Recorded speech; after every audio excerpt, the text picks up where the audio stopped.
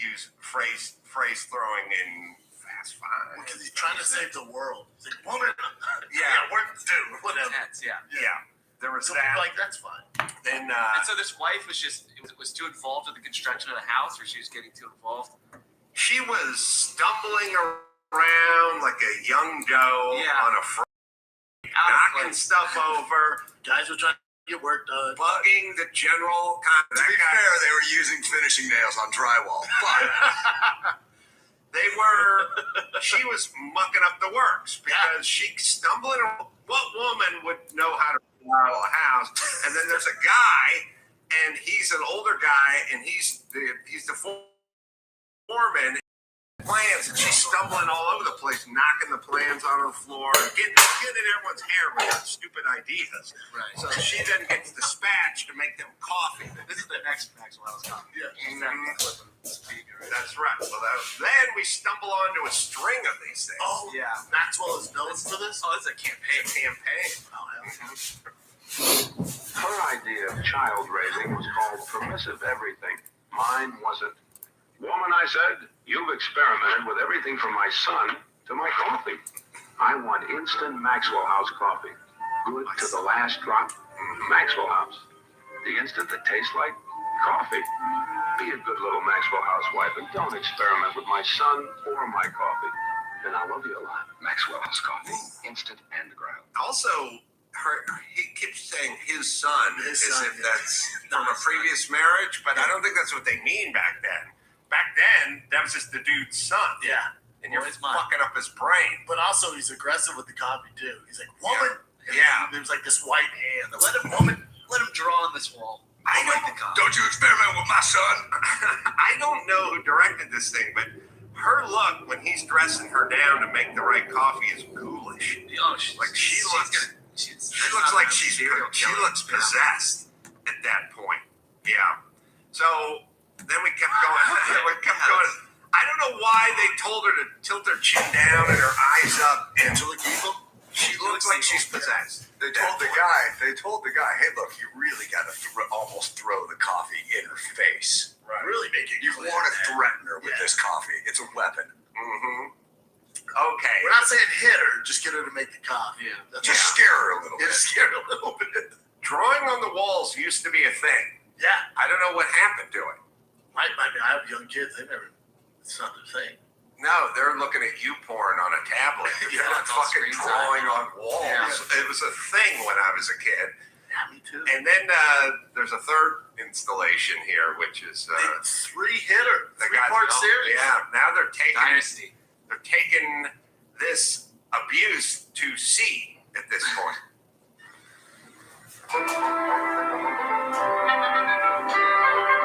The first beautiful weekend after we got married, I took my new bride sailing.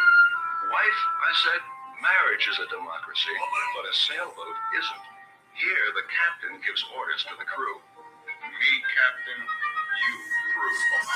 First order, Maxwell House coffee. Section 8. Blue can, good to the last drop. Maxwell House. Smell it. That's the way coffee should smell.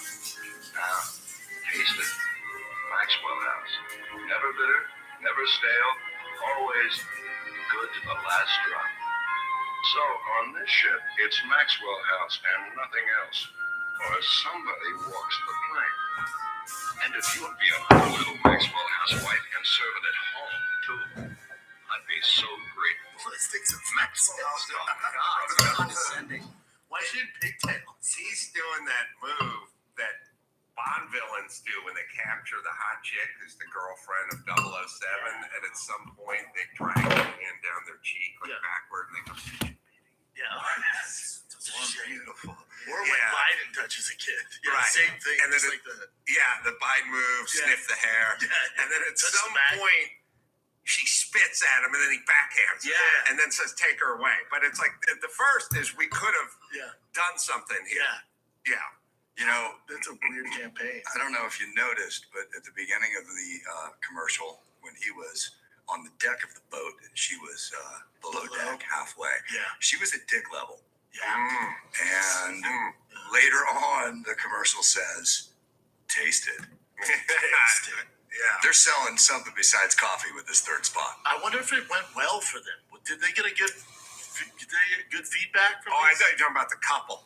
Yeah. No, that's a disaster. No, Probably they actors. When they Probably. got cut, he probably hit her. No, did the Maxwell house get a good report? Like where people are like, I want some Maxwell. Get these bitches in line. There Sounds was like pretty good coffee. there was. Well, we're talking about it, aren't we? I mean, It's instant coffee, which is garbage in the first place. the idea that they embrace, that we embrace as a country, is that the woman, the wife, was there to please the guy. She was there to make life better, and if she couldn't, there were big issues. And I loved every one of those commercials from the '70s, although it set me up for a false premise, which is what actual marriage is, which doesn't mirror that at all. But there was one that I loved where the mother-in-law would show up, and the mother-in-law get out the white glove, and she start dragging her fingers like on top of the door casing and going, "Yeah, what is this? Yeah. What's this?" Like moving furniture and stuff, and like reaching around books on a shelf. And like, she'd march right in the house, put on the white glove, and then ostracize her for not having a clean enough house for her son. The woman would go into a panic, and then she'd bust out the end dust at a certain point. Some say the good days. Yes, the salad days. And then there were ones where she didn't get the ring around the collar out of his dress shirt, was in a panic because she was rubbing and scrubbing and trying to get the collar clean for the guy. It's just a different time. It's just a different time. Yeah, I think there was a conceit, though, back then, which was the guy worked, the woman didn't work back then. Sure. So that meant the woman had to do something to service the guy, had to help the guy because he was the one He's that out worked. working his ass off. And then at a certain point, we said to women, "You don't have to work. You're not that guy's slave. You're not his maid. You're not a dry cleaner. You're not a chef. You don't have to do any of this stuff." But we forgot to add the part where, but you have to fucking work and then pay someone else to do all this shit. You just can't snap pics on Instagram. Right? You can't just not be his chef and not be his maid. Do something. But do something and then make enough money to hire a chef and a maid. Yes. That's the part they left out of the speech. We've gone too far the other way. There has to be a middle. Like they've gone complete opposite. Right. Yeah. We have with Diane Keaton, a young Diane Keaton in it, which I forgot about. Another one of these fire Hi, commercials. Blanche. How's tonight's dinner party coming? Fine. Want some coffee? Oh, Blanche, the place looks spotless. Oh, it should. I've cleaned all morning. Oh, Putting no. white glove on. White glove. By the way, would you ever invite this bitch over to your house again? She should have used Endust on her cloak. Dust can't escape. Use Endust. You'll never know when the white glove strikes. Yeah. All right. So there was that piece of bizarre Americana. Me captain, you crew. Yeah. All right. Is that it with Maxwell House, by the way, or is there another 3 to go? I don't know. There's one more. Maxwell just coming with the fire. Oh, there isn't. They said that's it. There's one more. I mean, it's not as bad as the other. Now, back then, did Maxwell get any blowback? There was no. Did anybody write letters? Well, No. That was the time, right? I mean, Nobody. It was like, did anybody get shit in 1952 for saying Negro?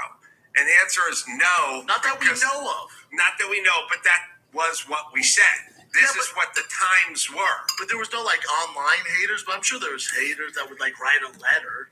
Probably my grandmother, who was 40 at the time, would have been rip shit about it. But what I'm saying is you would never do a commercial that didn't make sense. Commercials are right in the middle of our society. Yeah. You can't be confusing as a commercial. Like no one can go like every commercial they have now with a gay couple. if you ran that shit 40 years ago, people were like, what are those guys roommates? Like, why is he? It also looks like a blast. Oh my God, I want herpes. They're like Yeah. run into a field, or they're like dive in the ocean. I'm like, I need to get herpes. This looks lit. They look way happier than I do. I've always said the worst commercial acting gig is not the chick who stops riding the mountain bike and like wants to talk about herpes. Yeah. It's the dude who's like 5 feet behind, just looking down, holding this mountain bike, because that dude didn't give her the herpes. No. She got the herpes from the guy with the super wide cock. She was.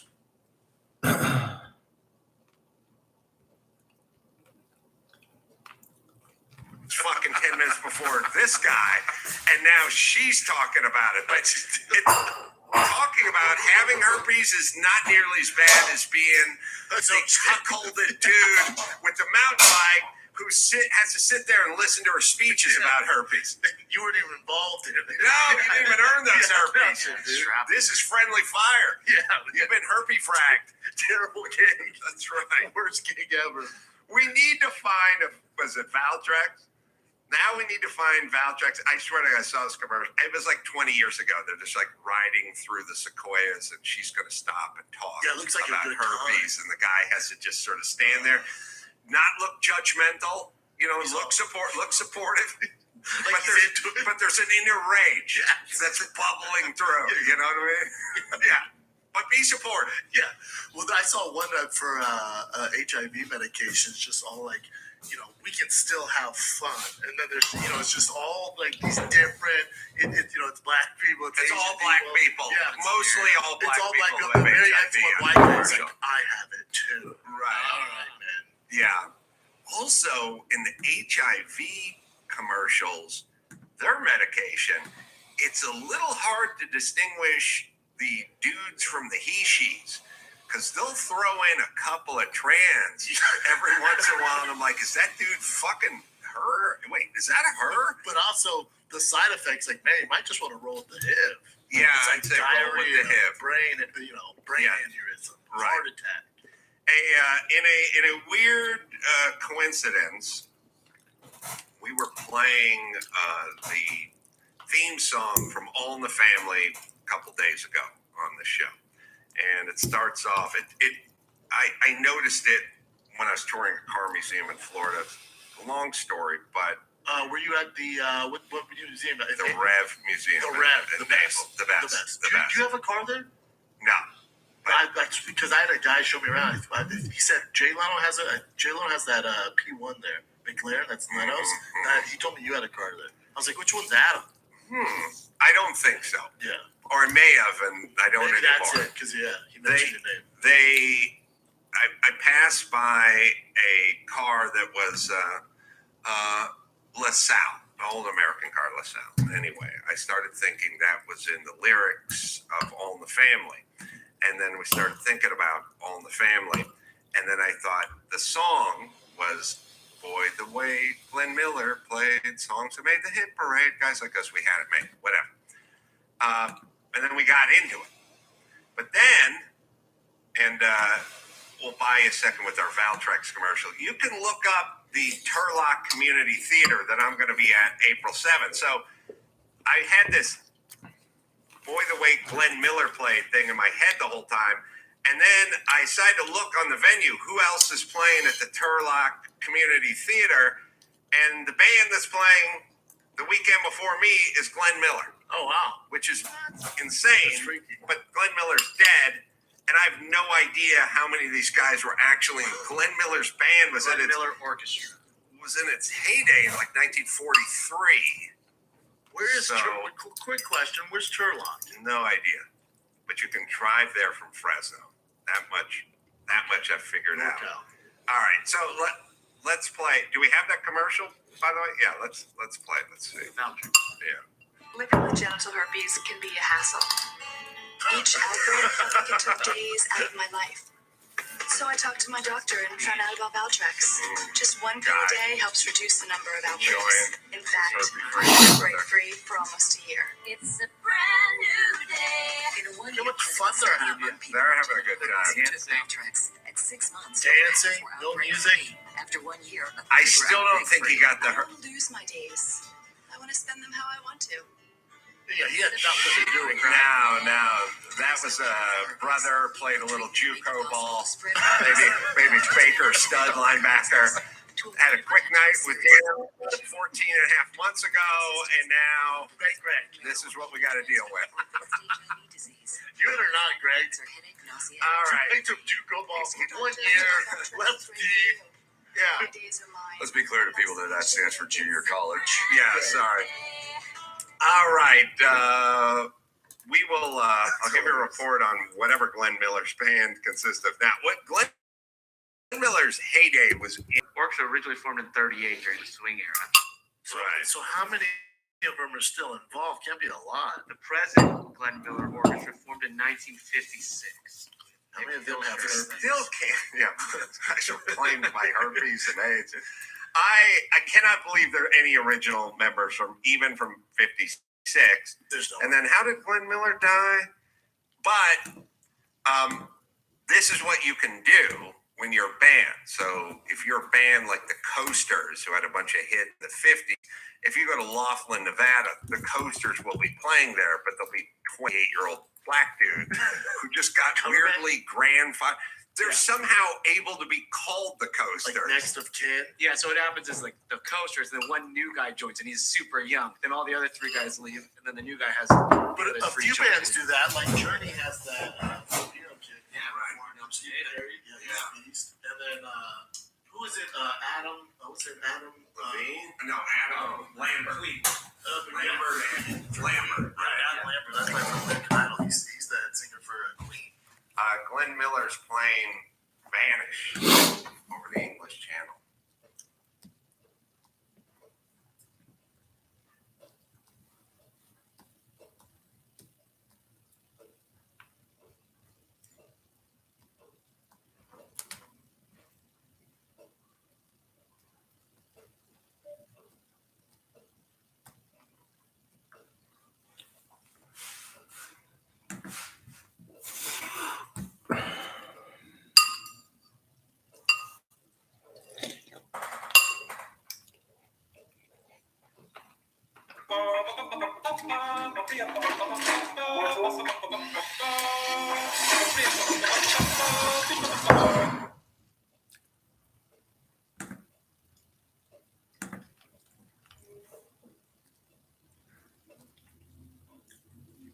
Right?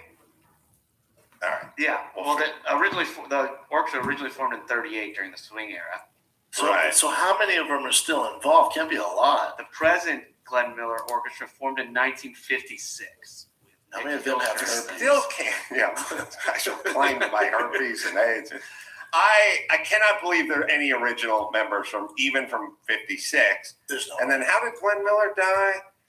But this is what you can do when you're a band. So if you're a band like the Coasters, who had a bunch of hits in the 50s, if you go to Laughlin, Nevada, the Coasters will be playing there, but they'll be 28-year-old black dudes who just got weirdly grandfathered. They're somehow able to be called the Coasters. Like next of kin. Yeah, so what happens is like the Coasters, then one new guy joins and he's super young. Then all the other three guys leave, and then the new guy has. But a few bands do that. Like Journey has that Filipino kid. Yeah, right. For Steve Perry. Yeah, he's a beast. And then who is it? Adam. Was it Adam? Levine? No, Adam Lambert. Queen. Lambert and Lambert. Right, Adam Lambert. That's right, from American Idol. He's the head singer for Queen. Glenn Miller's playing Vanish over the English Channel. Going there to probably entertain the troops. What year? Like 40, the English Channel. 44. 44. Ooh. Well, it's narrowed down to about a 3-year window. Yeah. World War II. There's some conspiracy there. Yeah. All right, we got March Madness. Coming to take a quick We know break. what that is. Yeah, we know what that is. We'll do that right after this. O'Reilly Auto Parts. Love these guys and thank them for being a part of this program in 2023, especially since I'm such a gearhead. That's what I love about O'Reilly. It's O Rewards bonus points month at O'Reilly Auto Parts. Shop in store or online. Get points and rewards.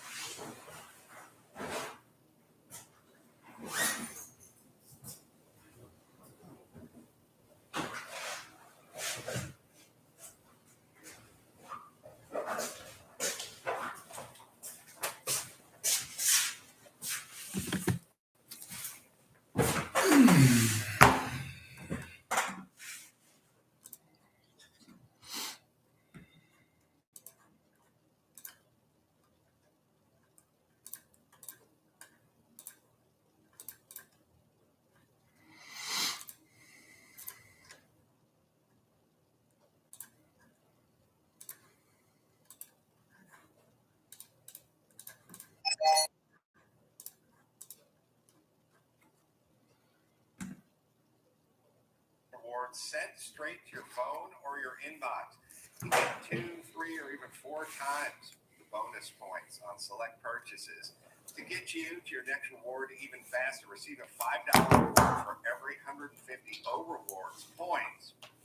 And if you're already an O Rewards member and not receiving the rewards, just add your email or mobile phone number and get a $10 reward just for updating your existing account. And you sign up, and it's quick and it's easy. Just go to O'ReillyAuto.com, or do it in a store.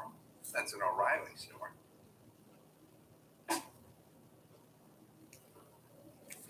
Hi, I'm BJ. I work at Grip 6. Here are 5 reasons why people love our belts. Number 1, there's no holes and there's no flap. What you have is a very clean looking belt. It's minimal and it just looks super nice. My personal favorite is it's symmetric, so you know exactly where the center is.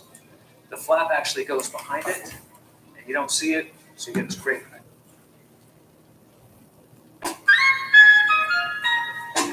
In celebration of Jim Carolla's upcoming 92nd birthday, here's a list of 92 things Jim Carolla has never done. Number 41, made a stock trade.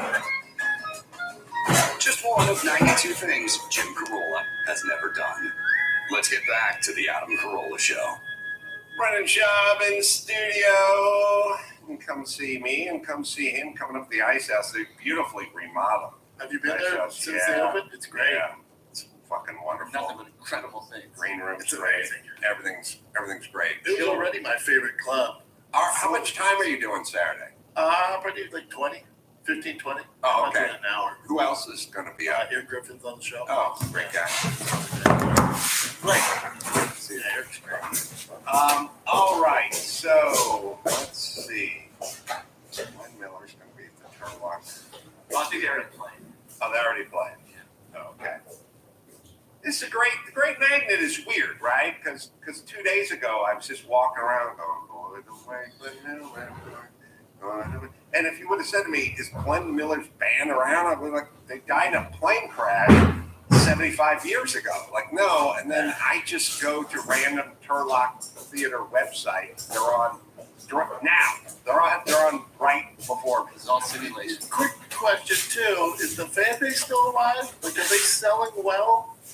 No, there's not a lot of. You would have to be late 90s, early hundreds to have remembered that version of Glenn Miller. There's you remember, you ever been to the Viva Cantina right next to the Aquarium Center? Mexican restaurant here in Burbank that had like 4 different stages. Oh yeah. Like one Thursday night a month, they would have the geriatric Glenn Miller Orchestra, and every single person in the band is aged 70 to 100. And it was a pretty big, it was pretty awesome. People got into it. Oh, but yeah? so it exists. I'm just There's saying a that fan- there are there's a old fan people who base out still play music. The fan base is out there. But are they buying concert tickets? And, I don't know. Well, unlike MMA, you pick up the clarinet, you can fucking ride that horse into the grave. Oh, yeah. You can play the clarinet at 93 years old and kick ass. Many other games are young men games, not playing swing music for elderly people. That you never have to retire. Never. They're touring though. I mean, they got just in April alone like 17 dates. Do they really? Yeah. Someone's making bank off these. They're going to be the weekend before me in Fresno at the Tower Theater, and then they're playing the night before at Jimmy Kimmel's Comedy Club in Vegas, and then Oklahoma City at Bricktown Comedy Club. They'll be opening for me, and then they'll be at the Ice House May 27th, opening for me again. All right, should we do a little of our March Madness? It's time again for the big rants. It's March Madness. Yesterday, we closed out the Irate 8 action as 2 newcomers to the tournament upset last year's conference champions. 2022 Pop Culture Conference champion DJ Khaled did not get another one when he was eliminated from the tournament by woke car commercials.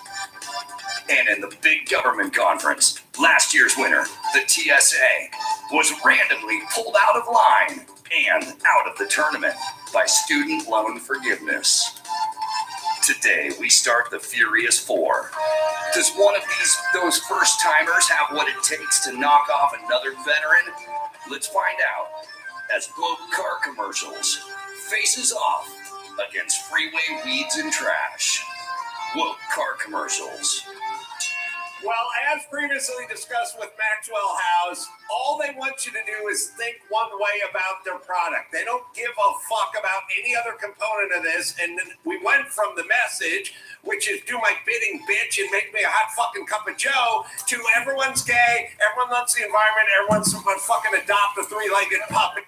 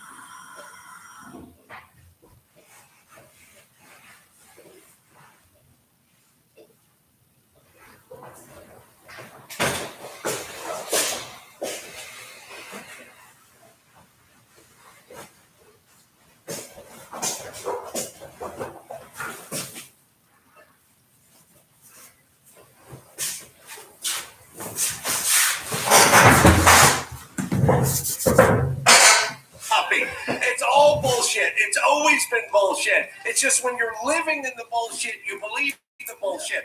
Then you get some distance from it and you laugh your ass off and you go, what the fuck were we thinking? Like an 80s fucking hairstyle. Understand that when we get a little distance from this, just like the Mac commercial, we will be laughing our ass off at all the gay couples running around in Subaru station wagons talking about fucking love. It's all fucking propaganda. And by the way, could you sprinkle in a smart white guy every once in a while? Just a fucking dad who's not dumping pancake batter into a fucking toaster. Can we just find one dad who's reasonably competent and white who actually has a job and can be a parent, you motherfuckers? Fred Smith here told us the B&H photo helped change his life. Fred, tell us your story. I was a fitness instructor in Atlanta, and I transferred to New York. March.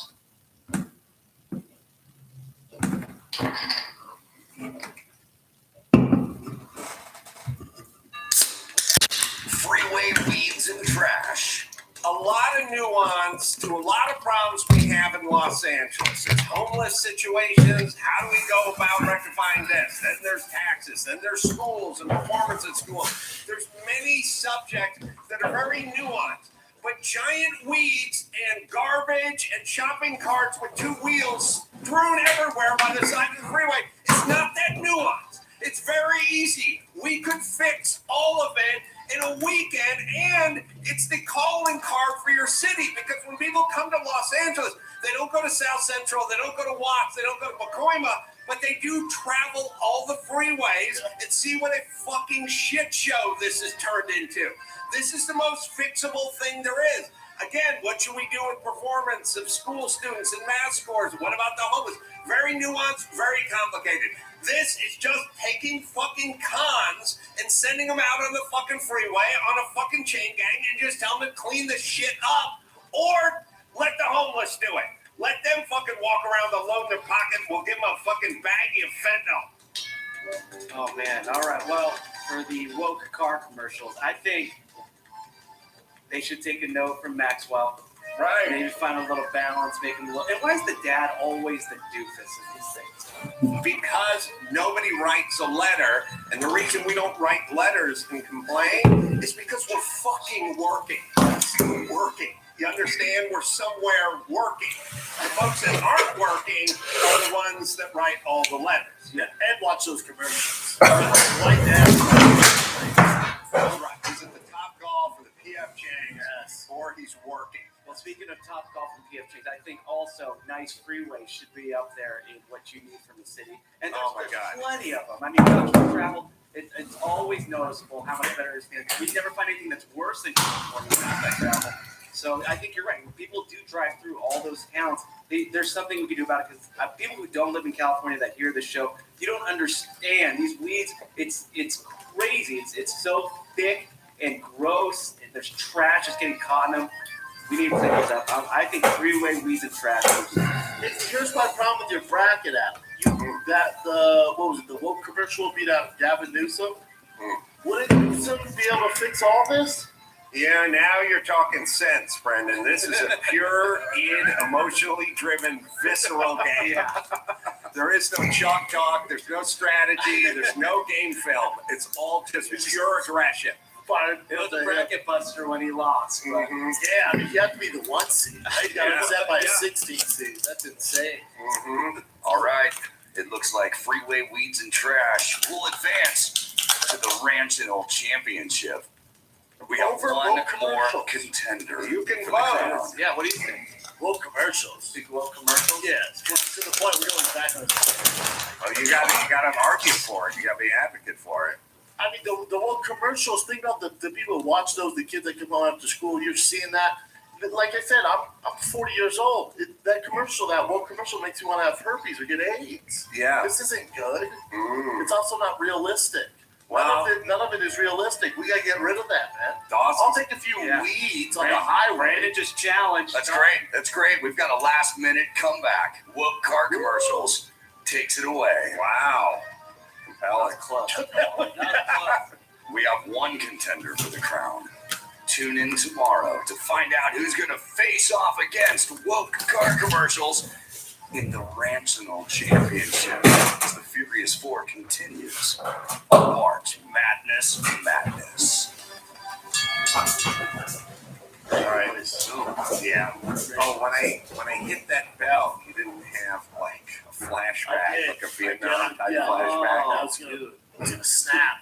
Started hitting you guys like that Maxwell commercial. Like you're my wife. You made the wrong coffee. Did you watch the John Jones fight? I did. I'm a fan of John's work inside the octagon. Obviously, outside it's a nightmare, but he's getting better inside. He's the greatest to ever do it. Sure. I was glad he came back. Sure. Nobody's gonna beat him. Nobody's gonna beat him. Were you a little disappointed that it ended that fast? No, I called it.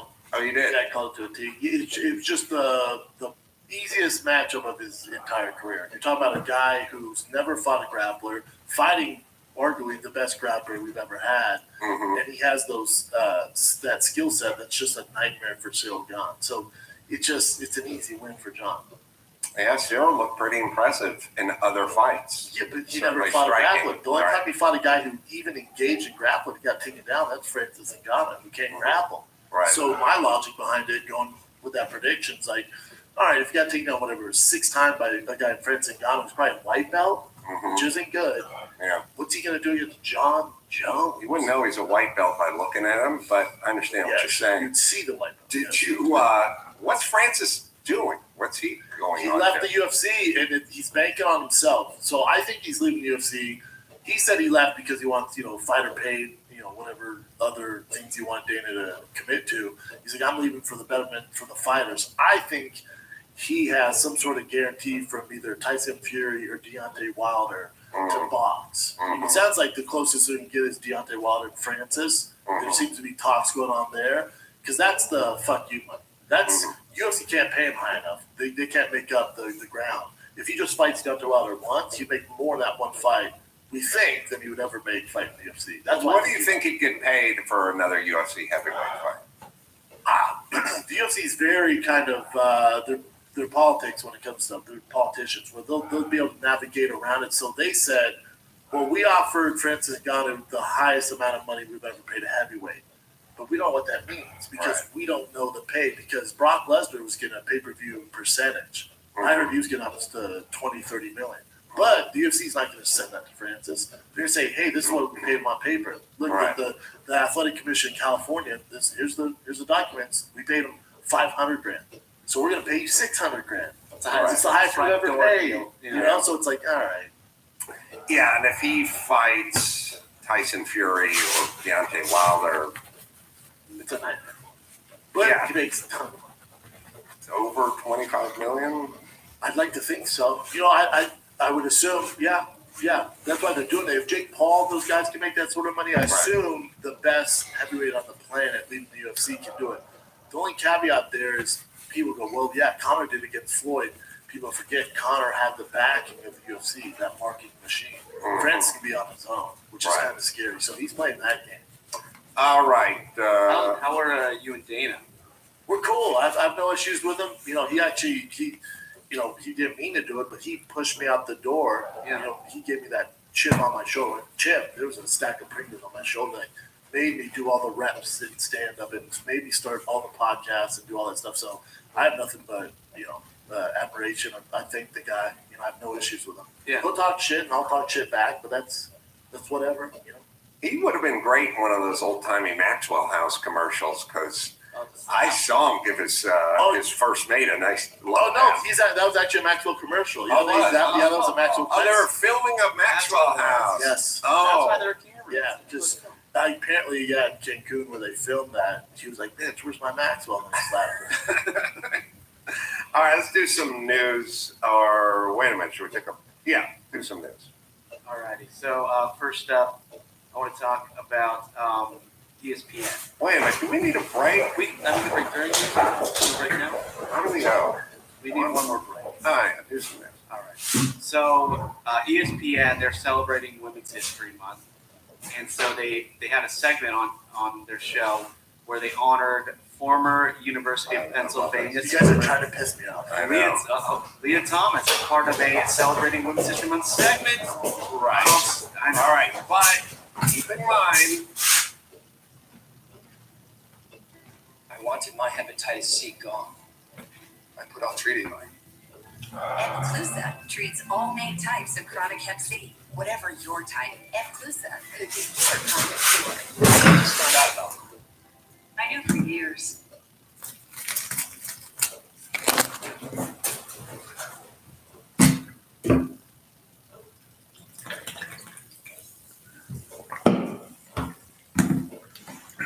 ESPN doesn't give a fuck about this either. They're doing what the commercials are doing. They're trying to check the box. What they don't realize, by checking that box, the majority of America does not agree with it. So that's why all the ratings are down. That's why Disney have to go on woke. Right, but when did ESPN become woke pussies? Like, it's been coming for a while. Well, they're owned by Disney. Oh, okay. No, they're owned by Disney. Yeah, right. They're owned by Disney, and they also Disney. Mickey Mouse owns the UFC. The UFC's owned. Oh, really? Disney, yes. I'll tell you, you could probably find the time. You want a date for when ESPN got fucking woke and pussified. All you have to do, like, you could argue about it, or you could just find the first time a girls' softball play made the top 10. That would be the date. Oh, when they do it at number one, they'll be like, this girl at Savannah State caught this, this ground ball and turned it a double play. At number two, it's LeBron James slamming a basketball for the world title. From the 3-point line, half the chick stuff they've done, I've done at the park with a beer in my hand when I was 22. Yeah. Literally. Oh, everyone watches the show goes, what the hell is this? Yes, right. They got me the other day because I was on the road to Tacoma and I'm watching the ticker at the bottom, and they put up the women's March Madness first. I'm like, oh, Colorado's in the March Madness? They beat Texas. It was like blinking. I'm like, this is insane. I went to Colorado. My brother's like, that's the women, you idiot.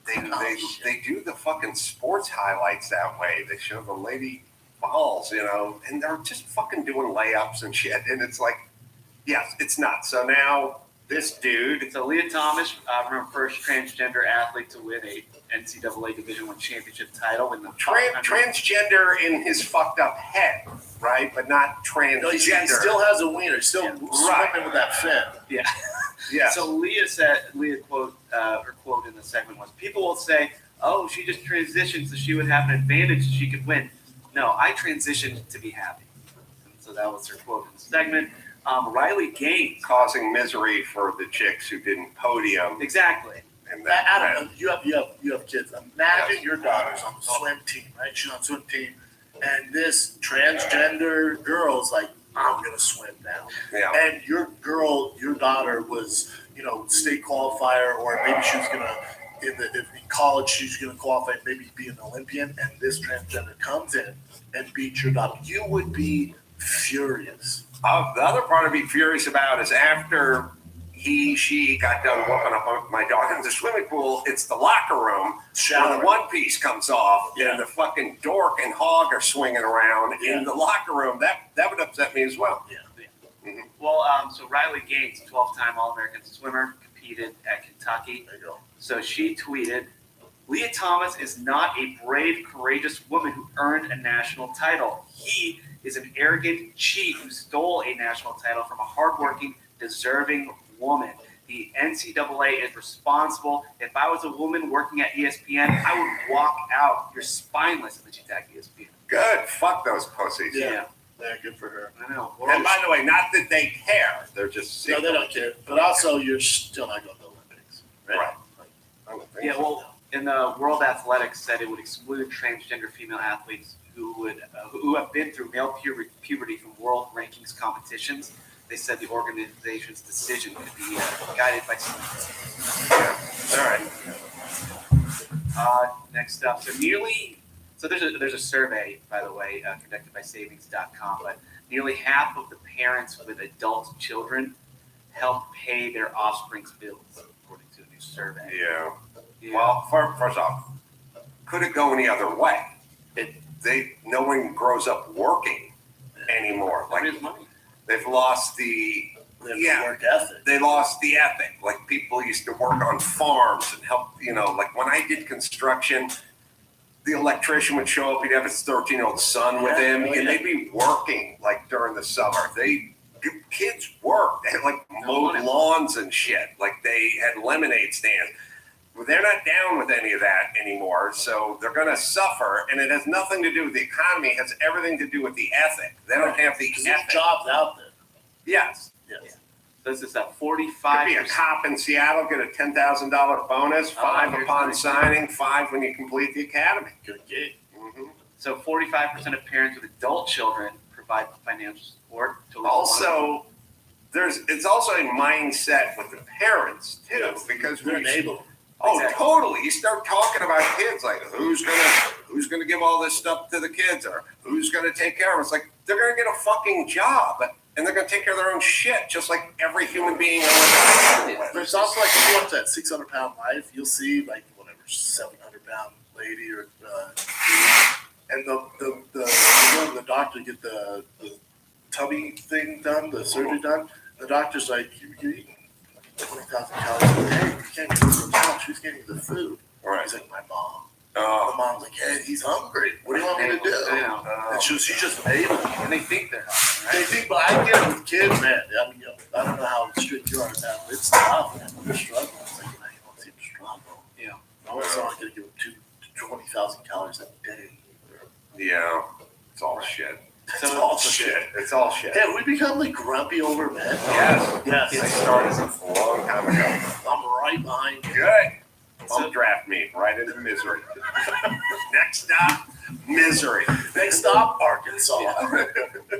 So the average monthly support was over $1,400 a month, with groceries, rent, cell phone bills being the top. Where are they living for $1,400 a month? And that includes all that other stuff. Oh, they're just contributing. Yeah. It's not the rent. It's the average is $1,400. It helps them. Furthermore, the majority of 20 to 24-year-olds receive financial support from their parents. At this stage of life, many are completing college and transitioning to their first full-time job. I mean, you talked about student loan forgiveness. Like, they're going to be in debt for a long time. 31% of adult children getting financial support from parents are millennials. The youngest people in this generation are around 27 years old. So, yeah. You fuckers better learn to speak Chinese, because it's over. Or start dancing on TikTok. It's over. Yeah. All right, so there's this wrestler in Tennessee. It's a Tennessee family. So they just reached a multi-million-dollar settlement with a Kentucky university because their son died of a heat stroke following a workout with the wrestling team. Well, is the rest of the wrestling team alive? Yes. Well, no case. Really? Well, hold on. He was inside. No. Training? It's a 20-year-old 20-year-old kid. So he was following through with drills until he became exhausted, and his coach threatened to kick him off the team. So he stopped the drills, asked for water, but the coaches didn't provide any or contact emergency personnel. So then after leaving the training session, he went and attempted to drink from an outdoor water fountain, but it wasn't working. I got to tell you, the last goddamn water fountain that I attempted to use had a big, at LAX, had a big chunk of gum in it. Yeah, and it was, you know, Yeah. I was like, can you fuckers find a trash That's can? insane. It's insane that I have to smell, because it was spearmint. Yeah, it's That I right have to there. smell your fucking gum while I'm taking a suck off of this drinking fountain. So the drill was he had to run up and down a hill multiple times, sprint multiple times. Yeah. This kid's the exception. He also doesn't get in phenomenal shape. Like Walter Payton used to do. Look, here's the problem. The problem is Brennan knows this, and I know this too from playing football. They attempt to kick the shit out of you. I'm older than you are, Brennan, so water was considered bad for you when I played. They wouldn't give you water. They'd just run you and run you and run you. They thought you were weak if you wanted water and so on and so forth. But if you're doing it with the whole team and one dude dies, then the one dude has a pre-existing condition. Correct. Because the rest of them are fine. I mean, this shit goes on all day, every day. Wrestling, football, soccer. We never hear about working the shit out of them for soccer for some reason. No. But he had something. I mean, the story always looks like shit because they worked the shit out of him, and then they didn't give him water, and then they died. But no one else died, and this coach probably been doing this drill for 18 years. Yeah, this kid's the exception. So it's like with football, whatever, the kids pass out or they die, and people are like, the kids need to stop playing tackle football. It's like, that's the answer. Right. Because the exception didn't work out. If we start making rules for the exception, we're screwed. We already are. We already are. Yeah, That's why the woke commercial. So, so he actually he had narcolepsy and ADHD, which prescribed Adderall. Adderall really dehydrates it. Oh. So thing that could be All right. part of it too. There's some underlying factors there. Yeah. Adderall will make you wrestle hard. It's tough because if you talk to Attorney Mark Garagos, when you're trying to put a number on somebody dying, you have to figure in earning potential. So if you're, it's fucked up. But if the LAPD shoots some pizza delivery guy, there's an equation where it's like, well, he is making $16 an hour. He's in the 40s. He gets $41,000. Larry's worth $43,000. That's how they So do it. fucked up. But now the earning potential equation is totally fucked up because half these kids leech off their parents all through their 20s. So not only are they not earning, but they're actually taking money out of their parents' bank account. So I don't know how you assess a dollar sign. So the kid's a loser and dies. They're like, you actually owe the city $44,000. All right. Well, sad, and he will be there. Yeah, sorry about that. High school sports. So there's a high school football coach who was fired because of post-game prayers with students. Yes. So he just won a major financial settlement, got his job back, $1.7 million from Bremerton School Board in Washington State. Yeah, and it was because the school board's decision follows the Supreme Court's ruling in June that prayer groups are protected by the First Amendment. So what he would do is he would pray alone at midfield following the games, but then later students and football players began to join him, and then he was suspended in 2015 after he refused to stop giving speeches that contained religious references and praying. That's ridiculous. All right. So this is the problem with our society, which is these people, and they're all the same woke yentas, have decided that the problem was this guy, not the fucking folks that have burned down the Walmart and looted it, and not the homeless junkies, and not the people pushing people onto the train tracks on the subway. Actually doing crime. They have no problem with those people. Yeah. The problem is this dude. And they always get technical about, like, well, church and state separation. These people fucking hate this country. That's it. Right. That's why they hate these guys, because when he kneels and prays to God, he is saying, I love this country. And now he gets on a list of people that love this country and the people that hate this country because they look at everyone like their fucking stepdad who sexually molested them when they were 14 years old, and they go after them. And they've been fucking weaponized now. This is insane. He does the same thing the NFL does. If you would like to join, you may join after the game and say a prayer. Each team, every team has players. Yeah, every single team in the world has this. Yeah, you should kneel during the national anthem. That's right. And you should pray that. And yes. And people think the same assholes love Kaepernick and hate this guy. But what they never say out loud is they hate this country and what we stand for. Right. That's what they really hate. If you want to know, like, what is everything? Why are they so in love with transgender swimmers or Michael Avenatti? Or why are they so defensive of every fucking looter for BLM or whatever? It's like, they don't care about any of it. They hate this country and this guy. And also, when you engage in this kind of activity, it's like essentially like not wearing a mask. It's like, oh, okay, you may have voted for Trump. Yep. Okay, this guy's a Trump voter, and we need to get him the fuck out of there. They want to tear down the foundation of America. They hate America. My thing with that is, all right, so move to Russia. How it goes for you. Move. If you hate it so bad, move. Yeah. How it goes for you. Don't go to Arkansas, even though they have a top golf and a few. Don't go to Russia. Go to Mexico. Yeah, go to Mexico. See how they treat you over there. For you. Have fun. Mm-hmm. Well, speaking of assigning worth to people, so Justin Bieber, he just sources say that he's contemplating retiring amid some health issues. So he He's open about his battle with what's called Ramsey-Hunt syndrome, where it kind of paralyzes. Yeah. But he's thinking of retiring because he earlier this year he sold his catalog for $200 million. I thought he'd get more. Gotta be honest. Really? It's one of the higher ones I've seen. There's people on Spotify can get that one. Doing podcasting. I don't know. Justin Bieber's entire catalog going $200 million. But his catalog is 7 years. Like Bowie got 200 for 40 years. Or that's probably, and Bruce Springsteen, they got like 250 or something. That's pretty good for the under 30 club. Yeah, not bad. I figured you'd get more than also for Bieber to take a break or retire. Yeah, dude, he's been doing it since he was 9. Yeah. Was he 27? How old is that kid? Probably. Somewhere it's in a there. break. Get a break. Yeah, Springsteen's was north of 500 million. Springsteen was? The big catalog. What was Bowie? Springsteen's 250. So I actually have the list here. Oh, okay.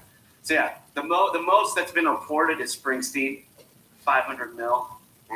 And then tied for second, and this is reported. There's some undisclosed amounts like Whitney Houston. Yeah. But it's tied for second are Phil Collins and Genesis and Bob Dylan. These are some fire artists. 300 mil. This is the We greatest. should be working out these deals. I thought it'd be more. This is the I think greatest so, too. windfall for these people ever because there's no way they saw this coming 10 years ago, even maybe 15 years ago. The idea that your nest egg would just be a bunch of shit you already got paid millions of dollars for. Famous for. Yeah, like when you're 72, like Brandon, we're taking your jokes. Taking all your specials, and here's $100 million. Here's $100 million. We're selling them to the Mencia family. Their estates that they pay. Yeah, I mean, the problem with telling the fucking jokes is it just goes up in the ether and it evaporates and it's gone. It's like someone saying, "I want to get paid for all the times I beat off in high school." Like, sorry, that's not how it works. Bieber, 7th highest paid. Yeah. But by the way, it's also tied for second. Tina Turner too. I don't like people retiring before the age of 30 or well before me. I feel like I like to work. I feel like Bieber hates dancing and shit. I don't know. I feel like for a dude, work is 80% of your soul, like your personality. It's like who you are. You're this purpose, this thing called work. That we don't do that anymore. We say to people, you need more free time so you can do more shit you want to do, but you don't. The reason all these young guys are suicidal and fucked up and crazy and miserable now is because they're not engaged in this thing. We're telling them, stay home. Don't, hey, women, don't make any coffee for that dude. Hey, dude, you order Grubhub. Make your own match. And everyone is suicidal and fucking chewing on their own because they have no purpose. Right. You know, give that purpose. They go crazy and they shoot up schools and shit. Right. But what could Bieber do? Got a technical background? Looking to go remote and get paid more? Become a software engineer in 10 months with Practicum.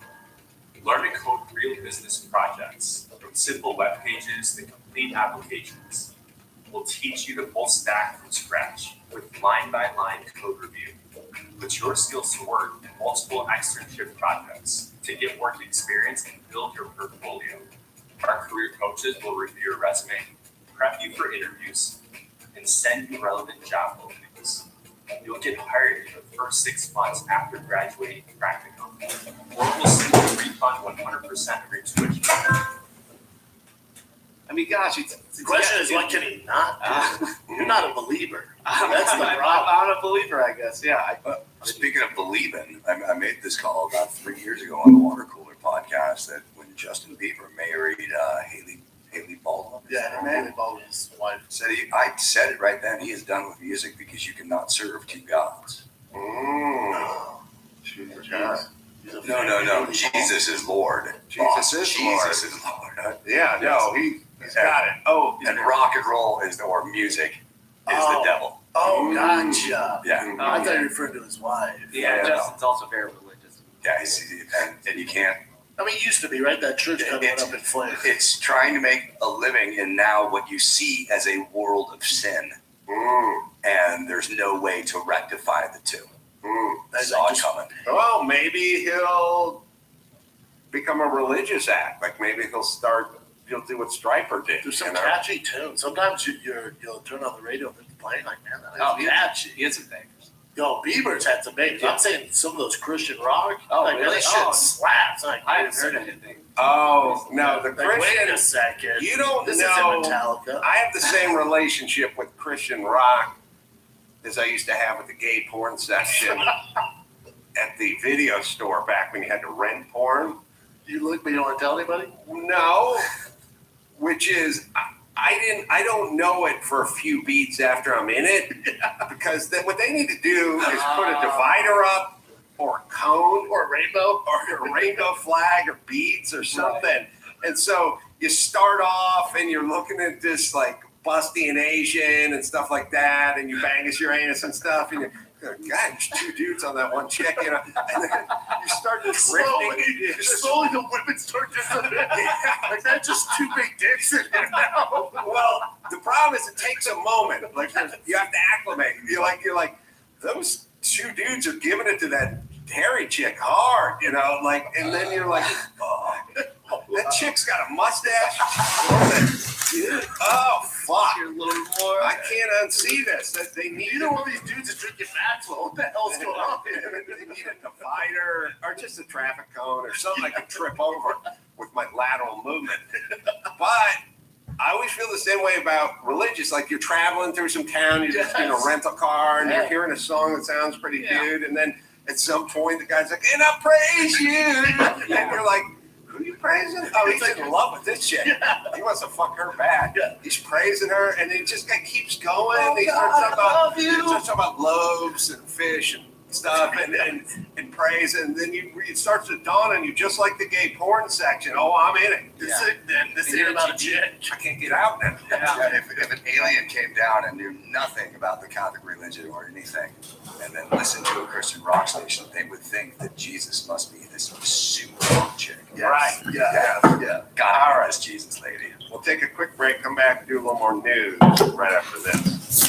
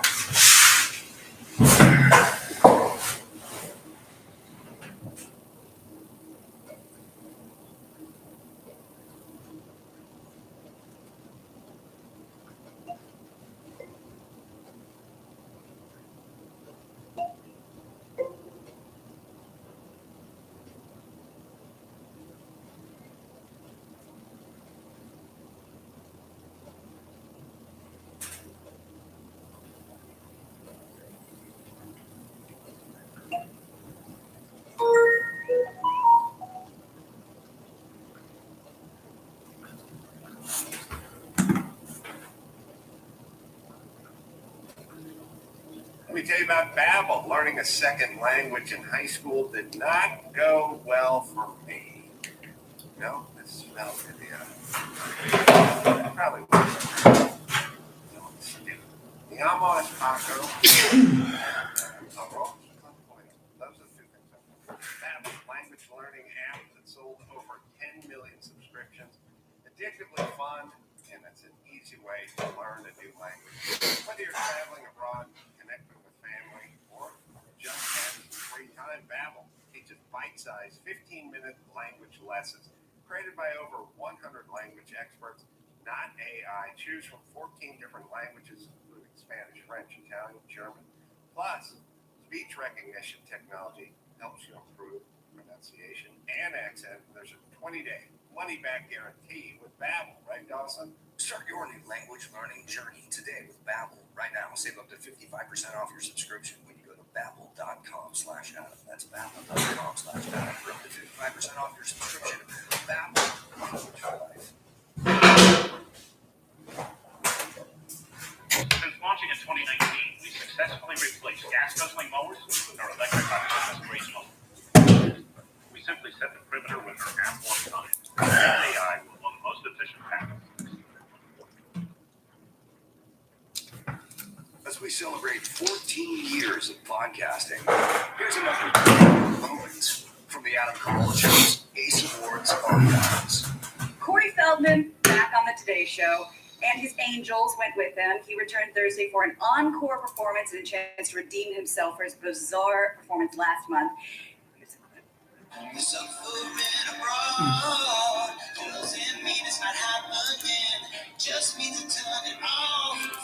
There should be basically a breathalyzer for singing. Because you can run into a lot of horrible singers, and it's because nobody tells them, but nobody's going to tell them because you're on the payroll or you're off if you pipe up. There should be just something you sing into. It doesn't care who you are, what you did as a child, ethnicity, religion, whatever. You just sing into it, and it'll just tell you whether you can sing or not. A long time ago, they had one of those. It was called a microphone. But now, for some new memorable moments, let's get back to the Adam Carolla Show. Brendan Schaub hanging in. We'll do a little more news. What do we got next, Adam? All right, so Porsche, one of the executives, Wolfgang Porsche. Perfect. I know. So he's divorcing his wife because of her, quote, dementia-like illness. Yeah, it's become unbearable for him. So they say if your wife goes dementia, that's bad. But if you go dementia, that's good because you get to fuck a new chick every weekend because you can't remember the old chick you've been married to for 40 years. It's two pluses because he's leaving the girl with dementia. Right. She won't remember. That's right.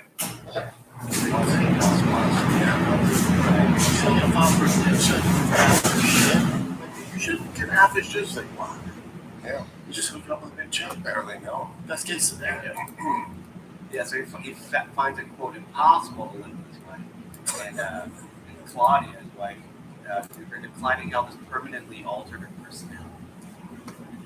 So she's a former advisor to the German government, but has been unable to move without help for months. And for the last 2 years, she's been relying on round-the-clock care from her daughter and 4 housekeepers. This poor guy. That sucks for her too, but I'm assuming he's moved on. He's playing some young chick. Oh, yeah. He remembers his name. Well, he gets a Maxwell. It's being reported that Wolfgang has been spending time with his longtime pal, 59-year-old Gabriella Princess in recent months. She's 24 herself. She was actually here too. Oh, wow. Yeah. I don't know what I don't know how your immediate family is, but I wish there was someone in my family that had something that did something, car company, something. It'd be nice to be a Porsche. I mean, we both love Porsches. They're the best. I love, the only thing that's crazy about the Porsche is the pellet of Porsche is still in the car from the 40s. Yes. And it's a kind of pragmatism and practicality that just pushes right through. It's like a bloodline. You can feel it in the cars. And it's also a certain kind of, like if you go to car shows, there's like the Porsche Club, I always gravitate towards them because they're pretty normal, actually real people, like the Lambo, Ferrari people, and then they don't, like, if you ask about the engine, they have no clue. It's just like it's just flat. Yeah, it's like a bit of a fuckboy car. Right. The Porsche guys, they'll know their stuff. They're not trying to show off. They're there to meet people. It's just a different type of person. You drove your GT2 over here. Is the key on the left? Yes. They still do it that way. Yeah. I mean, it's a 2016 GT2 outside. They're coming out with a new GT2, but I think from the I heard is it's going to be like a hybrid. I'm out. Electric, I'm out. Interesting, but it's still going to be quick. You know it'll be quick. Well, it's going to be like the SF90 Ferrari, where there's the electric motor and then also the flat six. Right. So it's going to be turbo. So it's going to be great. But anything electric. Yeah, I started off that way, but I'm open. Wow. Because the performance is going to be so If you insane. go electric, I'm going to freak out, dude. I'm not moving to Arkansas because you want to. So there's 3 car gearheads that are North Stars. It's Adam Carolla, Joe Rogan, and Jay Leno. Rogan and Jay Leno are on the electric train. You're the last North Star, dude. I'm gonna drive my car to the PCH if you go electric. Leno loves that Tesla with the yoke steering wheel every time he pulls up. Plaid one. Yeah, He's at the Malibu car show. I used to bring my kids every Sunday, and they're like, "Oh, Leno's there." I go, Leno's there. It's that old one. It's like, no, it's the Tesla. Oh shit. Yeah. I started crying. My kid's like, "Why are you crying?" Because that guy is no joke.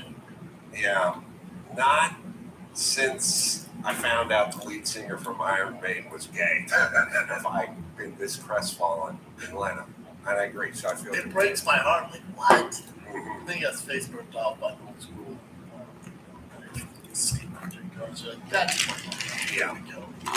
And then he got clotheslined on an Indian motorcycle with a sidecar in it. Rogan is saying, he's friends with you, so I'm sure that has something to do. So he's like, the performance is crazy. If you drove me around, it's crazy. But it's sort of roller coaster.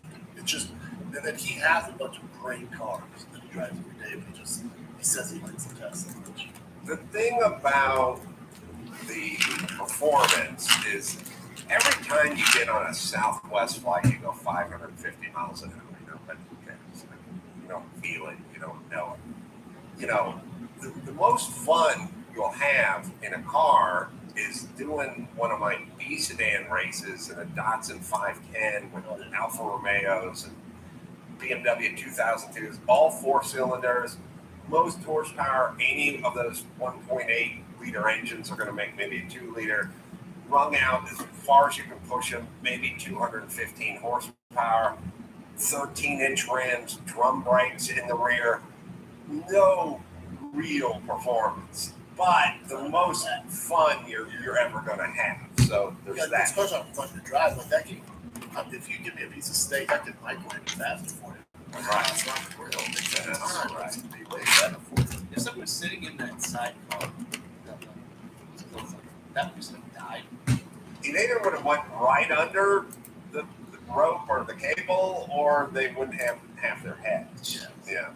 Well, Adam, if your last name was Porsche instead of Corolla, your family's assets would be worth an estimated $22 billion.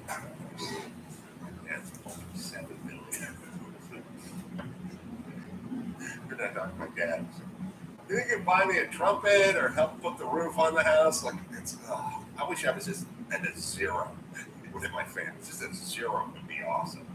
Ugh. All right. So U.S. and Mexico are working together. They're trying to crack down on fentanyl and guns crossing the border. So they worked out a deal. Never heard this before. Yeah, so the U.S. is preparing to announce a deal with Mexico to counter fentanyl coming from them. In return, we are going to crack down on guns going back to the U.S. export guns never. It's just like one of those road commercials. This is their agreement. Yeah, so Mexican military police to help the U.S. law enforcement focus on tracking raw materials for fentanyl being shipped to Mexico, finding and shutting down labs that make the deadly opioid, and then going after key players in the fentanyl trade. And then in return, the Biden administration has agreed to more tightly control and track firearms crossing from the U.S. and Mexico. What is aren't all the drug cartels armed to the teeth, like military weapons? I don't think they're like, God, if we just had more guns. Has that ever happened to the cartel? God, man, we just need more guns. No, they don't throw bullets at anyone. They fire them. I don't even get why that. Or maybe I don't get how this is a story. I think it's one of those things you have to do, like when you're arguing with a woman and you're like, look, you just need to stop ignoring bills and start paying them on time, and in return, I'll stop being right. Yeah, I'll stop doing that thing. It's something. I'll do, you know how when I do the sliding door and then I don't shut the screen door after me, even though I'm inside of the house with the door closed, I'll start closing. I'll start doing this nominal thing that's neither here nor there to just act like there's some sort of reciprocity here. Yeah, the Biden administration's like, hey, you guys stop. We got to crack down on this fentanyl thing, but in return, we're just going to stop giving you the thing that you brought over to the Right. Yeah. But that's what's happening. I mean, obviously, this fentanyl thing is terrible. More than 70,000. Well, the thing that's great about the news and Biden and everyone is like Fox screams about fentanyl for 2 years. Then Biden administration's like, oh, the border's under control. We have full control of the border. I mean, the only people that are really need to be punished at the border are those guys that were beating the Haitians with their reins, whips, and shades of Jim Crow. But we don't give a fuck. It's under control. Kamala Harris, who never been to the borders are, and everything's under control. Who gives a shit? And then at some point, it hits a critical mass, and enough people die of fentanyl, and then they go, okay, now we have to pretend something needs to be done, which is awesome. All right. You got one more? Yeah, I'll do one more. So, Florida is being urged by the NAACP for they want a travel advisor for people back in Florida because DeSantis is clashing right now over some they need this advisory because of how the governor's policies are impacting. Critical race theory stuff in schools. It's all of that. Yeah, so DeSantis pushed the Stop Woke Act, which critics say will force schools to whitewash ugly aspects of the nation's history of race. Banned a new advancement placement course in African American studies, it's basically taking action on impacting how race can be discussed in Florida schools. So how race can be discussed according to them. Yeah. Not according to normal people who always just taught slavery. I mean, I saw 8-part miniseries called Roots, like when I was 9. Oh yeah, Roots. Yeah, they saw it all, and they talk about that. See, here's the game. Here's the game that all the assholes do. They go, look, if a man wants to live as a woman, and a woman wants to live as a man, you have a problem with that. And then you go, no, I don't have a problem. And actually become a woman and lose his genitalia. You have a problem. And you go, no, I don't have a problem with that. And then they go, all right, well, what if there's a dude and he dresses like a chick and what if that kid wants to go into preschool and read in front of your kids? And then we go, yeah, I got a problem with that. And they go, oh, now we got a problem with the transgender community, do we? It's like, yeah, and Peter North wanted to go into the fucking preschool, drop a load on my kid's head. We got a problem. I have a problem with that too, but I don't have a problem with porn. Yeah. I have a problem with him in the classroom fucking up the carpet. Yeah. That's my problem. But now it's, oh boy. So you want to teach about slavery? Yeah. You want to teach about Jim Crow? Yes. You want to teach about the leaders? You want to teach about Martin Luther King or Harriet Tubman? Yes. How about this? How about we teach that there's something called white illness and that all white people are infected with it, and that makes you all racist, and that the slave trade in this country started in 1619, and you go, whoa, I'm not saying, okay, so you don't want to teach slavery. That's their entire game. That's a strong answer. And nobody sees through it. It's like, hey, he just wrote the Don't Say Gay bill. It's like, it doesn't say that in the bill. He's just saying, we don't want these topics talked about with third graders. Yeah, that's all. People get a rude awakening when I think you will, when DeSantis runs in 2024, and the troves of people come out and vote for him. Yes, because most people are normal. Yes, most people aren't crazy insane. Right. Well, like these people are. And then NAACP is so look, go to fucking Chicago and figure out why all the black kids are getting shot. Yeah, why is this Go your over there. solution? I So mean, it's it not. Sense. like telling the travel advisory board to put a message like, "Oh, now entering the racist state of Florida." That's right.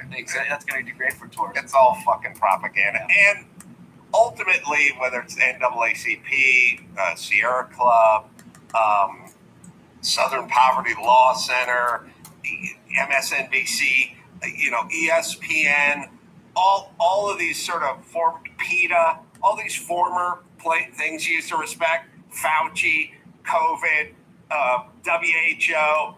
I'm now all like, oh, fuck you, crazy fucks. I'm not listening to shit. I'm not listening to the thing you assholes say anymore. You've lost me. Because they all get way the fuck over their skis And now we don't listen anymore. And they also can't keep get going. back because they can't go back. They can't admit when they're wrong. That's the problem. It's called a progressive. Yeah.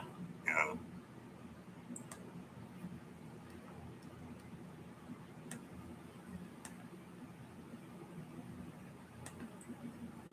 Keep going. There's no downshift.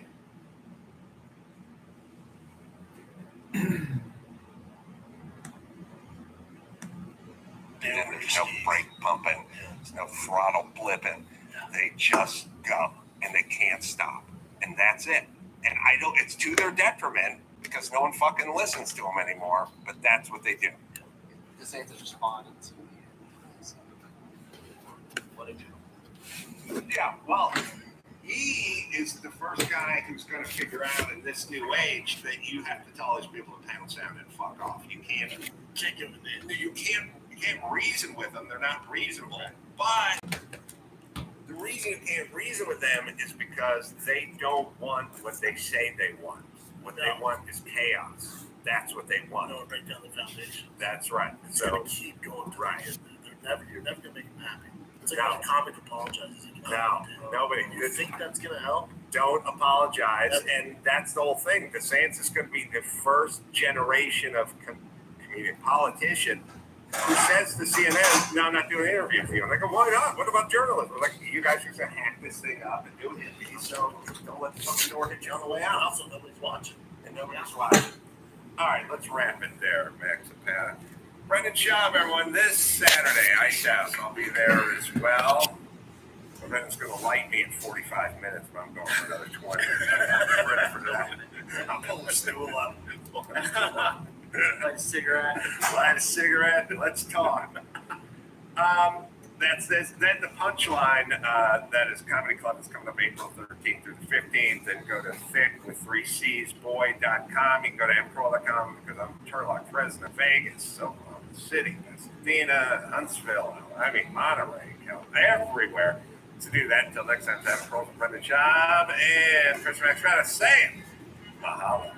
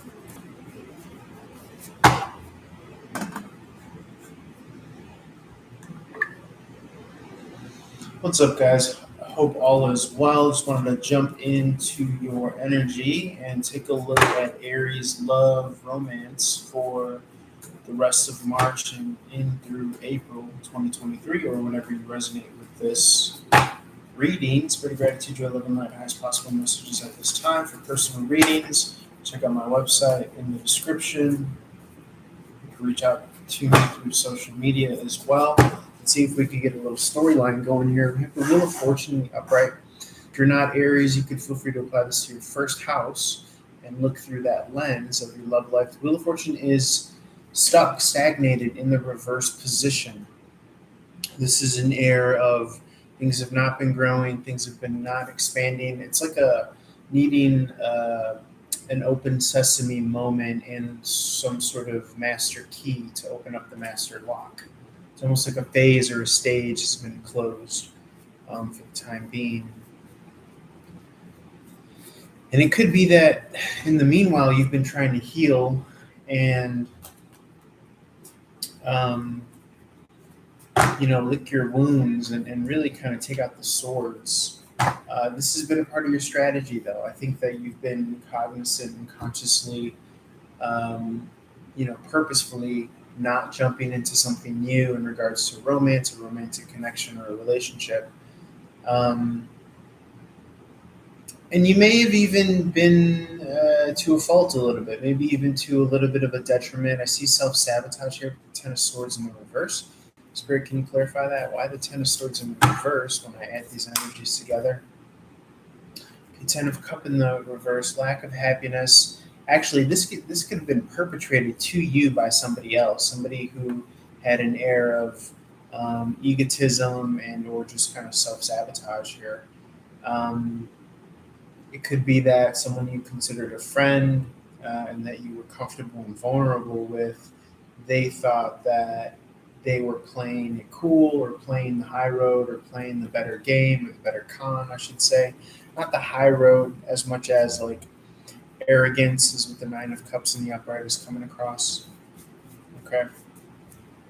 They felt like they were established enough to be able to kind of perpetrate this betrayal, but it was a form of self-sabotage to them is how I can understand it.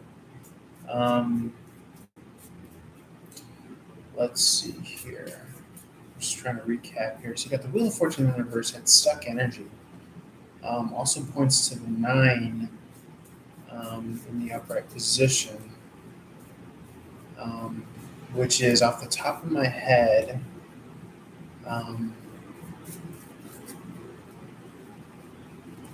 It's the Hermit card. Okay. So you may have been in this kind of search mode, looking mode, and not really seeing anything. As you're processing and coming out of some sort of sadness or sorrow, you're looking and seeing, and you're almost strategizing, strategically trying to get over in your own way. I'm not saying that you're jumping in a relationship necessarily, but and so we have here the Ten of Cup in the reverse. Okay, out of relationship. And maybe it working out for the better, not being in a relationship here because there wasn't real genuine happiness here. And it could be that you were even still looking while in the relationship. Your eyes were still open. I'm not saying that they were wandering, but I feel as though that maybe you were keeping your options open here.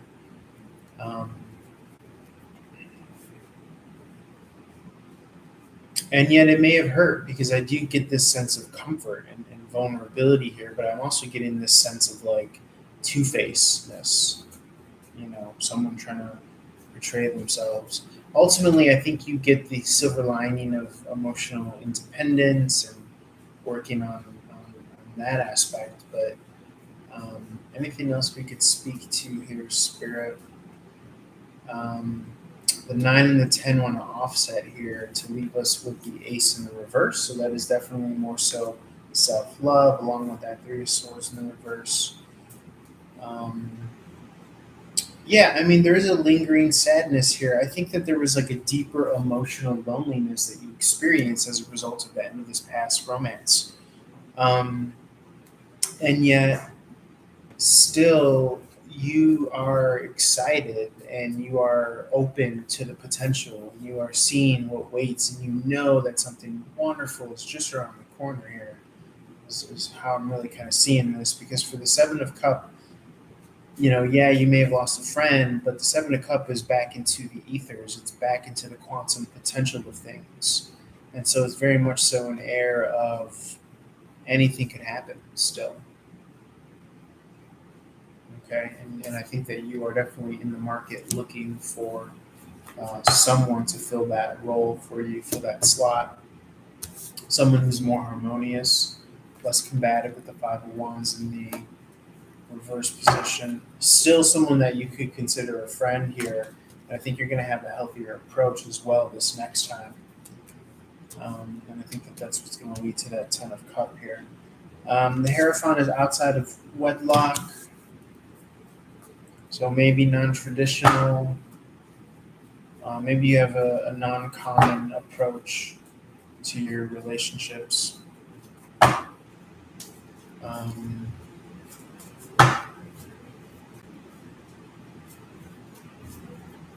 Anything else to come that we could tell Aries about the future, Spirit? Okay, King of Swords, this is Capricorn Aquarius energy. You could be pulling someone who has that in your chart, or you could be coming across as that. But that's going to lead you to the victory. That's going to lead you to the ace. I see a decision as well. A decision between giving your power away or really establishing from the ground up the 10 of Pentacles. For the 10 of Pentacles to come out in a relationship is very powerful. I feel as though that you are in the beginning stages of you not being like a henpecked husband for all my males out there. Because I'm just getting that you are going to be running as the head of household. Because the other decision of that Two of Sword would be the Emperor in the reverse, which would be giving your power away. I don't really see that you're settling for that necessarily. Okay, I think that you're building your own.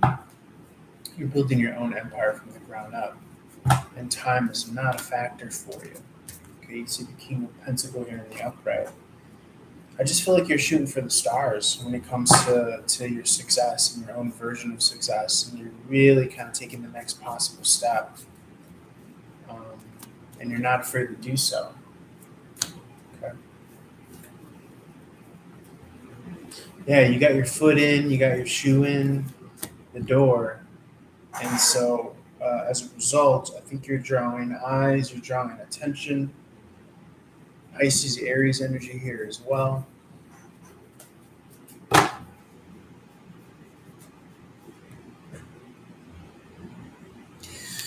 Taurus, Gemini energy, the King of Swords rushing forth here.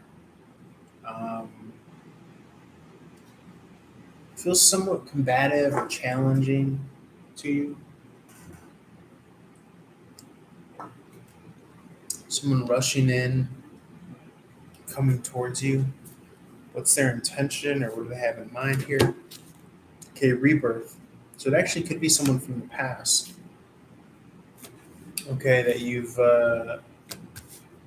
that you know perpetrated that betrayal, and they could be wanting a restart from you. Okay, so be mindful of not necessarily appeasing that, because you could do much better. Is how it's coming across, more so than anything.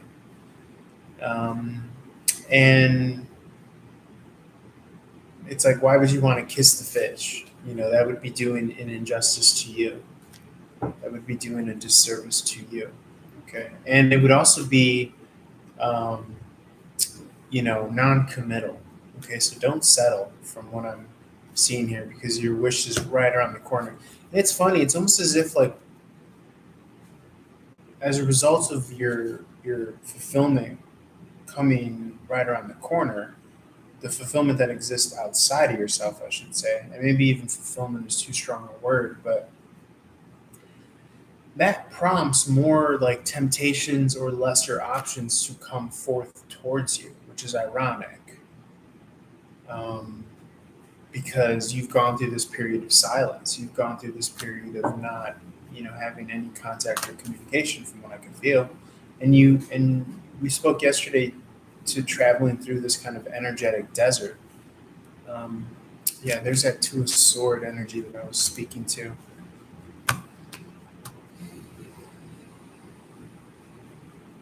Okay, on the one hand, you have the Ace of Cup in the upright, which is a new offer. On the other hand, you have the Two of Wands in the reverse, which is really an offer that doesn't have legs, an offer that's based on breadcrumbing. It's like settling for the lesser options. Like, why settle for the lesser options?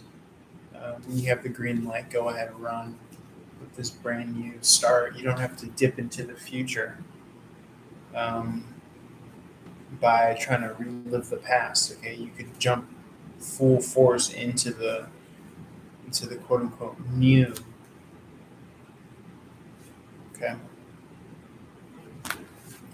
What's this Nine of Wands here? What's this Nine of Wands here? Yeah, it's almost as if somebody was holding it against you that you were trying to build and establish and get your footing and get your grounding. Um, and they were just either they didn't take you seriously or they were, in fact, kind of maybe even threatened by your success and the fact that you wanted to do things in the way that you wanted to do. And even if that meant taking the slow way here, okay, the Four of Pentacles in the reverse, when you didn't have your balance, when you didn't have your feet under you, they actually hung you out to dry. They left you hung and dry. And that really speaks volumes because it just really shows their true colors of them not really being worthy of being there for your success. Spirit, can you tell us more about this future person, though? Can you tell us more about this future person? I trust that you could give us some juicy, exciting details, please. Give us some juicy, exciting details as to this person so we know. Okay, the World card in the reverse. This person could feel as though that you've known them from a past life. This is a very exciting, luring option. Okay, the Empress is giving birth to them. And they're giving birth to you as well. This could remind you of maybe like a mother figure or a father figure or just qualities that you feel comfortable around. What I mean by the Empress giving birth to you is giving you that green light, giving you that go ahead run. Spirit, let's see. Okay, so the Queen of Pentacles coming out here, which is interesting because that King of Pentacles came out earlier. So we're talking Aries, Taurus energy meets Capricorn, Sagittarius energy. So you might even come across somebody with Capricorn, Sagittarius energy in their chart here. Anything else, Spirit, as to the new person? Can you tell us something, anything about the new person? Can you give us a time frame, Spirit? Can you give us a time frame, when to expect? Okay, the Tower card. So this is suddenly. So this is, for me, I could say within the next 2 weeks. I mean, it's powered by the number 16. So within the next 16 days, that's going to be by the 14th of April, essentially. You got some sort of divine intervention or incoming communication. Are we looking at Capricorn, Sagittarius energy? Obviously, I think it's going to be different for everybody. Can you give me a yes or no? No will, for me, be the confirmation that, okay, I'm actually seeing a yes here. Okay, so you might even have contact coming from the past, Sagittarius, fire sign energy, Capricorn energy. Okay, someone that you could travel to, someone that's worth visiting or traveling to, also if it's a new person. But don't worry, I think that if you're watching this video, you might be more so on the timeline of not wanting to repeat the past. And so I think this is safe to say that this is applicable to mainly just new people that we're coming across and not older people that we don't want to repeat the past anyway. But this is coming across as someone that you can really venture towards and travel to. So again, Capricorn, Sagittarius energy. I feel like I'm telling you, it's going to be within the next. I mean, the Tower does represent Aries as well. So Aries season, we're about to hit full. We're in full swing Aries season. So I'm telling you, by the 14th, before Aries season is out, I'm telling you, someone's going to strike a chord with you. And that might even be someone who's musically inclined, okay, who might play an instrument, something of that nature. Spirit, let me know if I'm on cue. Someone who's emotionally open and available. Yeah, I see that divine timing here. You got the number 14 there. And it's so ironic and funny because, and there's no coincidences because I even just told you by the 14th, and sure enough, this energy came out. 14th is the Temperance card. So that might be a major date. Okay, is it going to be on the 14th, Spirit? Yes or no? No, it's not going to be on the 14th. Is it going to be before the 14th? Yes or no? Yes or no? I think it will be.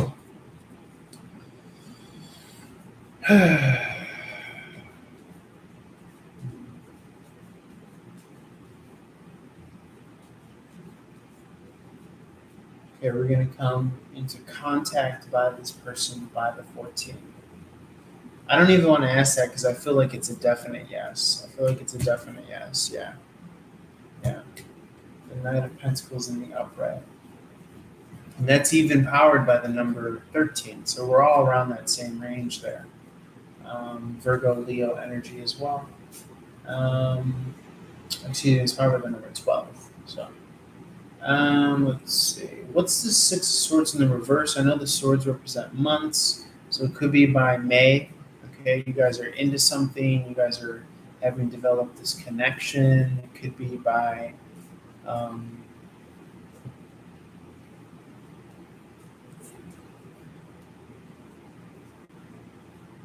yeah, definitely before Cancerian season. Yeah, I'm still getting a sign, within the next 2 weeks still. I mean, the 3 in the reverse points to the 2 in the upright. So to me, that says loud and clear 2 weeks. So it could be by May.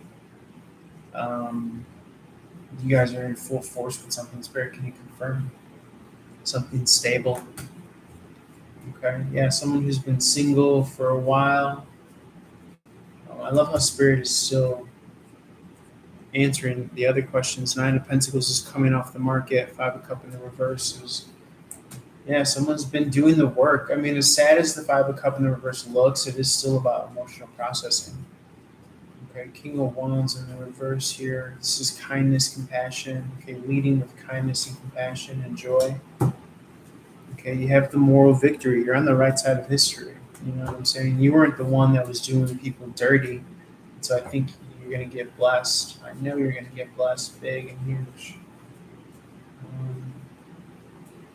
Yeah. Just keep on seeing the person who's on the right side of history here. Okay, anything else, Spirit? Anything else that we need to know? Anything else that we need to know? Yeah, you held on to your ground. You didn't bail. Okay, you became the silence. You sat in the silence, in the stillness. Okay, and even you kept your eyes open and kept your eyes peeled for what else was out there.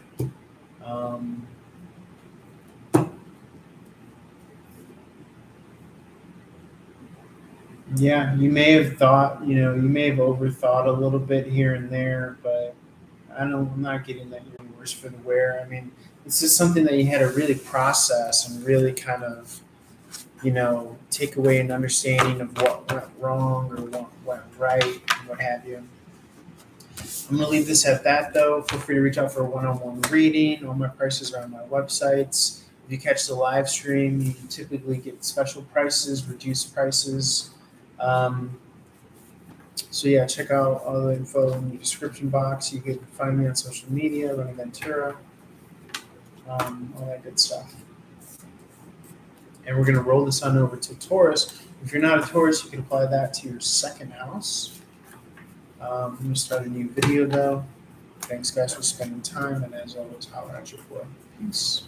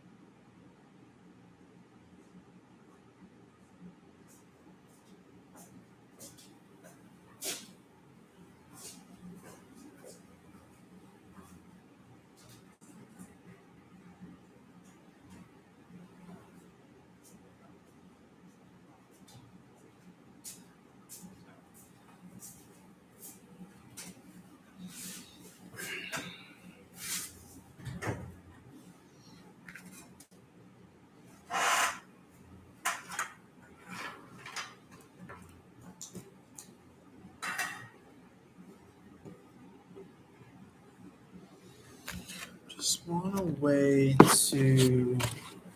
I don't know if I necessarily want her to stack the computer up.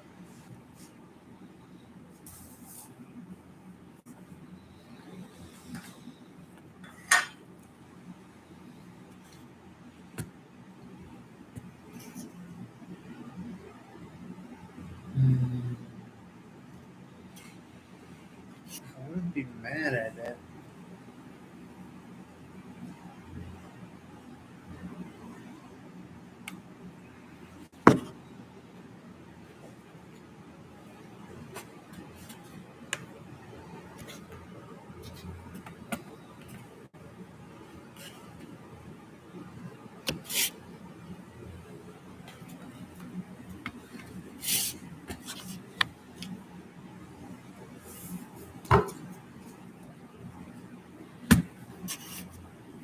Yeah, I'd have to bring like one of these tables on.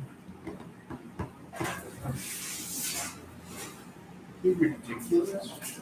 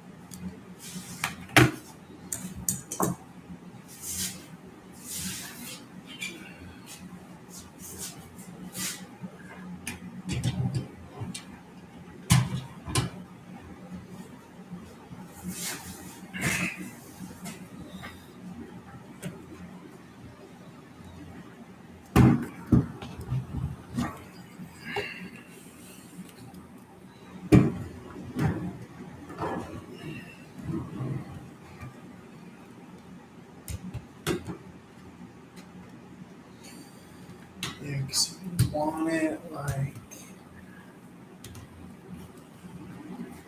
I don't even think you can do this, can you?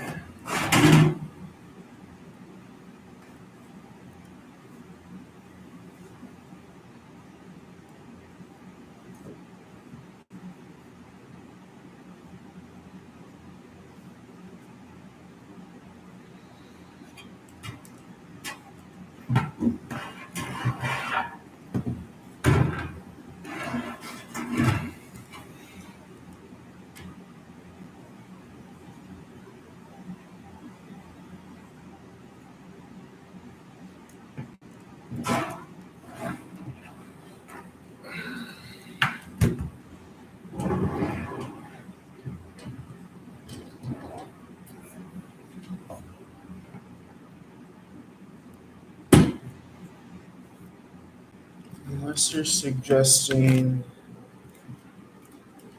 putting that there.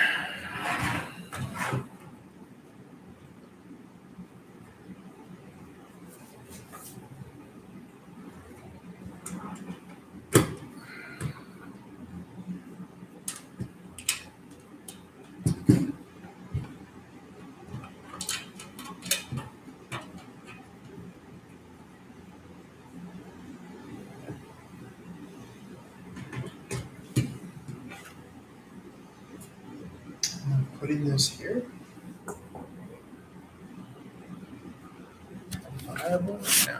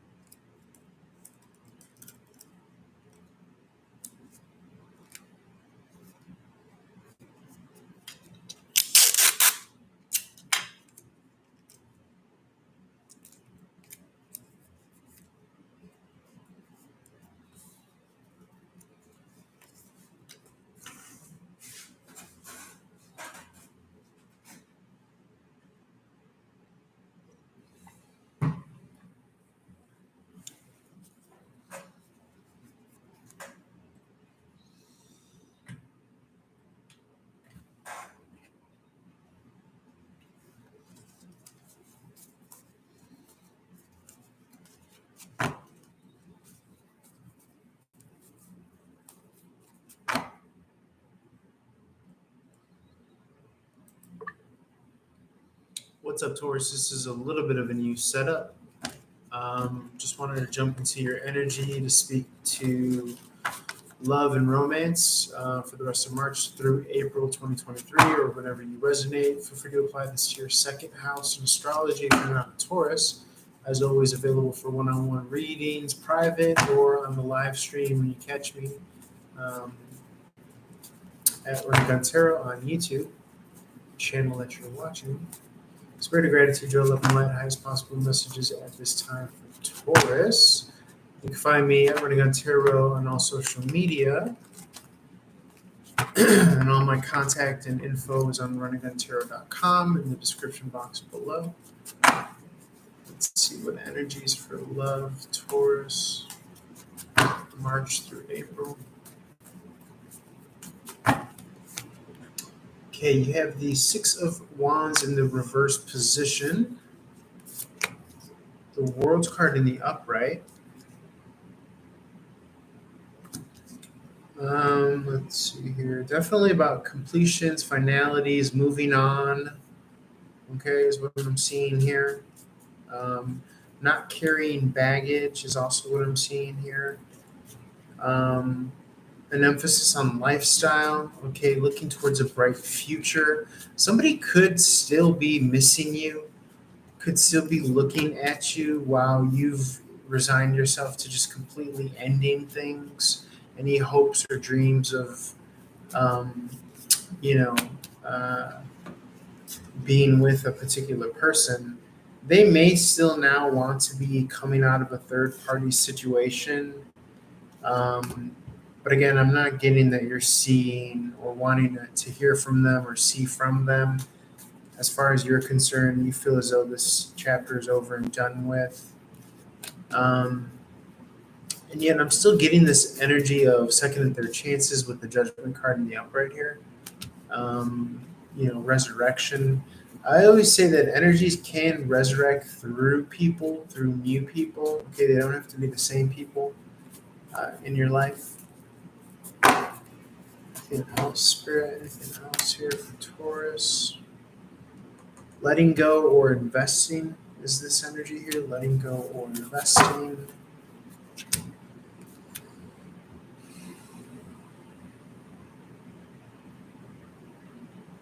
Yeah, it's like carrying a light load here with the Page of Wands in the upright.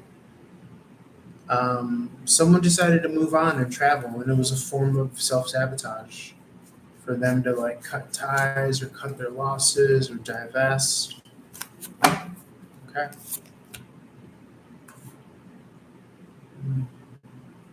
And someone could be seeing you do the same and reciprocate and mirror that energy. And when you are showing signs of having moved on or not necessarily have, fought for that person, then they have like umbrage to take. Okay. It's almost as if they were like swinging to kill, whereas you were just more so like jousting just for fun. I'm getting in this connection. Again, as it says, it just feels as though it's an air of the past, maybe somehow keeping tabs on you or knowing where you're at or somehow tied to you. I hear that ringing. That's confirmation for me. But I'm not getting that it's from the right place. I'm not getting it's from the right intention or anything of that nature. Okay. Spirit, can you speak to anything new, anything exciting? Can you tell us about the good stuff, please? Spirit.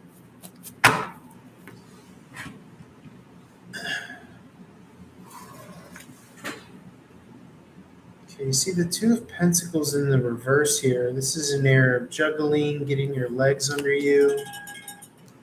Okay, the Five of Swords in the reverse as well. This is a bridge to the newness. Okay, this could be like trying to get your legs under you in this new season, from what I can see here. But you're moving forward nonetheless. Okay, it could be that you're trying to balance priorities. you're coming off as, an elder statesman or someone who's mature. Yes. So I'm not seeing that being a problem very much.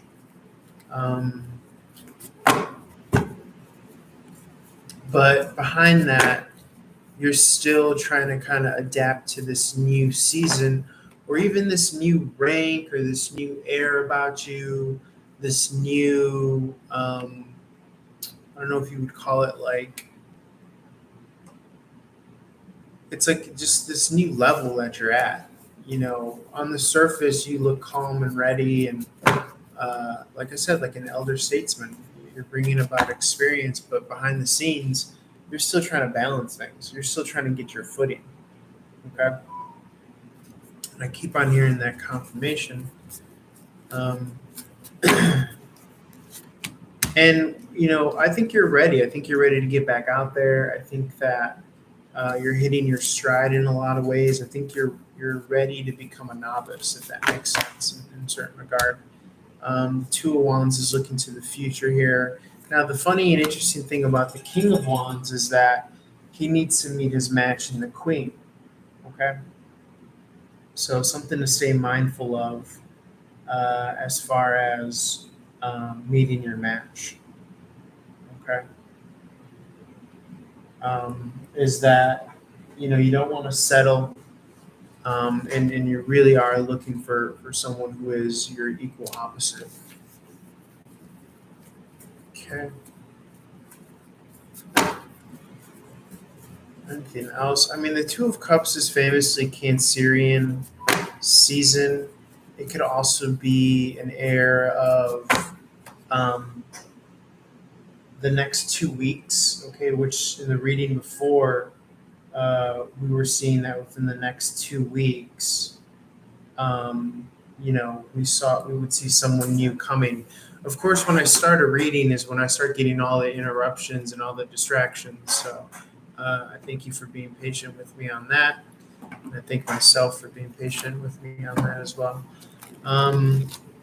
Anything else, Spirit? I mean, I'm getting a window actually from the next 2 weeks, meeting someone. This is definitely the card of relationship here. It's like a new season, and for every new season, there has to be a new relationship. And by that I mean it could be a new business relationship in one season, a new romantic relationship in another season, a restarting and getting your legs under you. I'm not saying that it's a start and end each and every season, a brand new relationship romantically. I'm just saying that with each new season, there's something brought to you, and in this case, it feels like a romantic relationship with the Two of Cups in the upright. Now, I'm seeing here that there is a window between the next 2 weeks, which we got from the reading before. Aries, feel free to watch that. I feel like all the readings are connected in a way, so feel free to apply them to your respective house, 1 through 12. Aries through Pisces, you don't have to be their sign. But 2 weeks till Cancerian season, as far as I'm concerned, which begins around, I guess we're talking June 19th, something like that. Spirit, can you let us know if we're on par? Okay, you could be coming across somebody with a lot of Leo or Cancerian in their chart. Okay.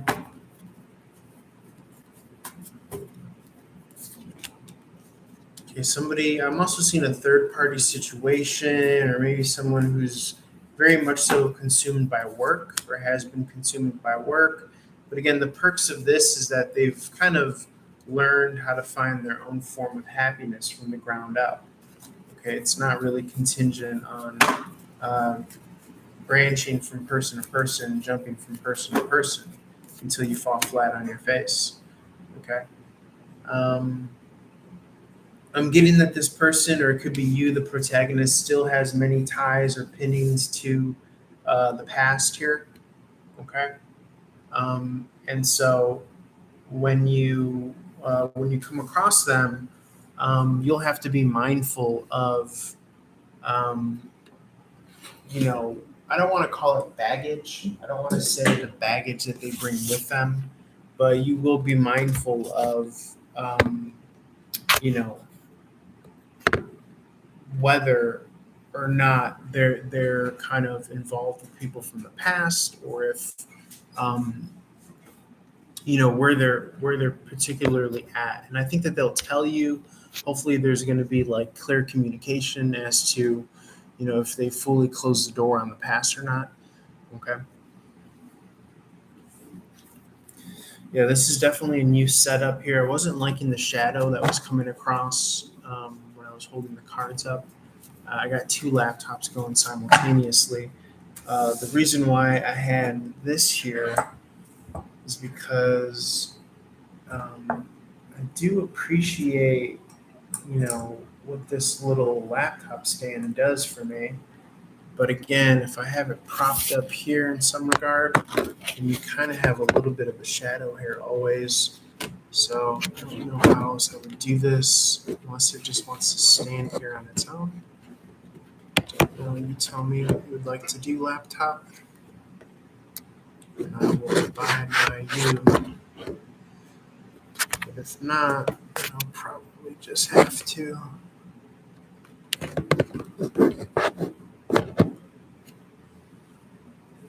Do it like this. Let me see if there's a shadow here. I'm just going to hold up the back of a card. It's not going to be a part of the reading. Yeah, there's still a shadow here. Unless I hold it like this. Okay. That might be a little better. Okay, but let's see. Anything else, Spirit? Anything else, Spirit, you want to tell us about this new person? Yeah, I'm just getting that they might not have the door completely closed to the past. And that might be something that you want to be mindful of. Okay. Or they might have an ex come back, because the Judgment card in the upright is about that kind of ghosts coming from the past at times. Okay. And then you also have the third party situation. I could read that as like work. It doesn't necessarily have to be a person, but it also comes across as maybe they've been inundated or just focusing on work so as to get over this past. But what that's lend themselves to is being able to be very emotionally independent and sound, based on things that are real and not, false premises, like I said before, such as relationships or substances or things like that. This Nine of Cups, sometimes it has a knack for speaking to drinking and substances, but I'm not really getting that in this reading in particular. Anything more about this new connection, Spirit? Anything more about this new connection? This just kind of verifies that energy, the Ace of Pentacles in the upright, manifesting. So it's going to be as a result of what you've been manifesting and trying to find an equal opposite for yourself, someone that you could really visualize yourself with, as opposed to the Devil card here, an Empress. Okay, so you might even be resigning or reserving yourself for something bigger or better. Because the King here ideally goes with the Queen, but you might be trying to, outkick your coverage, so to speak. It's part of that mentality that you've been adopting, is not settling for less, okay? Believing and knowing that if you put enough work into it, then you could achieve it, okay? Okay, anything else here?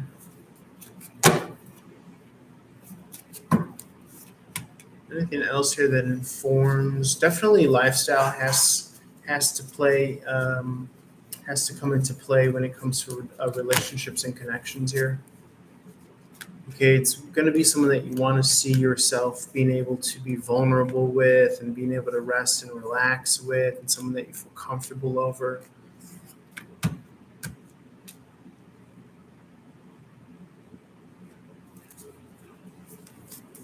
Yeah, so I'm just getting that in this next connection, you're being very particular. You're not really quick to rush into anything. Okay, you're actually trying to find out the content of that person's character, which is always good.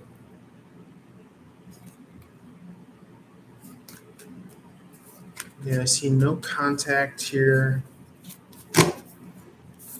Yeah, it's been a while. I'm just still getting those energies of going through those energetic deserts despite your efforts. And so you've just been kind of reinvesting those resources into yourself, or but up until now, it's kind of been it's been to no avail, is what I'm seeing here. Okay, anything in closing, Spirit, for Taurus? Anything in closing, Spirit, for Taurus? And then hopefully for the Gemini reading, I'll adjust the camera some more and I'll figure out how to get rid of that shadow.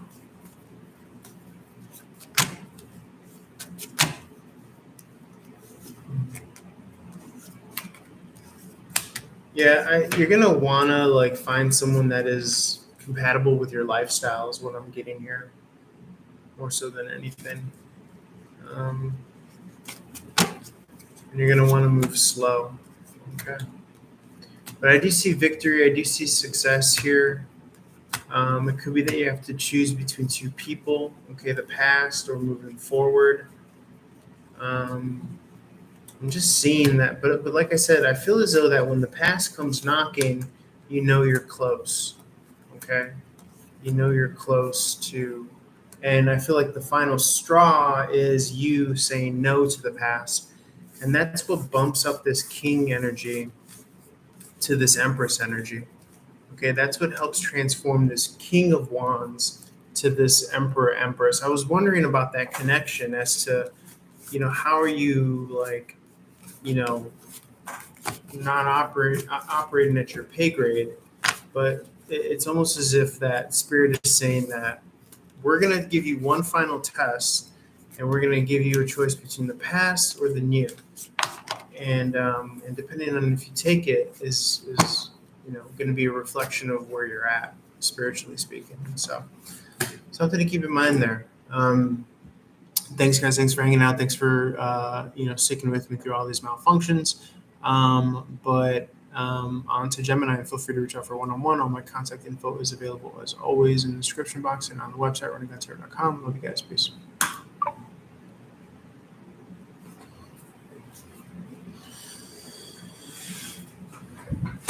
Yeah, that's the only problem is like you can't really like do this. It's like this.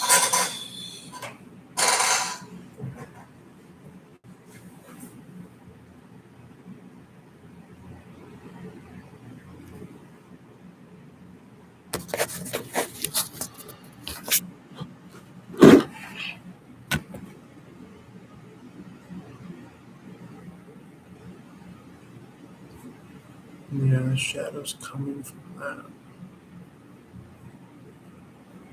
Can you do it like this? It's like in this bitch.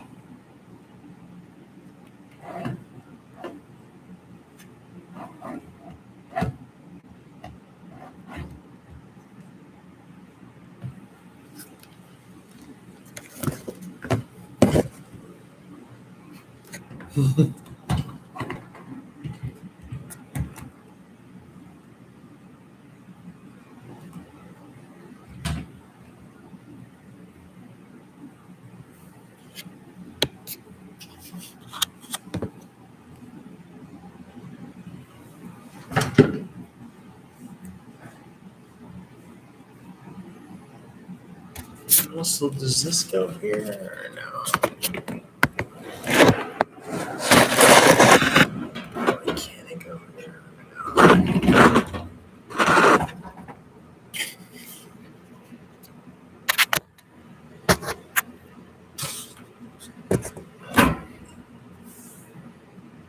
No.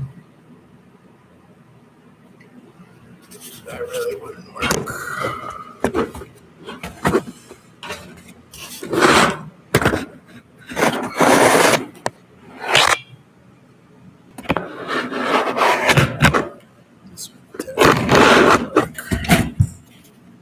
So low. Let's see. Because I feel like I'm onto something as far as like the double stacking. I just don't know about the shadow. I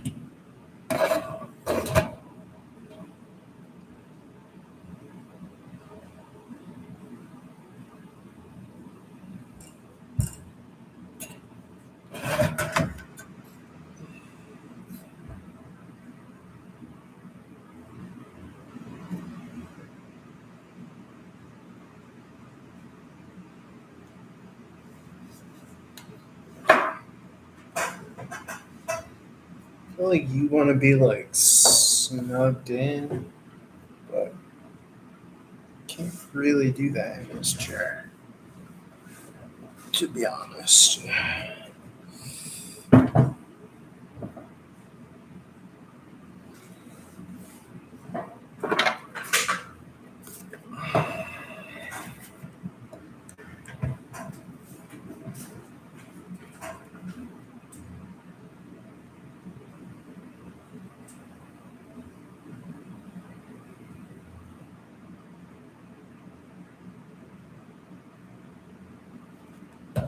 Can you go like this? I'm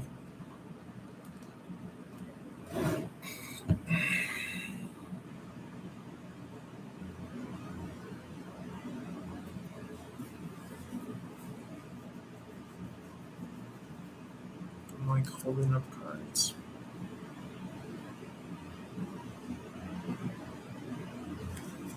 Versus if I do this. Go like this.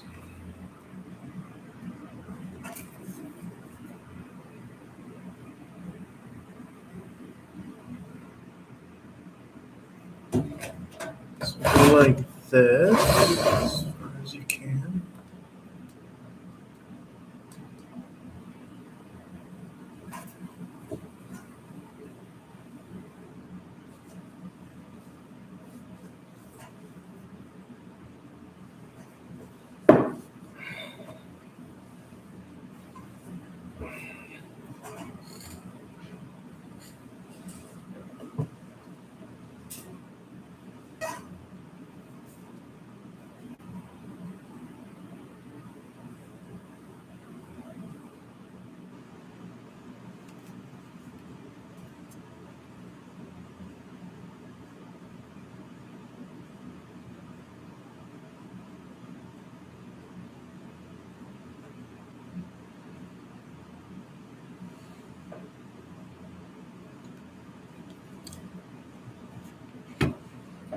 Then, what about this?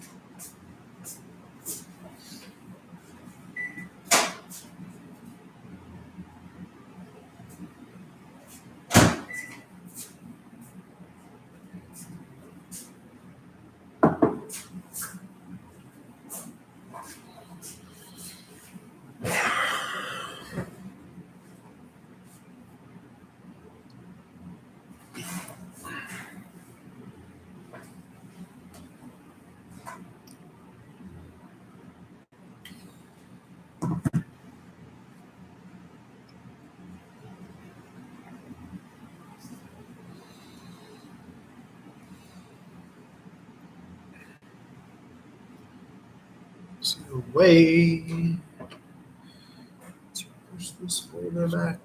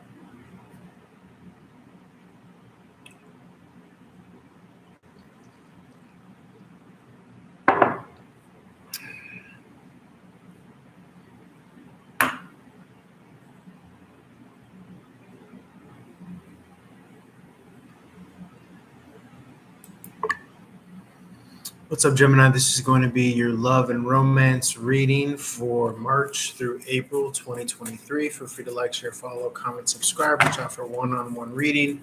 runningguntarot.com in the description box for all my social media and contact info and payment methods, although the payment methods should be in the description box as well.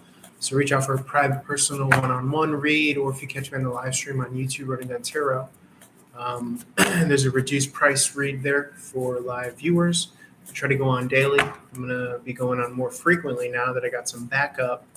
Got a new laptop here, so if you see me looking down, it's because I'm multi-streaming below as well on YouTube. Spread of gratitude, joy, love, and light, highest possible messages at this time for Gemini love, March through April. If you're not a Gemini, feel free to apply this to your third house as well if you're a cross watcher. Let's see what comes out here. Spirit. So they say the first card is the strongest card. 5 of Wands in the upright, coming out of conflict. Okay.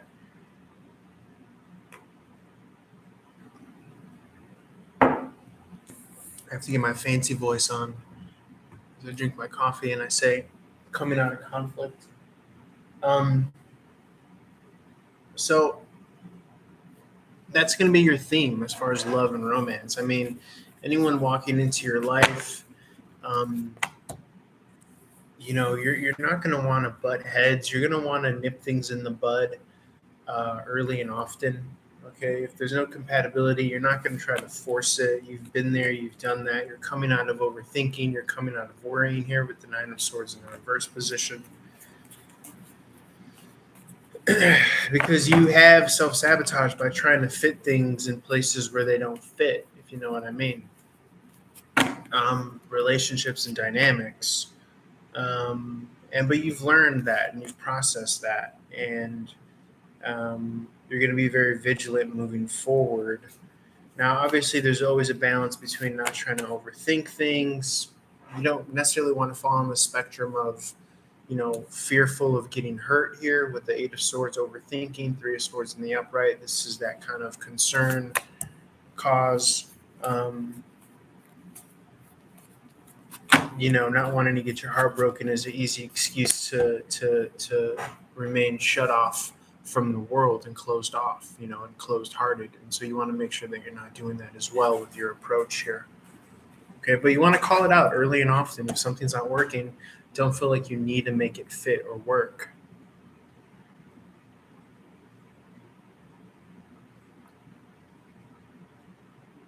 If you don't have the same values as somebody else, or whatnot.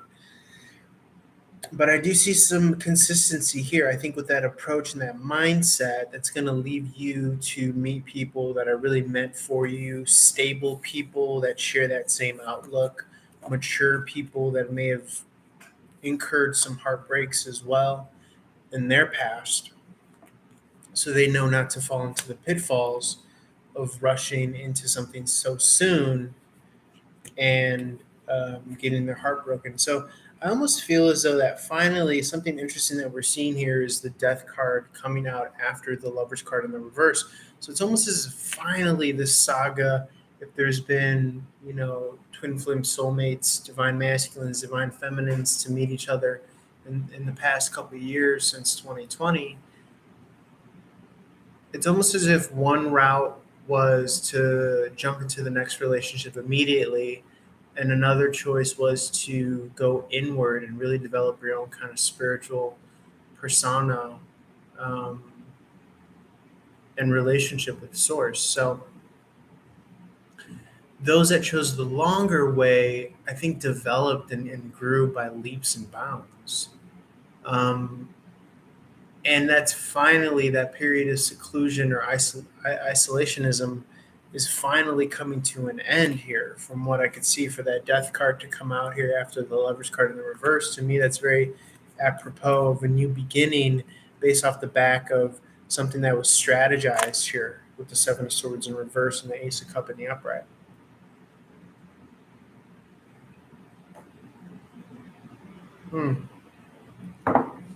Put it into my veins. You're watching a man drink his fucking lifeline. But my mustache is kind of conducive to me having to wipe my face every time I drink. And I just feel as though that, here we go. Got something in my pocket. With the Fool card in the reverse, you were hesitant to jump into something so soon. Okay. You didn't want to do that. You didn't want to go that route. You didn't want to, it came across as like a cop out for you, to jump into something so soon, knowing that, that it was a cop out, knowing that, hey, if I didn't really do the work, then I don't want to, jump into something that's going to lead me, to the same place, which is this kind of like heartbreak city here.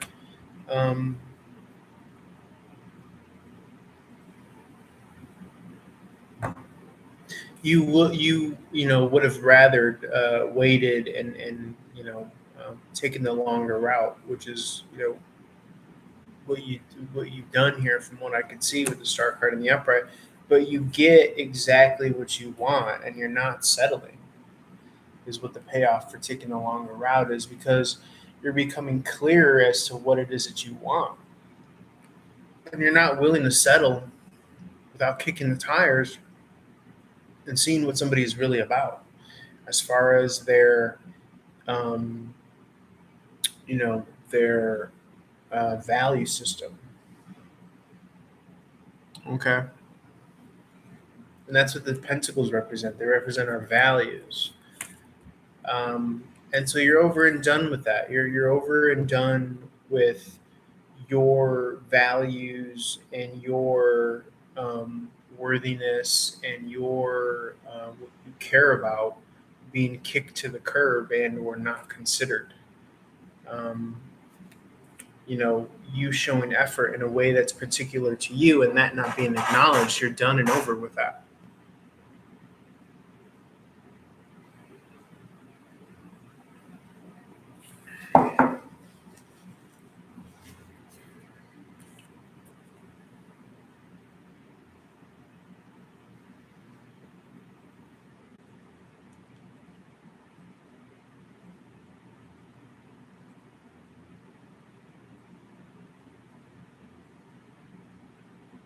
because it was a form of self-sabotage with the Ten of Swords in reverse.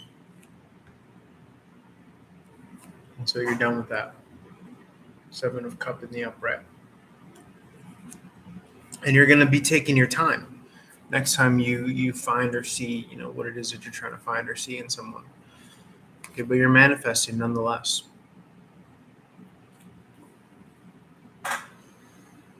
And I think you're going to be pleasantly surprised for the Tower card to come out here. I think you're going to be pleasantly surprised. You're not going to have to kiss any fishes or frogs here. I think that Spirit has a gift for you. Okay. Something that you're going to want to invest in, and someone that's going to want to invest in you. It could be that you do value some sense of like spirituality and things like that. And somebody's going to see that, and they're really going to kind of understand that that's your version of self-love. Okay, with the Knight of Pentacles in reverse, it's self-love.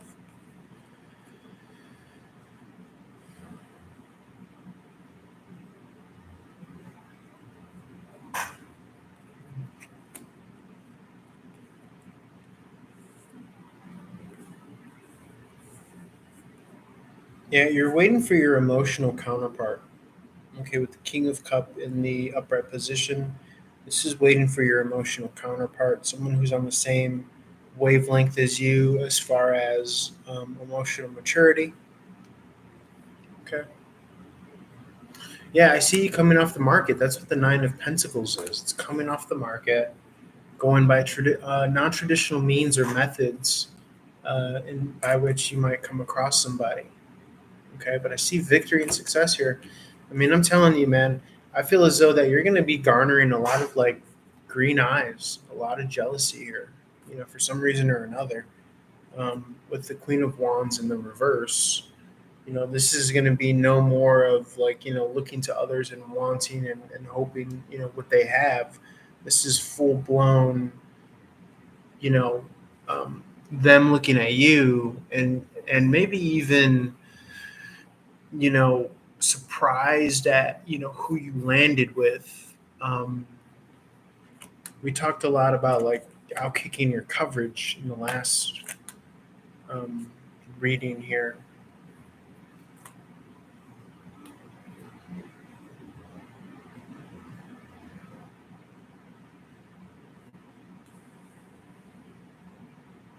See, I feel like this resurrection is you.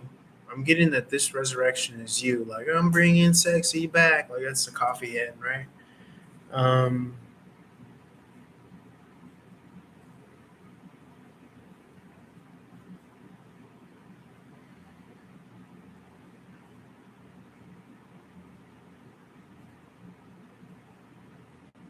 I think that people are seeing that and they're like, fuck, man.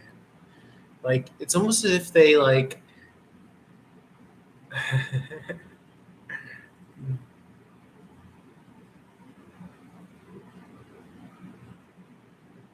just love that trope of when people are precious with their coffee and they hold it with two hands.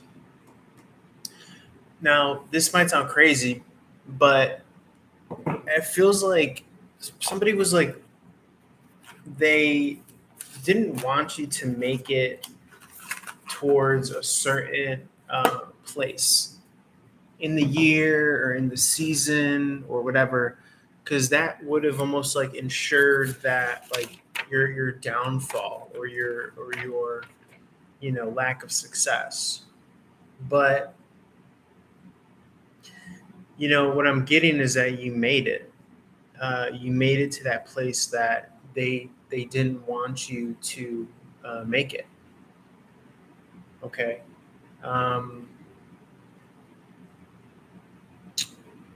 And so because of that, you're kind of hitting your stride is what I'm getting here, or how it's really coming across is that you're hitting your stride.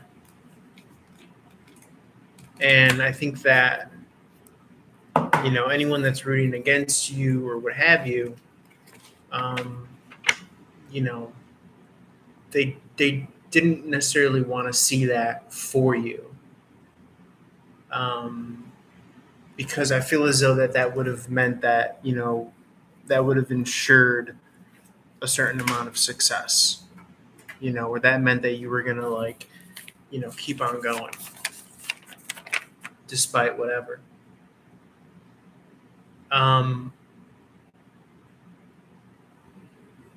Yeah, so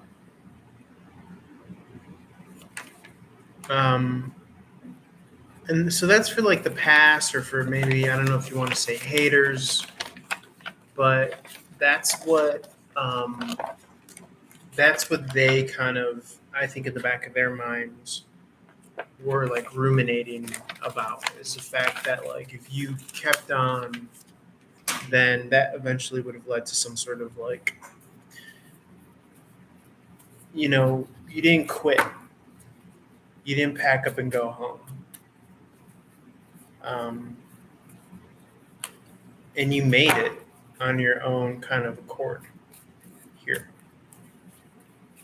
And so I think that because you made those sacrifices and you sat in the thick of it, and you didn't like just bail on your dream or your vision, even though someone bailed on you potentially, or others doubted you, then that's how or why you're going to have the success that you're going to have. And I keep on seeing this essence of maybe somebody wanting to come back or somebody wanting to challenge you, but you're just like totally not concerned about them. Okay. You've moved on emotionally. So if there's any others that do want to come crawling back, you've just really kind of moved on.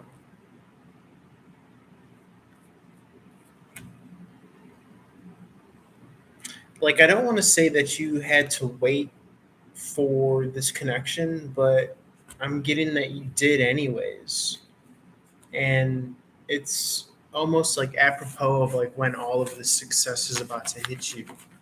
So it's good timing, because the King of Pentacles is like clad with like, new technology, new laptop, maybe some new threads, things like that. So it feels good. If you were one of those that took the longer route, I'm here to tell you that it was worth the wait, For those of you that took the short way and jumped into a new relationship without being mindful or conscientious, you might have gotten burnt again, to be honest. But I do see, every reading that I've been doing so far has been showing us that significant other and a high caliber, high quality person, because you've waited. Okay. Let's see. I think we could end it there and then move on to Cancerian, unless Spirit, you have anything else? Any final juicy messages for Gemini or third house cross watcher? Remember, the third house is the magician. That's as above, so below. Okay.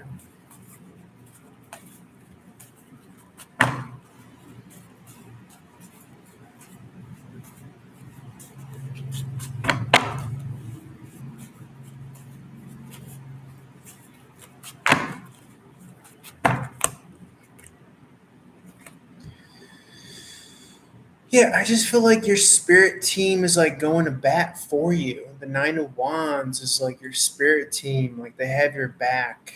Like, it's vigilant and watchful over your own maturity. And you're not willing to just let. And it's based off of hard fucking work. And so if you're not just letting anyone into your kingdom, or anyone from the past for that matter, it's rightly so, because that's your new form of self-love. And you're strategically,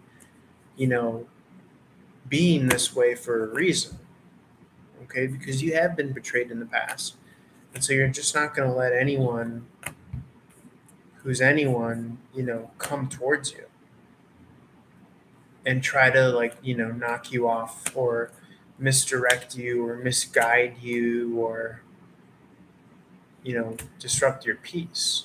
Okay, you're only taking offers that are divinely ordained by up above. And that goes for energetically. Okay, whereas before, I'm not really getting that you were doing that. You were still green, you were still unconscious. But now I feel as though that since you have this experience under your belt, you're fully formed, you're fully aware, and you're fully conscious, and you're at the height of your powers for who you're kind of like selecting here as like a suitable partner for you. So your approach is that because you've become suitable for yourself, with yourself, in yourself. All right. So I'm gonna leave it there, Gemini. I love you. As always, feel free to reach out. All my contact info is available below. Holler at your boy. Let's move on to Cancerian. Peace.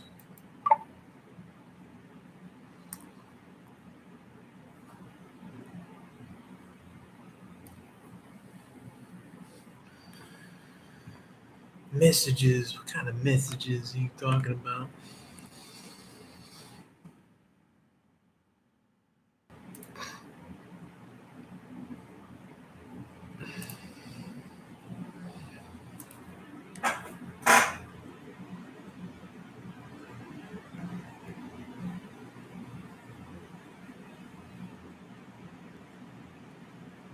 As long as you be my friend, if I went crazy now, will you still call me Superman? If I'm alive and well, will you be there holding my hand? Give me by my side with my superhuman mind. Kryptonite.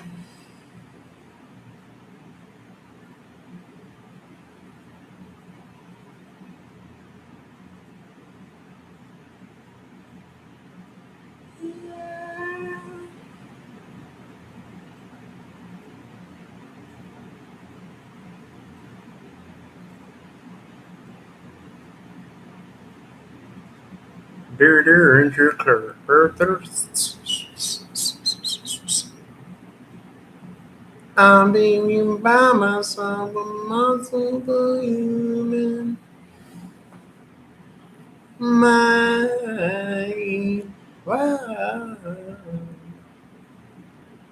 I should turn on my. Yeah. Welcome to the Click for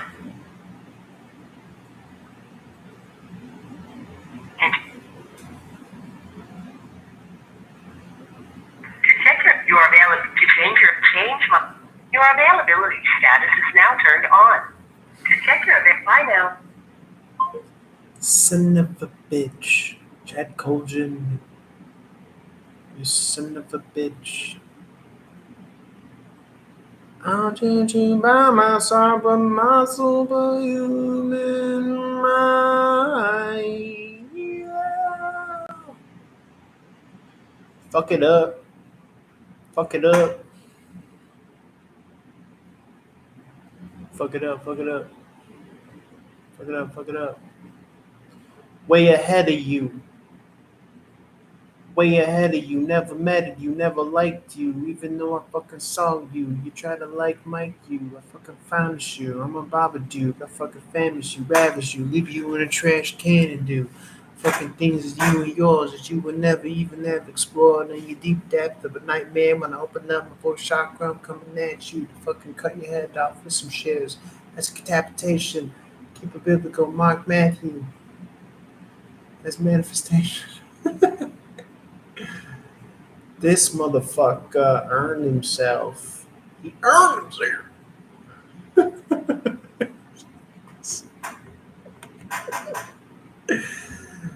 This motherfucker earned himself a dick suck.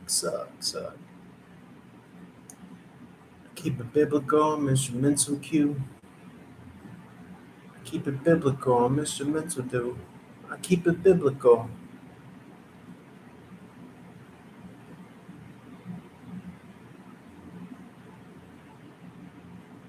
I keep it biblical.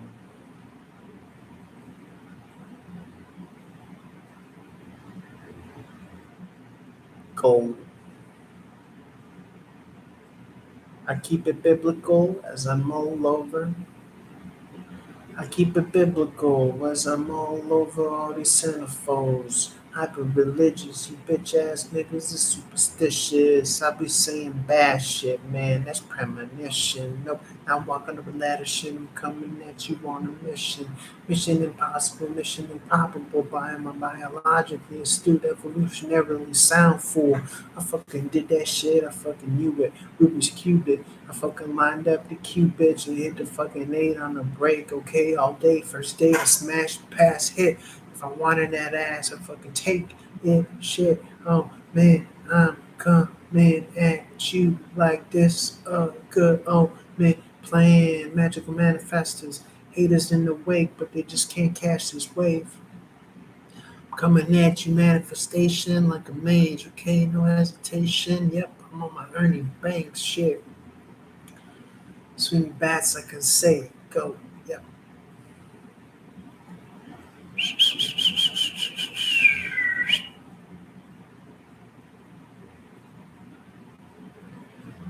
Okay, okay. AK don't play, fade away like MJ. Infinity get of the rhythm again and infinity get of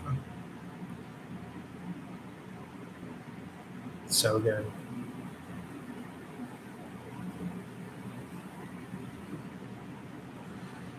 Infinity get of the rhythm again, infinity get it a flick of the tongue, get it a one, oh my god, literally end, literally just beginner to just for fun. Infinity get it the rhythm again, infinity get it a one, oh my god, literally end it just a beginner, a flick of the tongue, to get it a one and a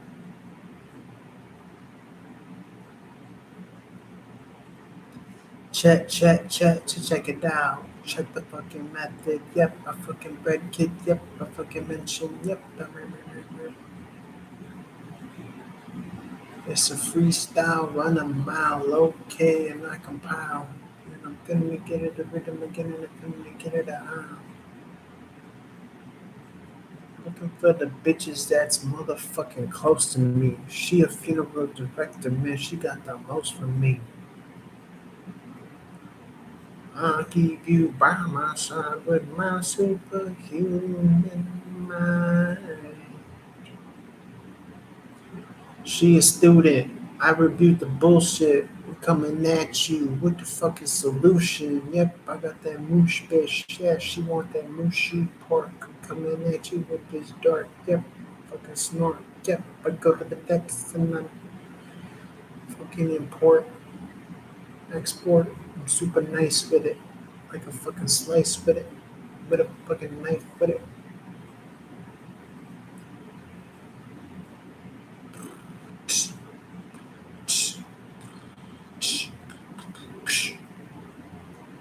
Boom, bap. I'm gonna clap back. Motherfucking snap. Boom, bap. I'm a fucking clap. I'm a fucking snap. I'm a fucking dap. I'm a fucking man.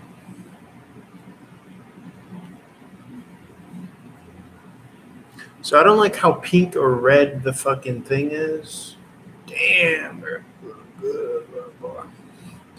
Camera options.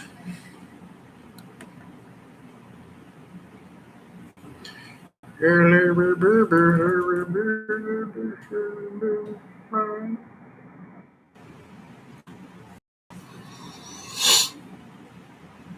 there like settings?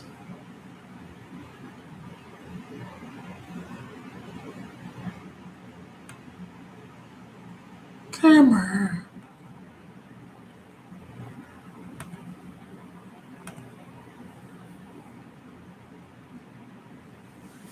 Make me look like a pink dolphin. Is there an app for that?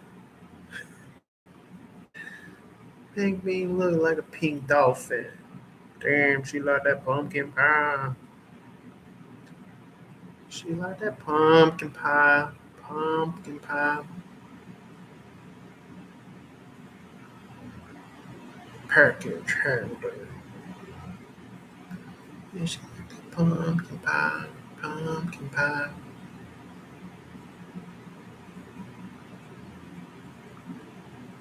Do I have any likes? Apparently I do.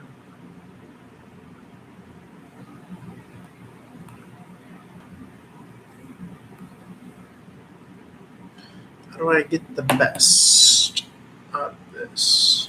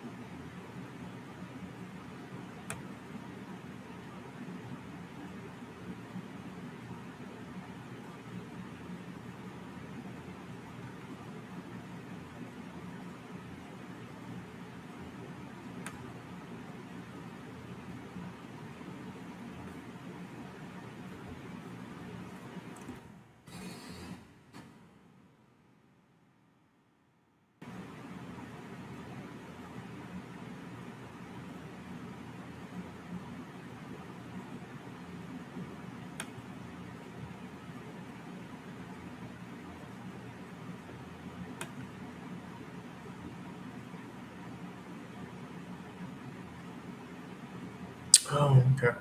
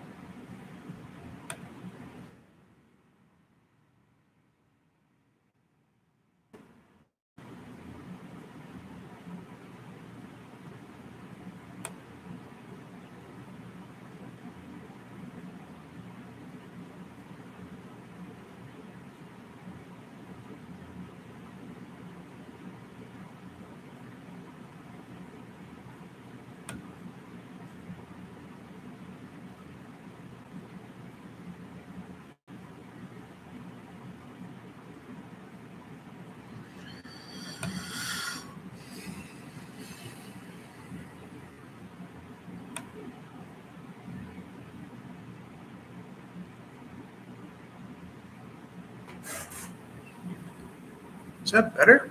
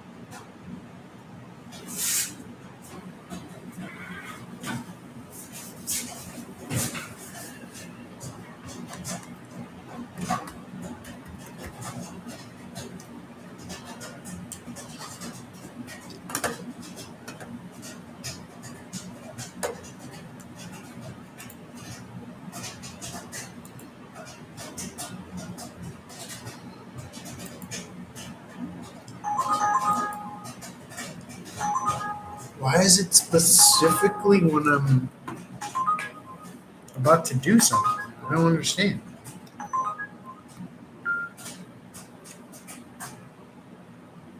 Like it's specifically when I'm decided I'm about to do something and something comes through.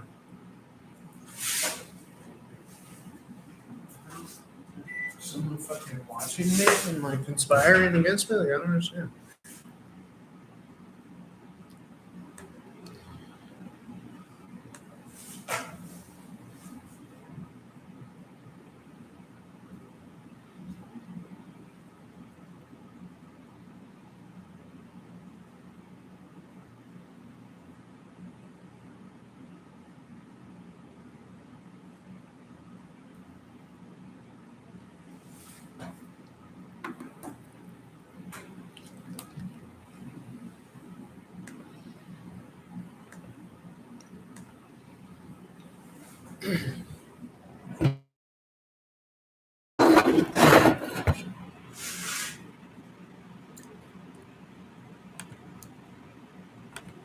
Or I don't mind. I just like why is it like when specifically I'm like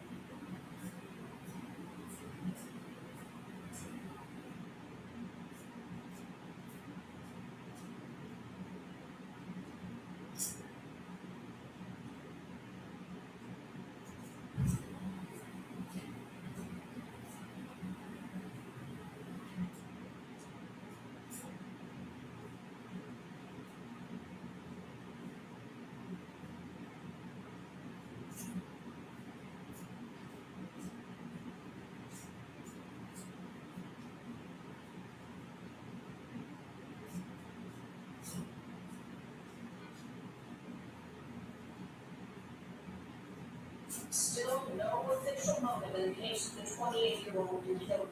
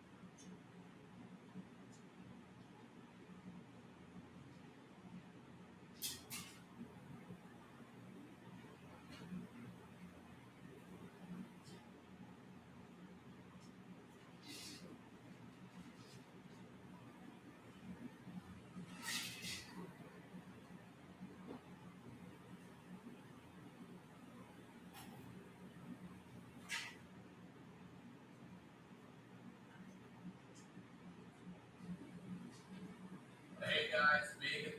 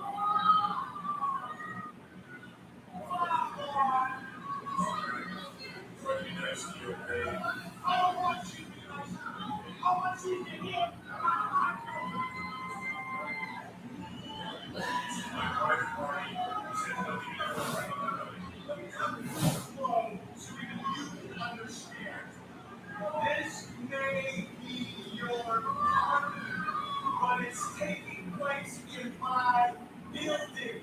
All due respect, it's my party in my building. And that's what I call party in Dad's building, and I leased it. So, this is my suite and my party area. Okay, I want you to get that straight. That's nothing to do with my mother and father. This is my party in my building. No worse than this is their building. So, I want to party here.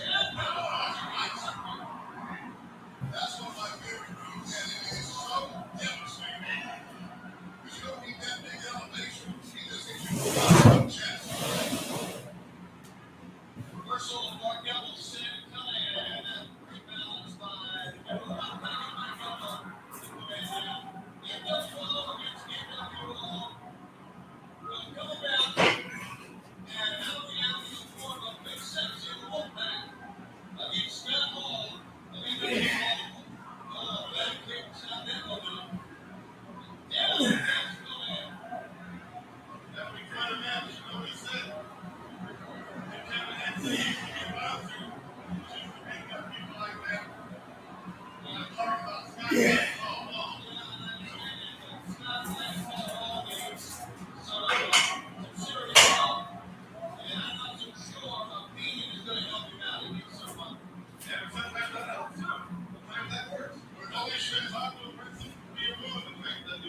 Before anything else, someone you have to stop them. So maybe this will cause them to take the stop sign off from his harmful behavior. But then his already goes to himself, of course. The behavior that none of us can know and all of us feel these.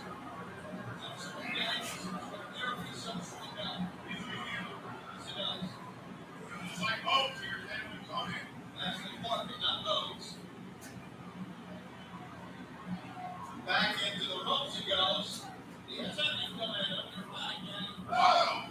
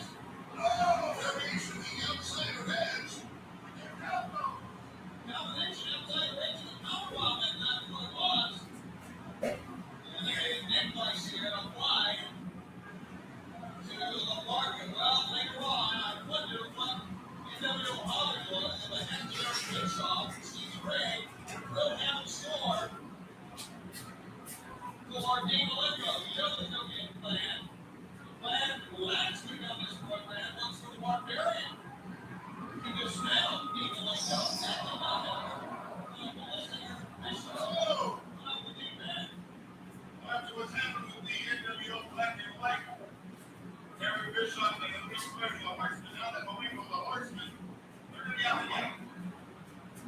Well, don't forget last week, Eric Bishop offered virtually the double Barbarian salary. I mean, that's not only an incentive, that's just out and out routing. Go ahead and do it now, and then just like that. Just like that, right? You see, that was intentional.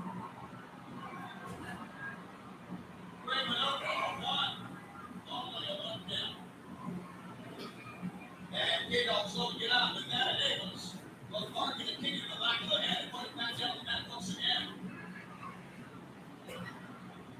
Well, Markham, he has got Matt Gomez with a series of kicks and assaults. Feet up, hit dogs, swings over, bulldogs him down. Providing them by K-Dogs. With a big for the ticket in this man. Gomez is what they want to fight. Exactly what he does. Oh, nice. Oh, you can hear that? Oh, well. Not only is he a fighter, I think if you go to the locker room, I think Gomez is probably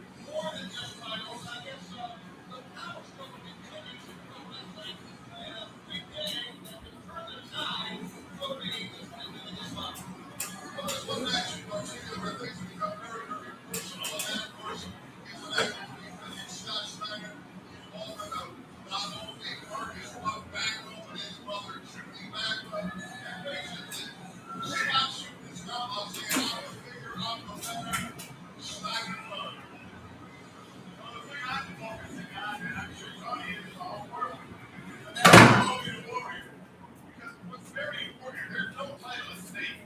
But do you realize if Hogan's defeated by a warrior, how far out he's going to drop a necklace for a shot at either Goldberg or DDP? But this is a must-win situation for Howard and Hogan. So you're going to see the more aggressive Hogan you've probably never seen before. When it comes to the push, which one of us, the guy, he's there. He can get the reputation of being a fancy. He's a tough customer. You're going to find out. There's a lot at stake. Hogan knows. I think he probably knows that better than anybody else walking the parade. Is that he managed Hogan as a column against Hogan. He's been the underdog a number of times. Like I said, when the bell rings, he's there nothing to answer the call, but usually walks out to go get the victory. But he's a loving human being. For that moral disposition, he's a liar in chief, human people. But he got there. We're not talking about whether or not you want to find out the dinner or whether you want to find out the social. The fact is, that in the history of this sport, when all is said and done, he's very well going to be at the top of the list. Right about that. He's been there a couple of times on the mat. He's stepped up with it. And I will do that. We got one. There's the tag one, too. He's good eye days. And he's working. I think he's moving fast. You know why? Maybe he has.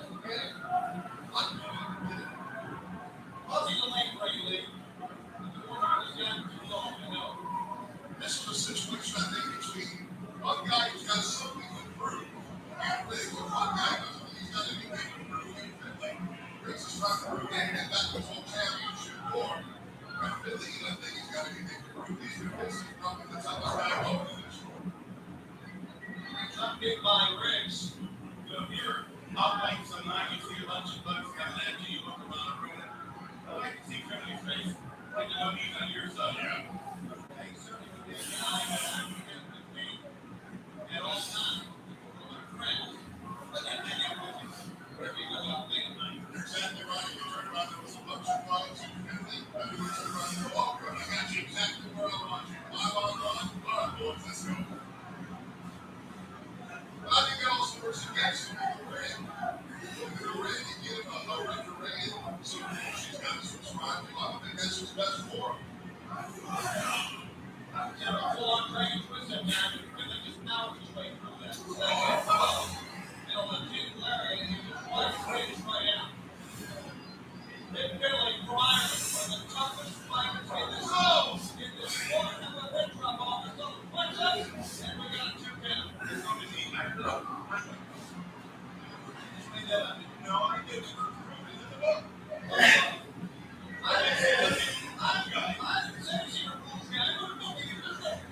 He's got it. He's always got it. Reason constantly.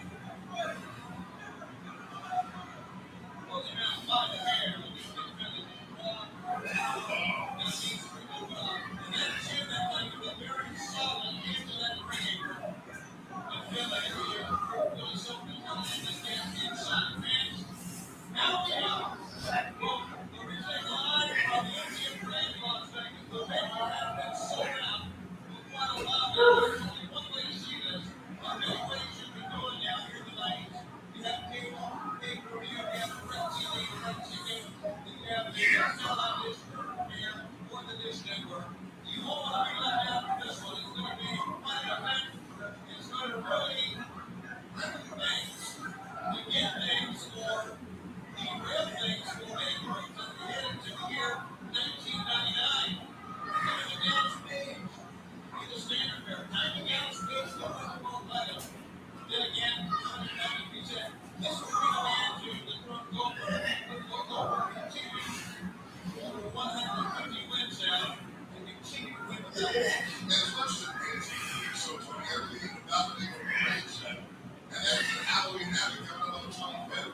This very well could be a main program event for Hollywood Open.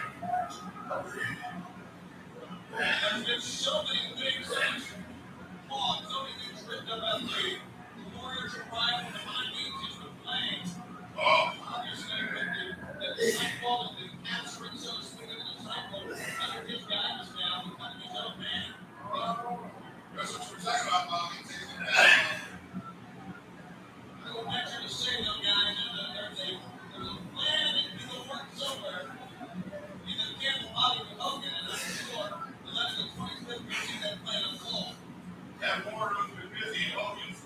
Yeah, we've been watching that plan. Whatever plan has to do with Campbell going black and white, you can be sure of one thing, and that is that you can take that to the benefit of one man and one man only, and that's not the rule.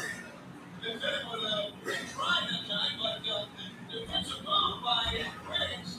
He got the knees up in the midsection. Briggs going to the side of the head. Briggs is getting him out. Yes, he does.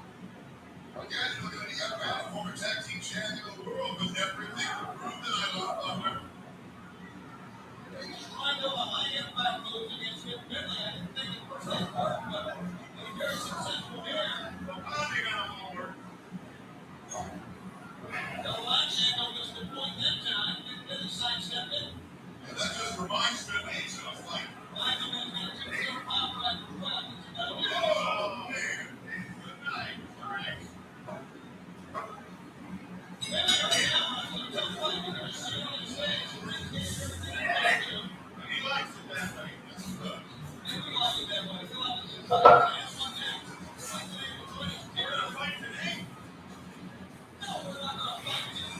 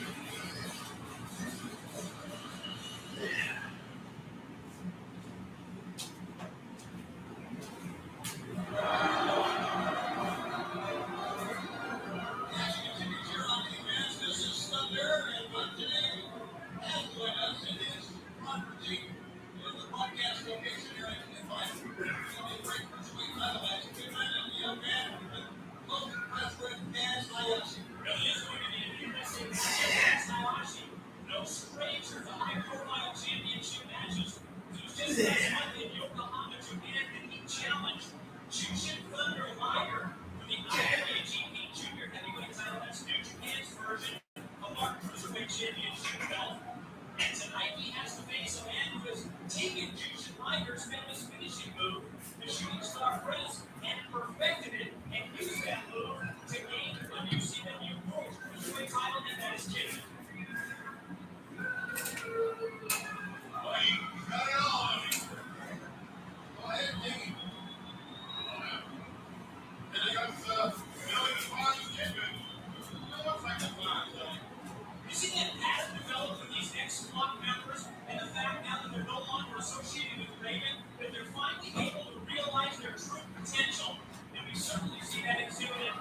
and 23-year-old Kidman, Billy Kidman from Allentown, Pennsylvania, the WCW World Cruiserweight Champion. Of all the members in the flock, there were some great athletes. You didn't take that away from them like Saturn and, Rick, but this Kidman, he did a lot of innovative stuff. Kidman has become quite a sensation since winning the Cruiserweight title, and really to go back to the match where the flock were free, go back and realize that Kidman really took steps before that match finished. See that ball really trying to upset him out there in that matchup. Absolutely made a major role in allowing the flock to be there for you. Since he's been taking regular showers, I've seen him scratching that much. It's a takeover of Wild Larry to Kidman time. It's a takeout. Take their one by Hayashi. Wow, Hayashi snapped it off. And that brings Kidman to his feet once to slow things down, so very obvious that Hayashi wants to get a quick start here in this match. Same way Kidman likes it, Kidman's not real sure. Kidman now goes to the high impact blows. Makes first down to the top turbo, but still on the street about Kidman, you can see that. But hey, I think all champions do that. They do that impressive streak out. Certainly doesn't win. And when getting out of the center of the ring, bring in scissor, and then a drop kick to hands Hayashi.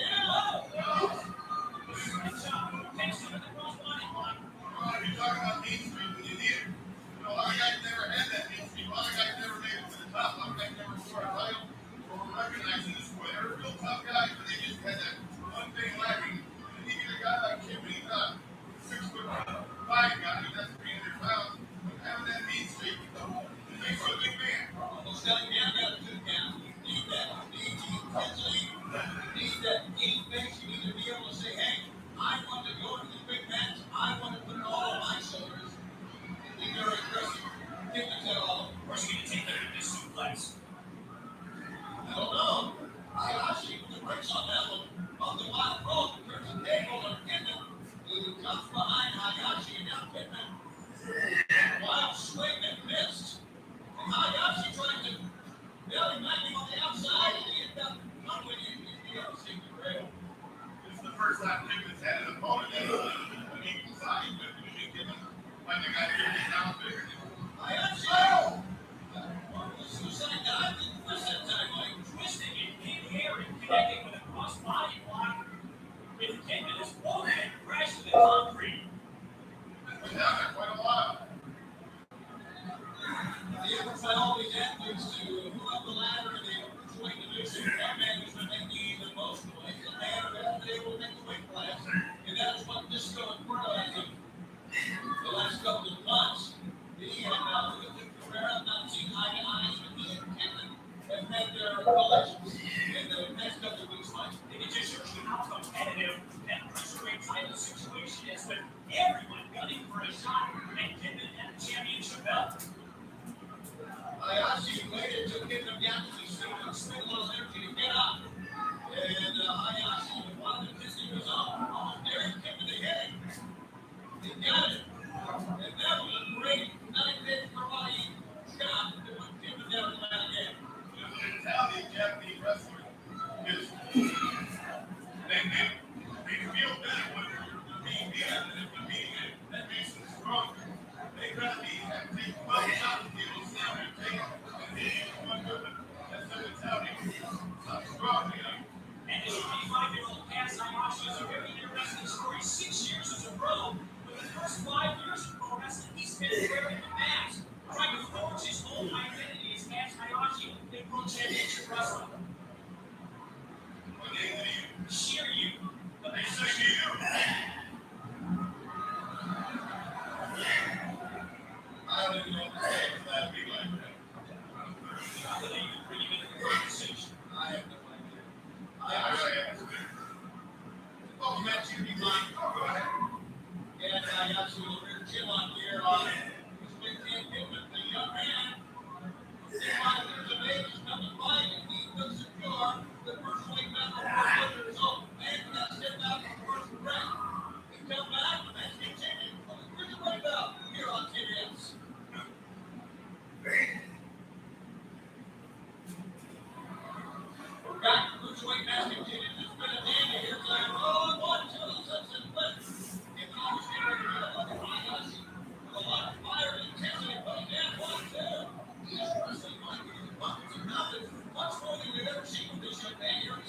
But they were finally seeing it with Kaz Hayashi now that he's had that taste of these high-profile championship matchups. He's going to have that more confidence.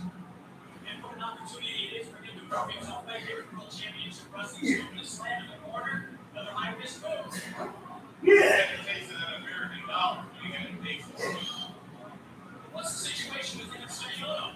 It's almost as if Sonny Ono has turned his back on Kidman in favor of trying to recruit the cat. Sonny Ono has never turned his back on a human being. I know that for a fact. It's like, we're lying. That's what you're doing. It's not like lying. Yeah, I've listened to it. I haven't seen it. I went through this with integrity. Let me break that. Sonny Ono turning his back on Kaz Hayashi. I think I may have seen Kidman. Because you wouldn't let me follow.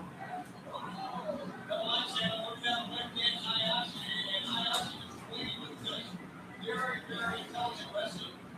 Not the way over this event and making sure the managers are down or at least trying to get back up and execute the move. The young man is certainly, in his short time he has been a wrestler, but he learned a lot. His idol is a pro wrestler, the Ultimate Dragon. If you're a cruiserweight, I think the Ultimate Dragon is probably one of the wrestlers that you really want to try to attain that kind of status throughout your career.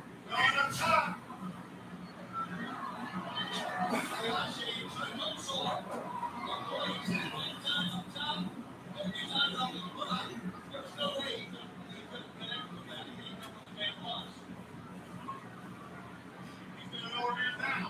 That may be the opening that Kidman needs.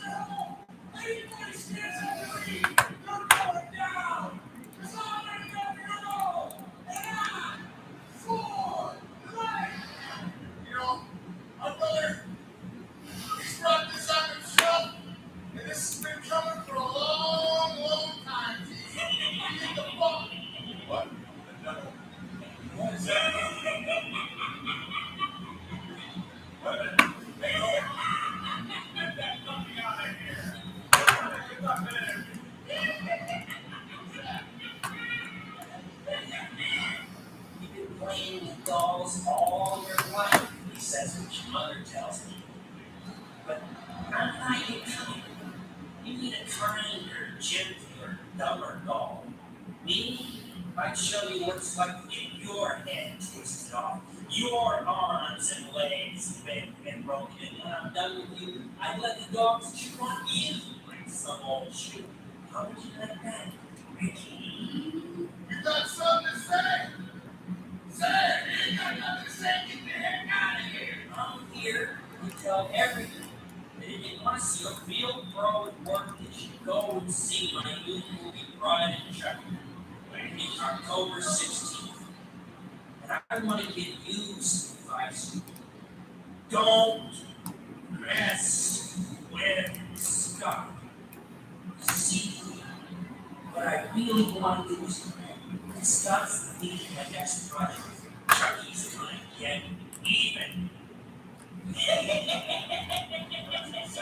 That's what I'm saying.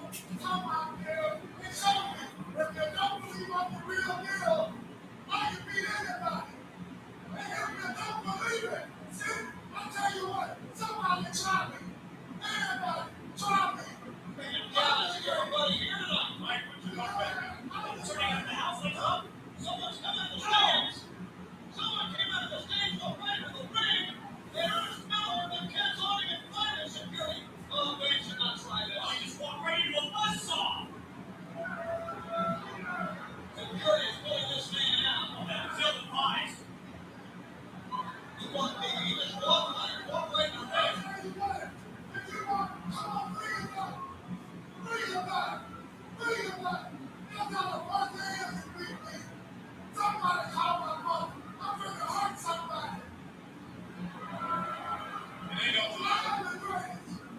And you people know it. I am the three-time world karate champion. Bitch, please stay in your seats. Especially when they like these fellas in the ring. You saw what happened. We had more action should have come.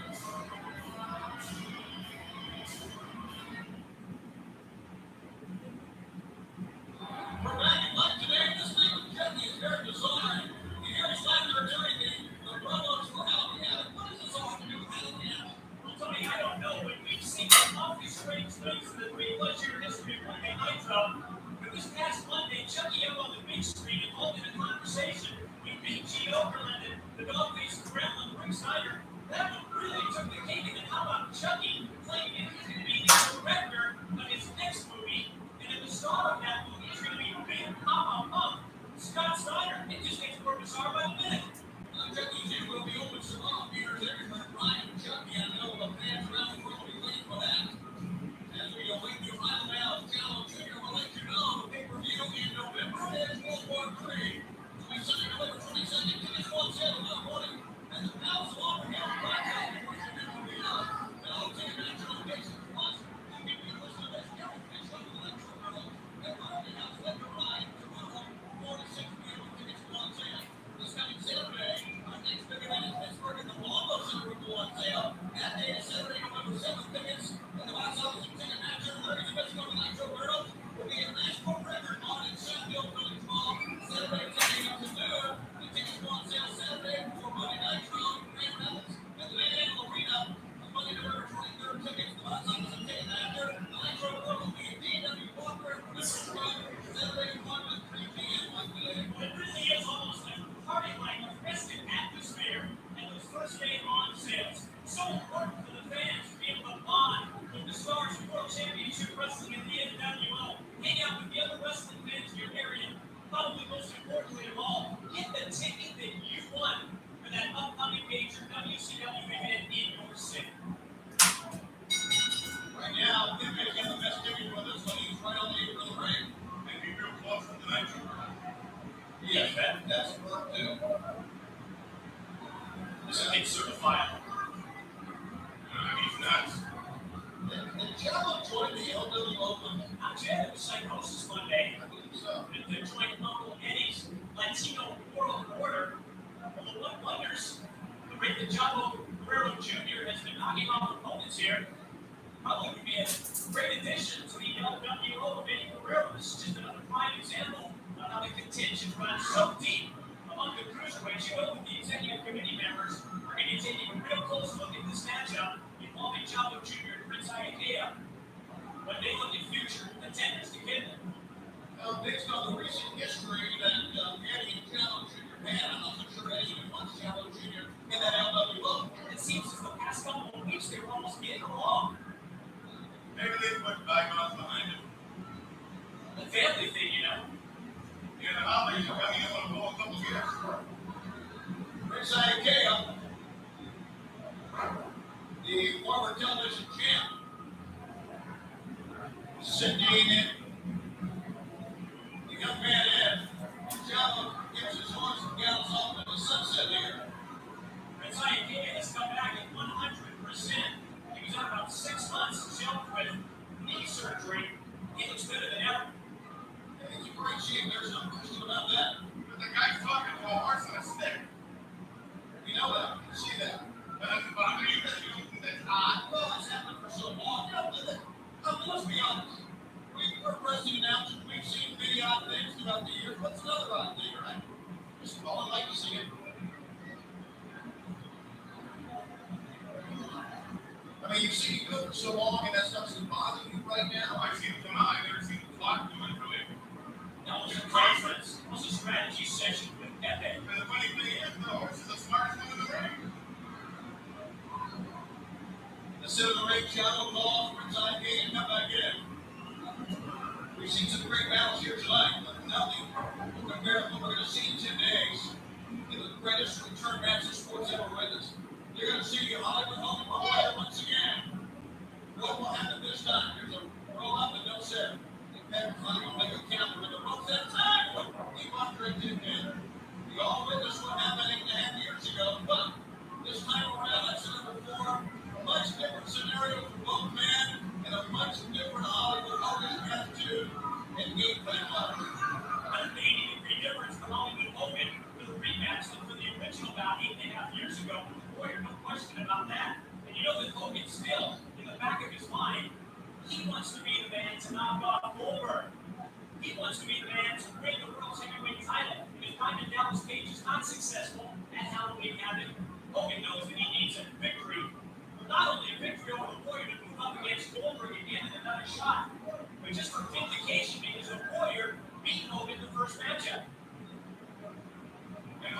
get pushed aside. He knows what that means. He wants to be the warrior. Like you said, Mike, he wants to make sure there's no doubt in every mind, but he wants his shot at that championship. He needs that belt. That championship belt is his life support system.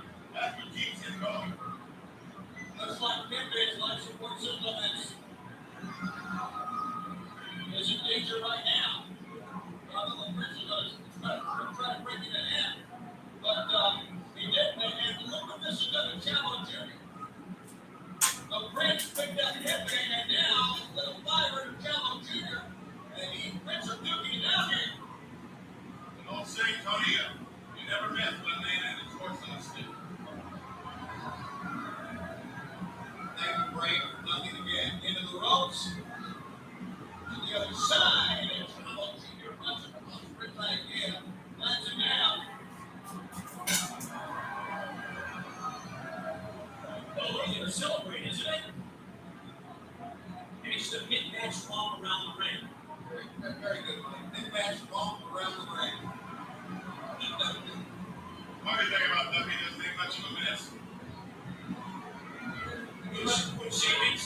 Anybody else that wants to go really quickly here before these guys get up off the mat?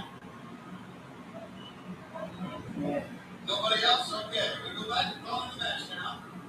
Side headline. You should give him a throw watch. No lie. Of course. Right. And uppercut, European uppercut that time. Lay it on his feet. Rolls him up. Oh, they got a 2 count that time. Inside gate, he's Steve. Wrong body. Got a 2 count again. Inside gate, looked a little disappointed. That time, did he have him? Or did he? 1, 2, that roll almost back to win. Oh, yeah. Ray sets him up. Oh, the next one, the wall, he slammed. Let's go for the cover, though. See? Very slow. Just to get out and just knocking down challenging. This is going to be a big mistake. Ray's always in great shape. He's got back to the Orient. I said that 2 months ago. That must have been I heard it. Yeah, with the fire, and then he found his mark, but it was not the third challenge at all. Again, El Paso, Texas. It's up, middle run. Oh, springboard into a bulldog. How about that? Broke his face first to the canvas. Another high-risk move on the way. Down to the top. No, Brock just leaned back in the top right. Right this for all. And now, where's that again, man? And now, he's up. And gut wrench here. Almost like a bear hug. Jello in the gut. Jello got that coming in the hole. Oh, he just spiked him with it. Yes.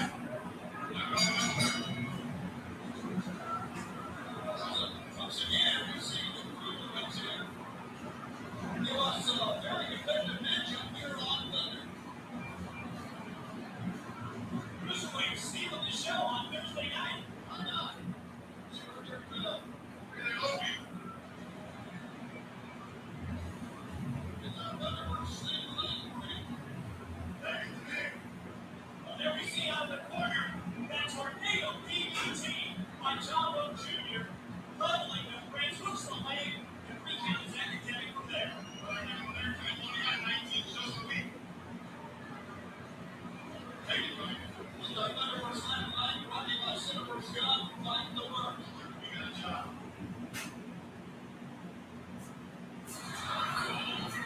One equals, but an intense individual. What a man. So he must. Everybody has been one me. I'm the soul. His worst way unstoppable. Breakers tell me the odds are against me. I like it right now.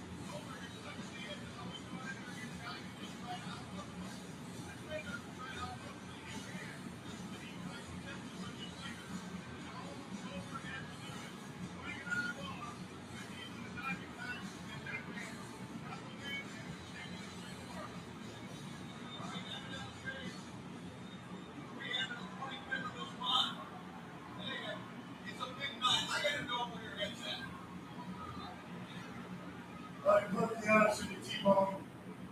I'm on cruise control. And when I'm on cruise control, I'm all jacked up.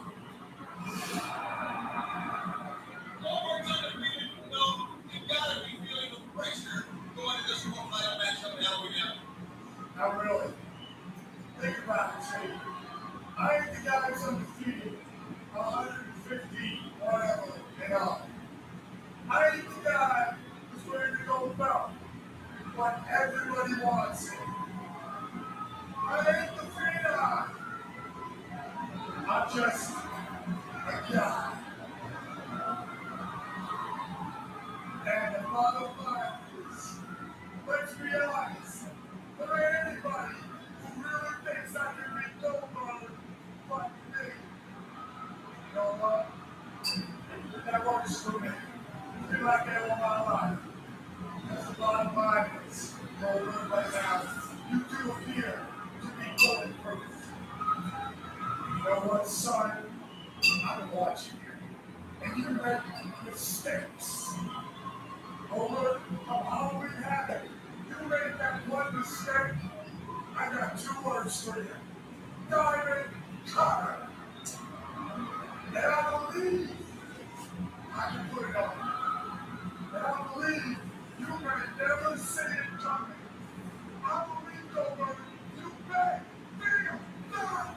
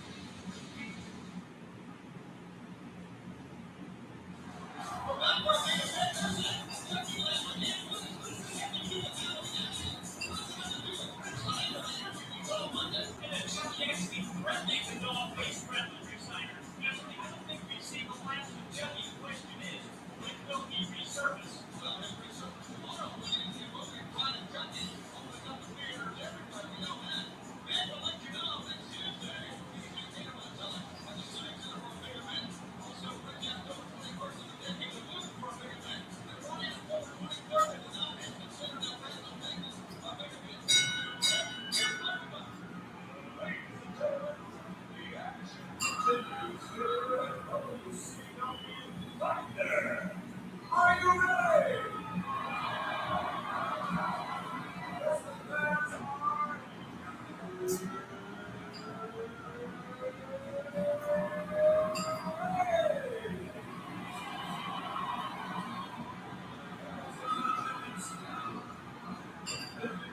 Around the world, ladies and gentlemen, let's get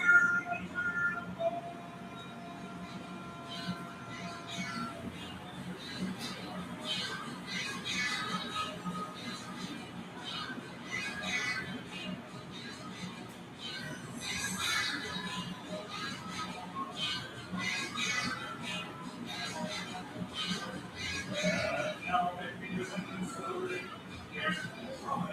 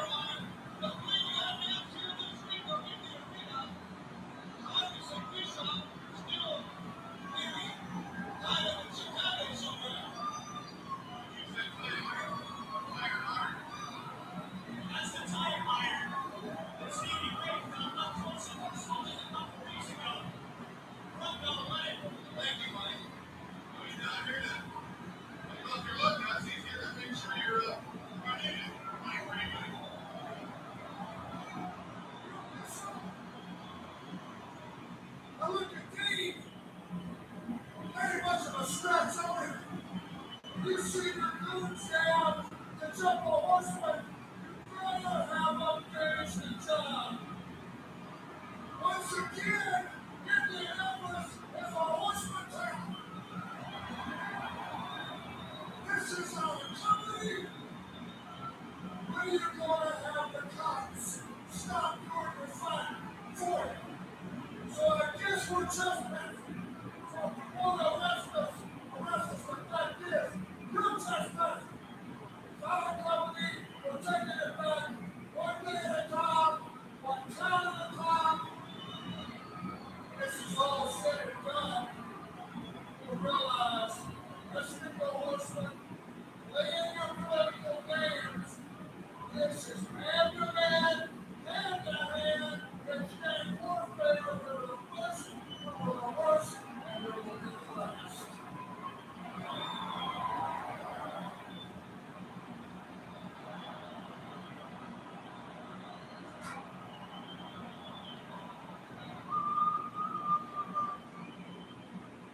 Boy, you're a horseman. You got to know what this boy like. Oh, Lord, how it's hard to be humble. Woo! Bishop! You have single-handedly proven one fact in life. You're not a man. You're not a human being. You are an object that we are going to deal with. Wait, abuse the power that you and never work anymore. We're walking over barricades. We're walking through the pen. We are silent, move, and robot.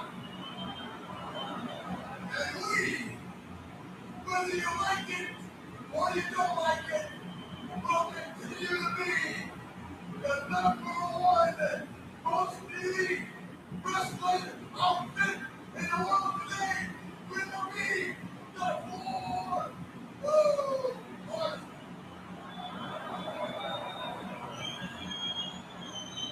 And I want to tell you what, once again, you tried to hammer the Iceman down.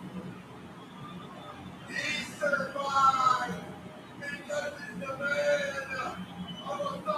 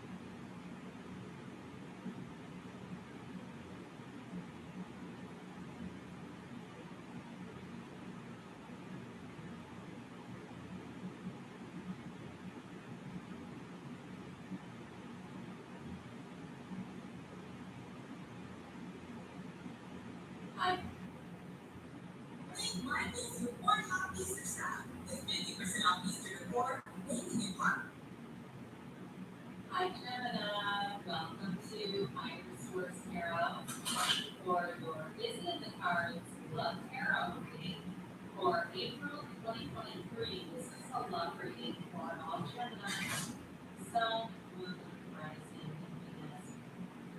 Thanks to all of you for all the support. I appreciate you all. I did have somebody leave a comment asking if I could make these a little bit longer. So today I'm going to introduce the whispers of love in this reading. If you don't want it, scroll forward. I don't mind it, but I do try to incorporate what people ask about. And if you are new here, welcome. I post new readings on Friday, then again on Monday. So reading doesn't commit, just come back in a couple of days. Fridays are always in general reading, so if you're looking for information about money, moving, travel, things like that, Fridays would be good for you to check out. Mondays are a different style every week. This is the only Monday of the month that I do a love reading. Next week will be something entirely different. So if you like tarot, you like the channel, I'd love to invite you to subscribe to Higher Source Tarot. What advice do you have for Gemini, Sun, Moon, Rising, Venus about love readings? What does Gemini need to know about love for the rest of tonight's good? So all these are your Gemini messages for Gemini about love. Alright, so we will take 3 cards for your energy, 3 cards for the person you're affecting, 3 cards for advice, and we're going to all oracles. Your energy is the 2 of Cups, the Hermit, the Wheel of Fortune. Folks, their energy is the Knight of Swords, Judgment, and the 10 of Pentacles. The advice is the 9 of Cups, Jesus. Great reading, 6 of Wands, 7 of Cups. What we have here, Scorpio, Taurus, Aquarius, we've got Leo, we've got Virgo, we have 3 major arcana. And so I definitely would say yes, it's in the cards I love, the 9 of Cups and 6 of Wands. But for you, I do feel like with this 2 of Cups, you are going to be attracting a true partnership. What I love about it is with the Hermit, that's know myself. And so sometimes we start attracting people because we don't really understand ourselves. And if you've ever been in a relationship, I get this from one of you, or somebody says, I don't know why you were with that person, that never even made sense. And you may look back at it and say, yeah, I don't know how to know I manage that one. Not this time. This is saying you are on the right track, especially with the Hermit who holds that lantern to guide you towards success. It's part of support and it's part of that. Okay, so in terms of a relationship, this may be the one, all right? I just get that very solid. And so your point of attraction, you may find that people, whoever this is, I feel like they look in your eyes and they tell you, I can look into your eyes forever. Again, this is your energy. That's why I feel like you're going to be on the receiving end of it. So with the energy of the Wheel of Fortune, that momentum is fabulous. The wheel is spinning in your favor. The wheel is a new cycle and it tells you when to hang on and when to let go. So I do feel like it'll be fairly easy for you to have potential prospects. But I also think too, if you had a challenge in a relationship and there has been a breakup, I do see a reconciliation here. And the wheel's going to help for that. If you feel like with the wheel, it will show you all the positive things and things they really need to look at. Those will be their reconciliation folks to bring the relationship to the next level. But with the wheel, it's high vibrational. Okay, the characters that are around the wheel indicate ascension. They're going up the wheel. You have ascension here too, with the card of Judgment. So it's in the person that you're attracting, but I still feel like you've got a match. And they have self-mastery. They have an important energy on their side. So in fact, both of you will be ready. You will both be a match. And so you're looking to leave a legacy. You're looking to be with a partner for life, quite frankly. Also, that's like 3 10s, which I like that as well. Now, with that Ace of Swords and Judgment, Judgment also, Judgment is the Archangel Gabriel. So it can also represent in a more figurative way. Well, in a real way, it's like getting into heaven, right? And standing at the gates and judgment to see how you handle yourself in life. But in a more metaphorical sense, I feel like it's this person worrying about themselves, okay, in a more realistic sense for our 3D reality. There's somebody here be a lot more understanding about life. They've grown up a lot. They've made a hell of a lot of mistakes in relationships. And you might be able to find people from their past that will tell you run, don't walk. But I do feel like this person has changed. They've also got the abundance of the ego. And so I mean,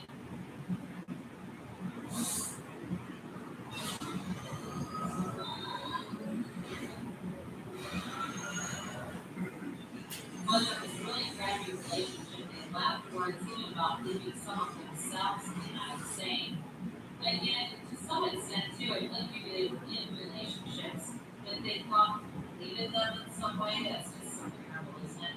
But I still feel like whatever it is, they get out of that conflict and ego. They're leaving behind things that no longer serve them. They don't miss it. They don't try to keep exes on speed dial. They truly understand what damage that can do to a relationship. And I also feel like, too, they may have had some challenges even within their family, like needing to repair a situation. I just get with judgment really having a really deep understanding and realization of how important it is to cultivate relationships, build relationships, because with that ton of benefits, it brings in joy and harmony for everyone. And I do feel like part of this is they are going to make you a priority. Okay, so the couple in the backdrop of the Ten of Pentacles, they only have eyes for one another. It's like you're the only two people in the world. That is how they prioritize you. And I also feel like with the wheel and the Ten of Pentacles both being in future your energies, it's something for some it's going to be an unexpected encounter. It's going to seem like you are on a totally different track. Those two that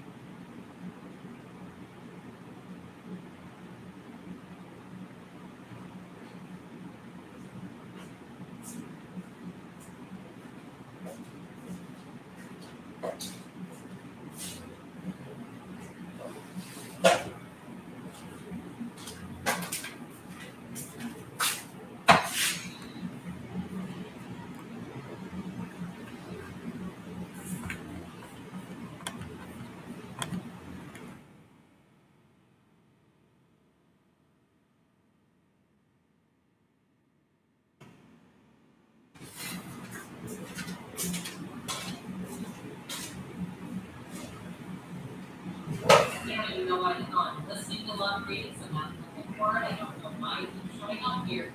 I do feel that for somebody here it could be in an unexpected way. Now, with that energy of the Knight of Swords, for some of you, it was reconciliation. I do feel like there was an exchange of words here. It may have been on their part.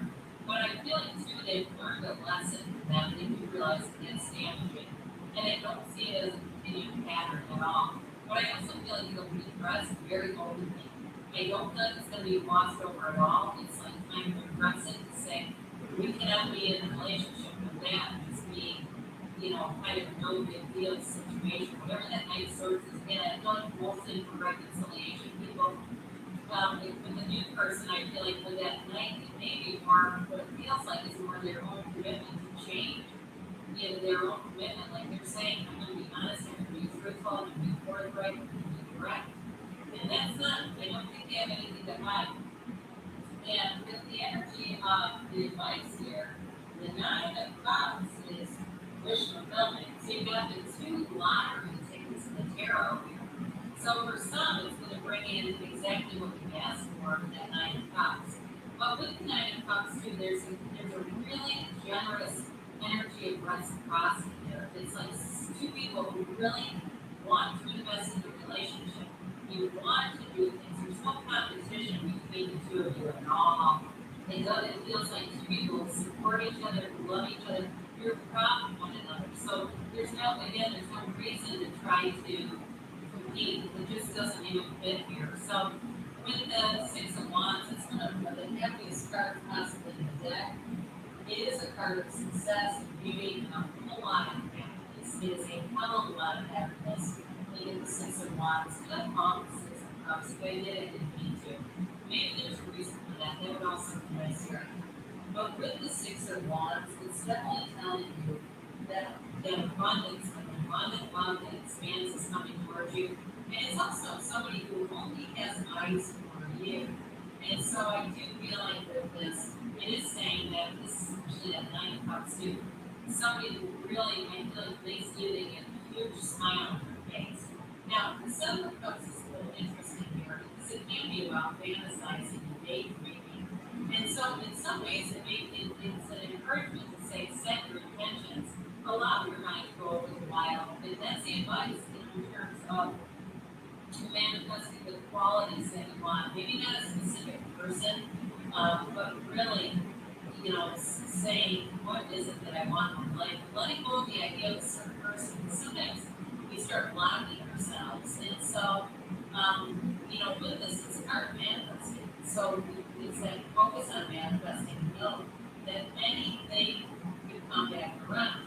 So for this, I do feel like with the 7 of Cups, it's about making a choice, and it's making a choice to love. So we are going to have whispers of love now, and then we'll have the angel answers. For those of you that want it, just like the one. All right, what else? Gemini. We need to know about love.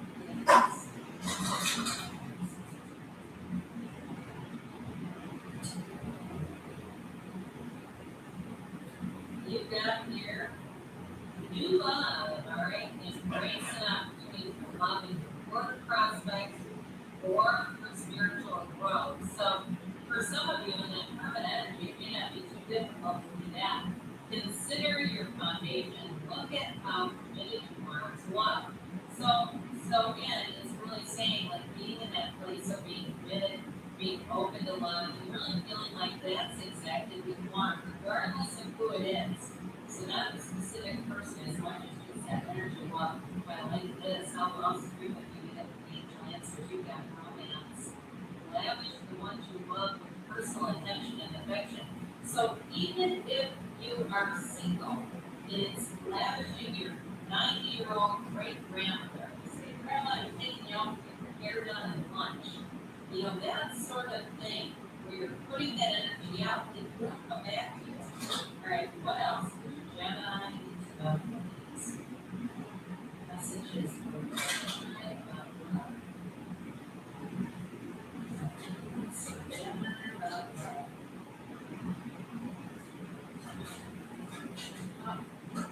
Not well as in complying, not quite. Recovery, so mind, body, spirit, recovery. You've got success, but this always reminds me of the chariot, okay? And the chariot is law of attraction energy.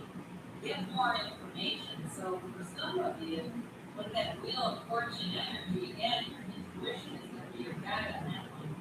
You're ready, they say, and we've got a yes. Okay, yes, it's in the cards, Gemini. I love you too, and I'll be back again soon.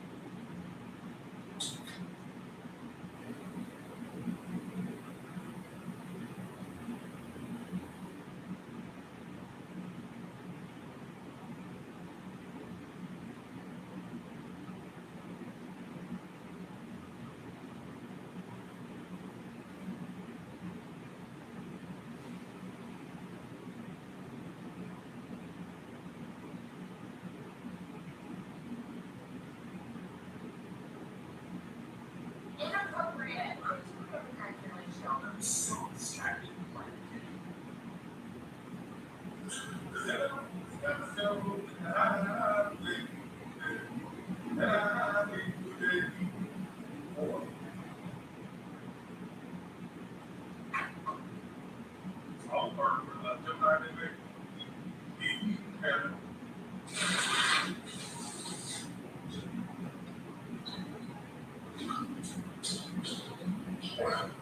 So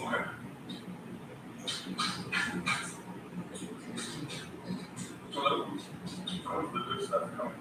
Gemini. Okay, so what's the good stuff coming tonight? What's the good stuff coming tonight?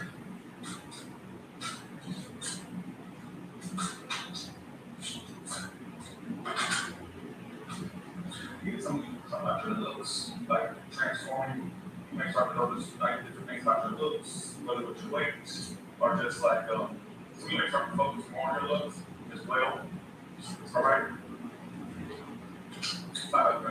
Some of you with where there's financial issues in the future, or whether you already had some, but you like this overcoming the that, that there's more finances to be had. All right. What I feel. So that's not very example, but I'm saying some of you, you want to like your biggest dream or goal is for a relationship. That is also something that you may feel like it's just something of a fantasy or dream, but it's actually going to be something that takes place for you. All right, when you're in it, like I can tell you, in that relationship, it'll look like, I guess, like you'll realize, yeah, my dream did come true. I did actually end up in a dream relationship. The second about a dream relationship is going to be a part of something you're manifesting, all right, what I feel. So that sounds like fantasy, but that's what I'm giving. Also, there's something about a corner travel in your future as well. All right. 6 of Wands is a good card. How do you know that, like, we're having issues, or there's like this big forward movement coming to you? 6 of Wands is like success. That's a public card. Some of you, like, it's an increase in success, all right, what I feel. So, let's go to the person on your mind. Well, thank you. Thank you for the chance to thank you so much. Person on your mind, thank you so much. Thank you. Very good. Person on your mind. Who's the person on your mind's mind? You can say, you can share this for people that don't know online. Not everybody gets notifications, so, all right, one second.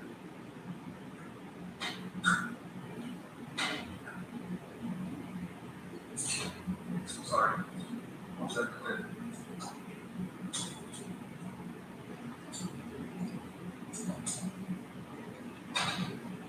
Okay, who's the person on your mind? Controversy. Somebody who's really, you feel like they're emotionally or unavailable. They seem very unavailable to you. Why is this person committing a controversy? Why is that in your mind? The Hierophant. Oh, they give you mixed signals too, don't they? Think about mixed signals. They give you a lot of mixed signals. I think the reason why you chase this person, or you, yeah, you can say chase, some of you have, you can say chase, I can say that. But the reason why you are so emotionally involved in it is because I feel like this is what I got my idea. I'm trying to articulate it because articulation is not my highest, it's not my best thing. But what I think is what kept you on this person for, it's kind of like, they would show you like traits of emotional availability. They still have sometimes like a good side of them would show through, like, or a side that you like to see show through. The signals, the big signals are like crazy. All right, what I feel. Like it sometimes seems like they wanted something, next minute they close off. Seems like they wanted something, close off. Seems like they wanted something, close off. Or it's like they give you a lot of these signals. All right.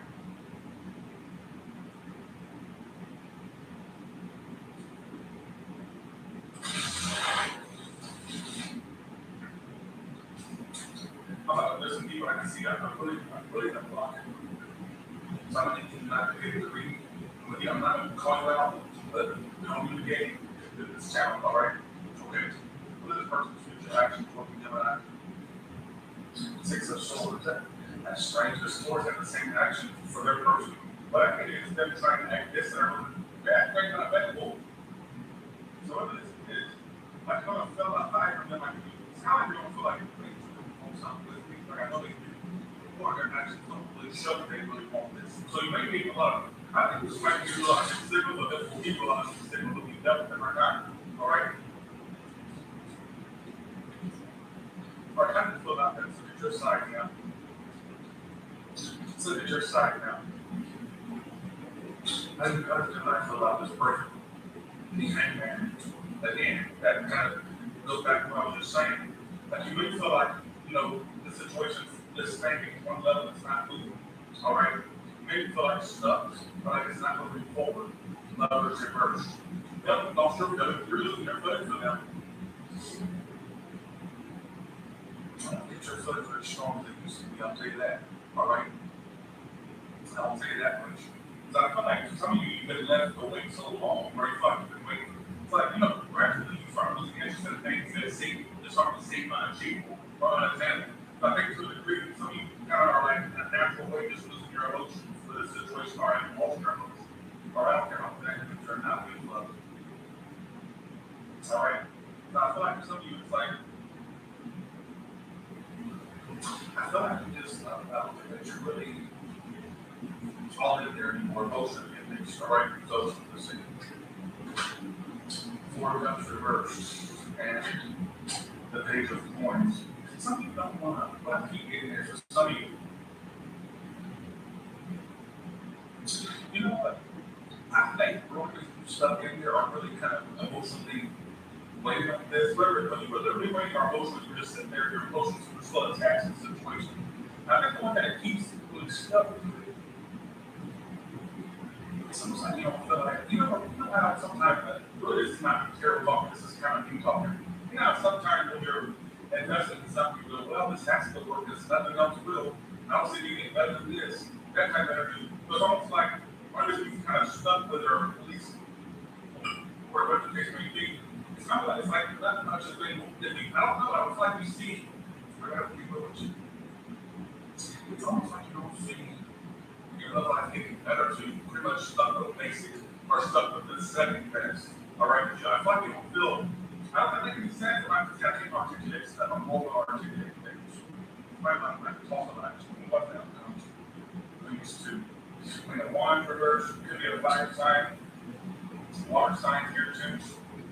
All right, let's look at what happened in the past. What happened in the past when used to? 5 of wands reversed and the 6 of coins. So in the past, you tried to work through this with them. You may have tried to clear the elephant in the past, and they still have to be funky, or you have to cross off and take what you can. Stop something important, all right? So in the past, you have the card clearing the air and working through something. So in the past, some of you may have pretended in the past that you're already drama at some point. You're trying to clear the elephant, and it's going good. All right, it's like it's nothing. Like it's like the same thing as we're like, damn, work this out. Okay, clear it up. Only for it to still be shaken. Thank you for the fire, Joe. Appreciate that so much. Saturday is for therapy, and I use this room as my office, but the desk is over here. And so when I'm seated at the desk, this is the background. I have my therapy session, which is virtual, and I find myself looking really forward to it nowadays because I have a therapist I really like, and I switched a few times until I got one that I love, but now I look forward to it a lot. So I'm gonna hop on that, and I will catch up with y'all in like 30. Some may feel like, I think we're going to do that. Okay. I see someone else for this person that gradually want to start to, or it's where you got there, where you're gradually just like losing interest. I think that like your soul, where you're like, I feel like your interview is like just ready to move on. I don't like your, what was that actually for you in the past? I didn't ask that. Let me ask you. What was that actually for you in the past? Person actually loved my team of pentacles. It's kind of sword reverse. I feel like they tried to work it. Hey, the cups reverse. Did they come back to you? Oh, okay. This is going from one extreme to the next. I think in the past, again, I think this is somebody that you go out and do certain Like anytime they were seeing how their tail, like they wanted this, then they would kind of pull back. Some they went as far as to offer you like something stable, or even they got the impression that they're going to offer something stable. And it's all about the way. You know, I feel like a lot of impressions of like somebody that you got the feeling that they're going to be somebody you ended up with, right? But it's like their emotional fickleness or the biggest signals.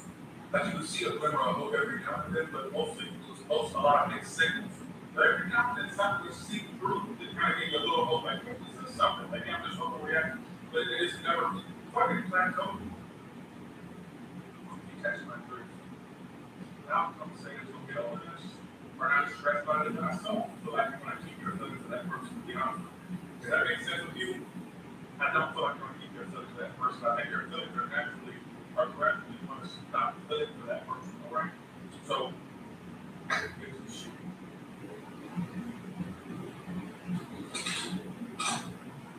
Okay. Let's go to singles. Some of you singles may have some esteem songs that just have you are beautiful, no matter what is that. Won't break your heart down. Oh, oh. Not the guy that don't do that, but you get the point. Some of you know, self-esteem songs. So like that may affect your love life, self-esteem, not feeling good enough, or like look good enough, okay, not enough to what you do in love. Why are you where you enjoy your own company? Something got used to being single, but I want to say that some of you that just got used to being single, it's coming toward you. You get upright, it's reverse it, all of a sudden. There's an old person that's hanging on you, maybe that's reversed. Who is this old person hanging on the Gemini? And if you sit here and you fucking get up my comments talking about, how come you never comes out?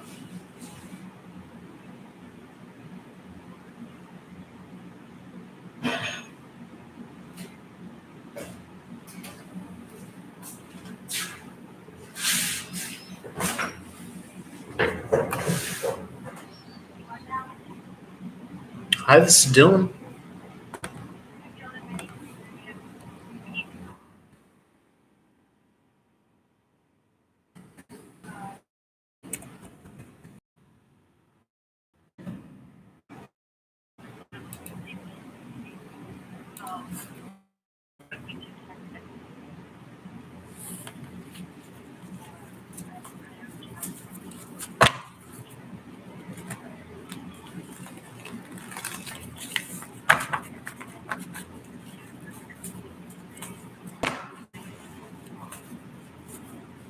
You said his birthday?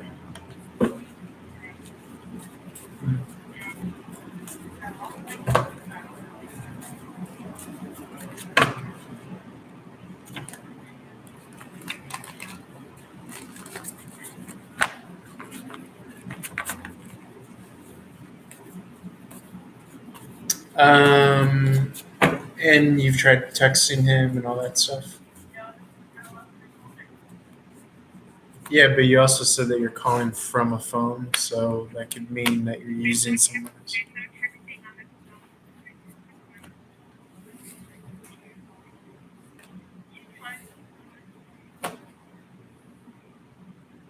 Okay. So what's your question?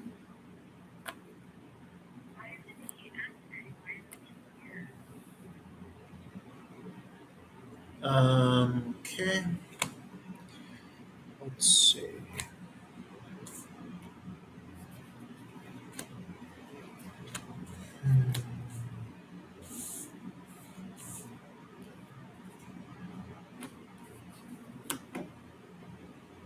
You know, I honestly feel as though it does have something to do with him not recognizing the number. Because when I ask directly, I get a yes to that being a reason. Um, and was it? I'm assuming it was scheduled for him to go to that place that you're at,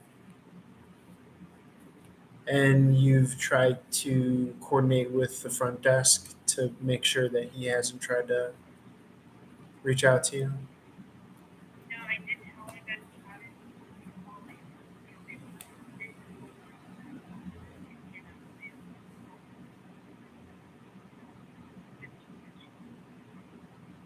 Okay, so they're keeping an eye out for him downstairs.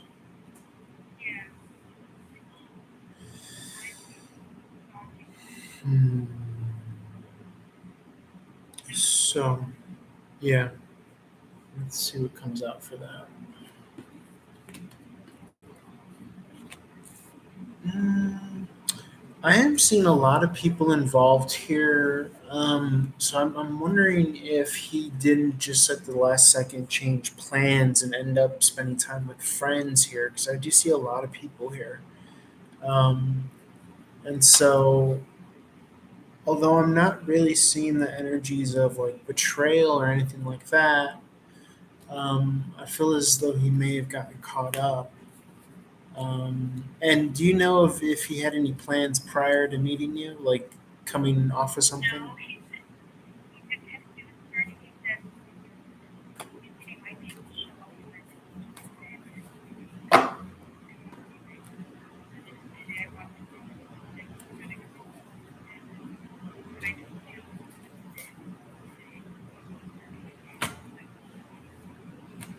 Oh, okay.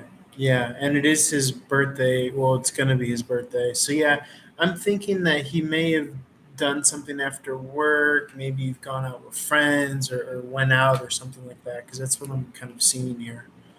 And if, obviously, if you've lost your phone, he probably can't communicate to you what's going on. Um, so, yeah. Well, what else is your question?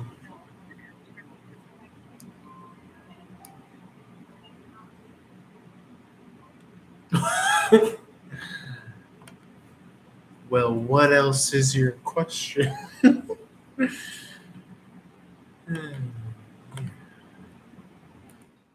Oh, you know.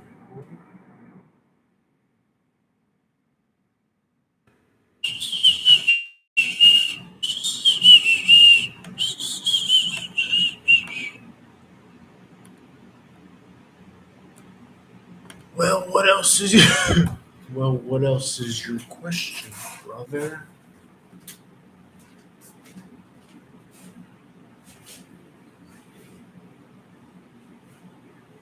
Somebody hold on me. That's why don't come out. That's why these bitches look at the reason and go, they keep coming out because of this thing. They're like, supposed to get their everything. Water signs. What do they want? And let me shit. What is our intentions? I think that you're getting to a point where you can enjoy your own company to a degree. Some of y'all got so used to being independent that it's just like second nature to you at this point, or a little concept nature to you.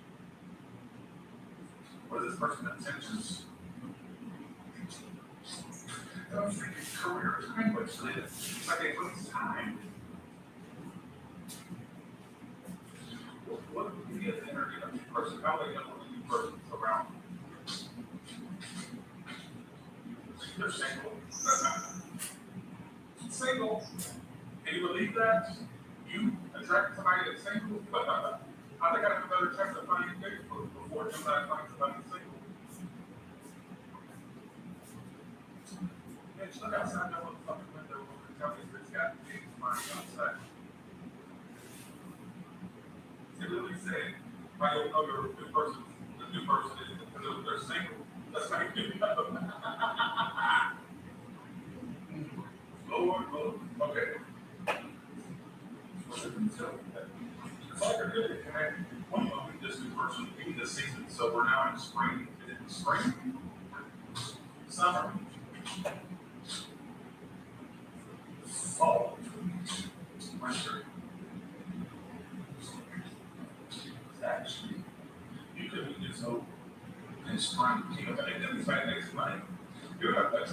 money man or money woman in spring.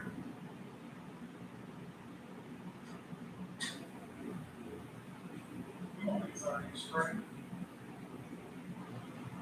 Which would be, well, we're already in spring, so April, May, beginning of June, all right, almost, like you can, next few months, you can be somebody like that is single, makes money, okay, that you'll, luckily you don't have to who they are, they'll make money, they're single.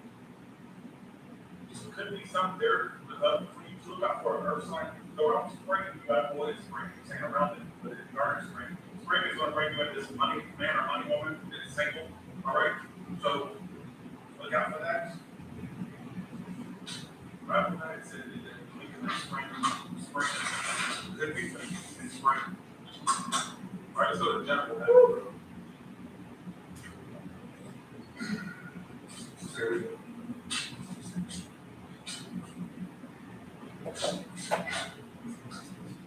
Everybody call up and break the wardrobe. All right, we're going to be dressed in press. You're in this one year work chief. All right, they're going to be dressed better for work, or you can make that and just upgrade your wardrobe in general. All right, so you could be shopping for clothes in the future. Keep receipts for those. All right, keep receipts. Period. They're also going to be paying off debts. All right, so I can tell you all becoming more financially responsible and getting things paid off. All right, we're not having debts. It's going to be your future like aspiration. To not have debts. It's going to be a big focus of you. And budgeting. Well, we won't form those. We have budget, rest of the press, receipts, and debt paid. Refunds that pay off debts in the future. Keep receipts of those debts paid just in case it comes back to you. You don't have proof of payment. All right. And also for clothes or anything that you buy for clothes, keep receipts. All right. Keep things tax purposes located.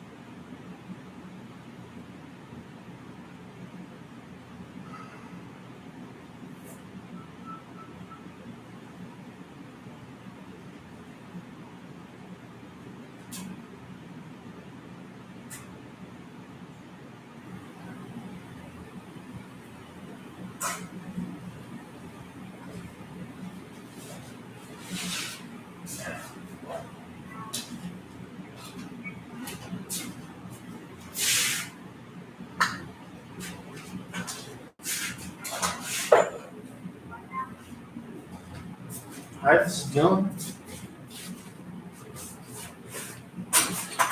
Hello? Hello, can you hear me?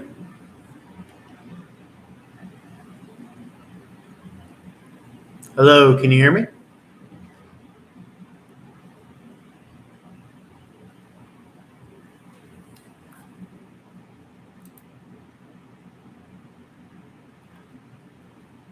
Hello, can you hear me? Feel free to call back because I can't hear you on my side. So I'm wondering if there's something wrong with the connection. Hello?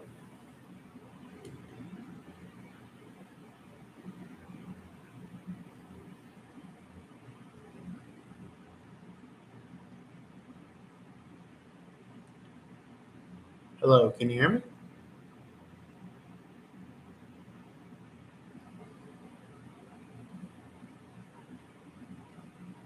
Hello, I can't hear you. Please feel free to call me back. I cannot hear you. Please, there's a problem with the connection. So if you're on the line, if you could hear me, feel free to call back.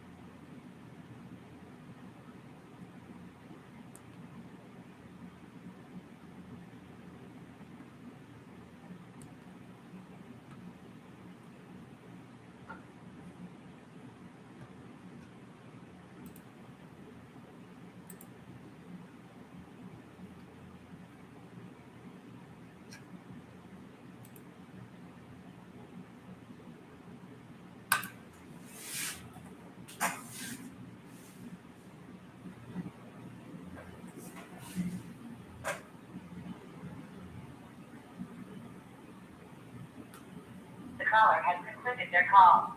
There are no available numbers currently in your line. To make you available to receive calls, we are disconnecting you now. Thank you. Goodbye.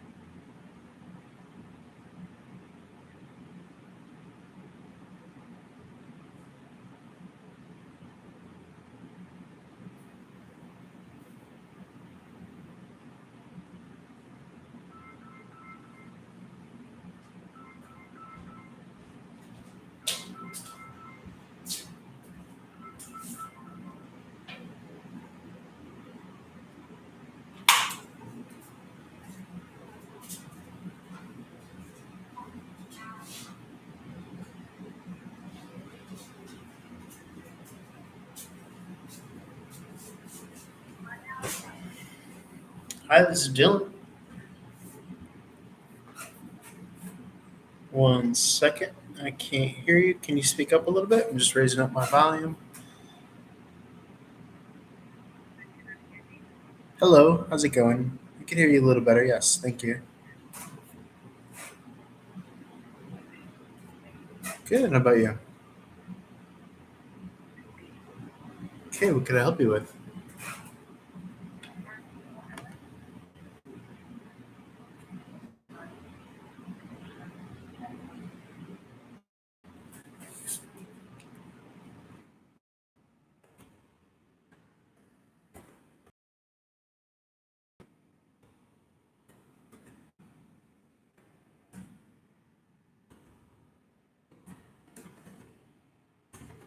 And can I ask, this is his insurance or this is yours?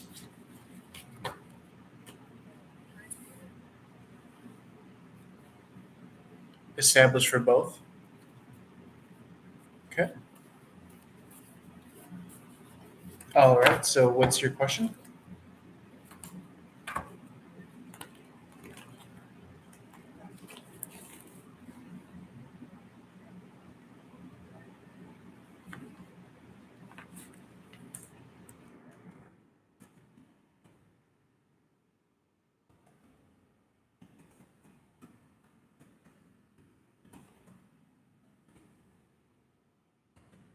Okay.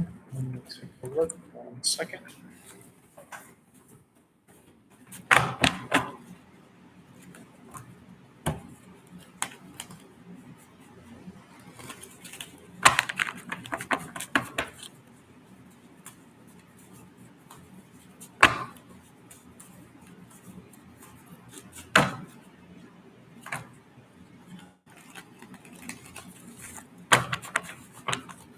Okay. So,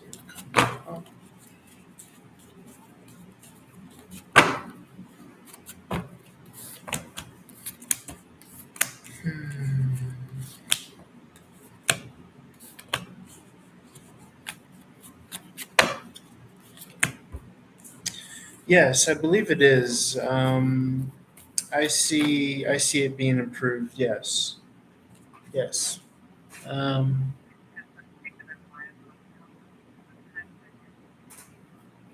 let's see. I see by the summertime, uh, Leo season by summertime. So, um, July. Um, yeah, mid July.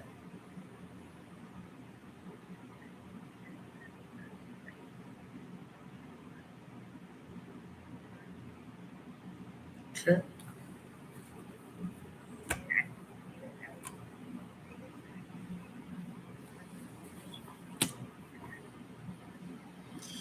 Yeah, I'm actually seeing a similar time frame. Yours might extend until Virgo season, which is like early fall season, um, which is going to be about mid August, mid to late August.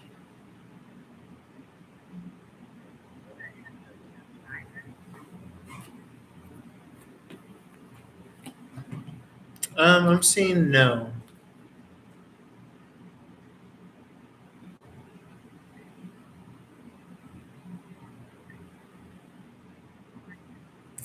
All right.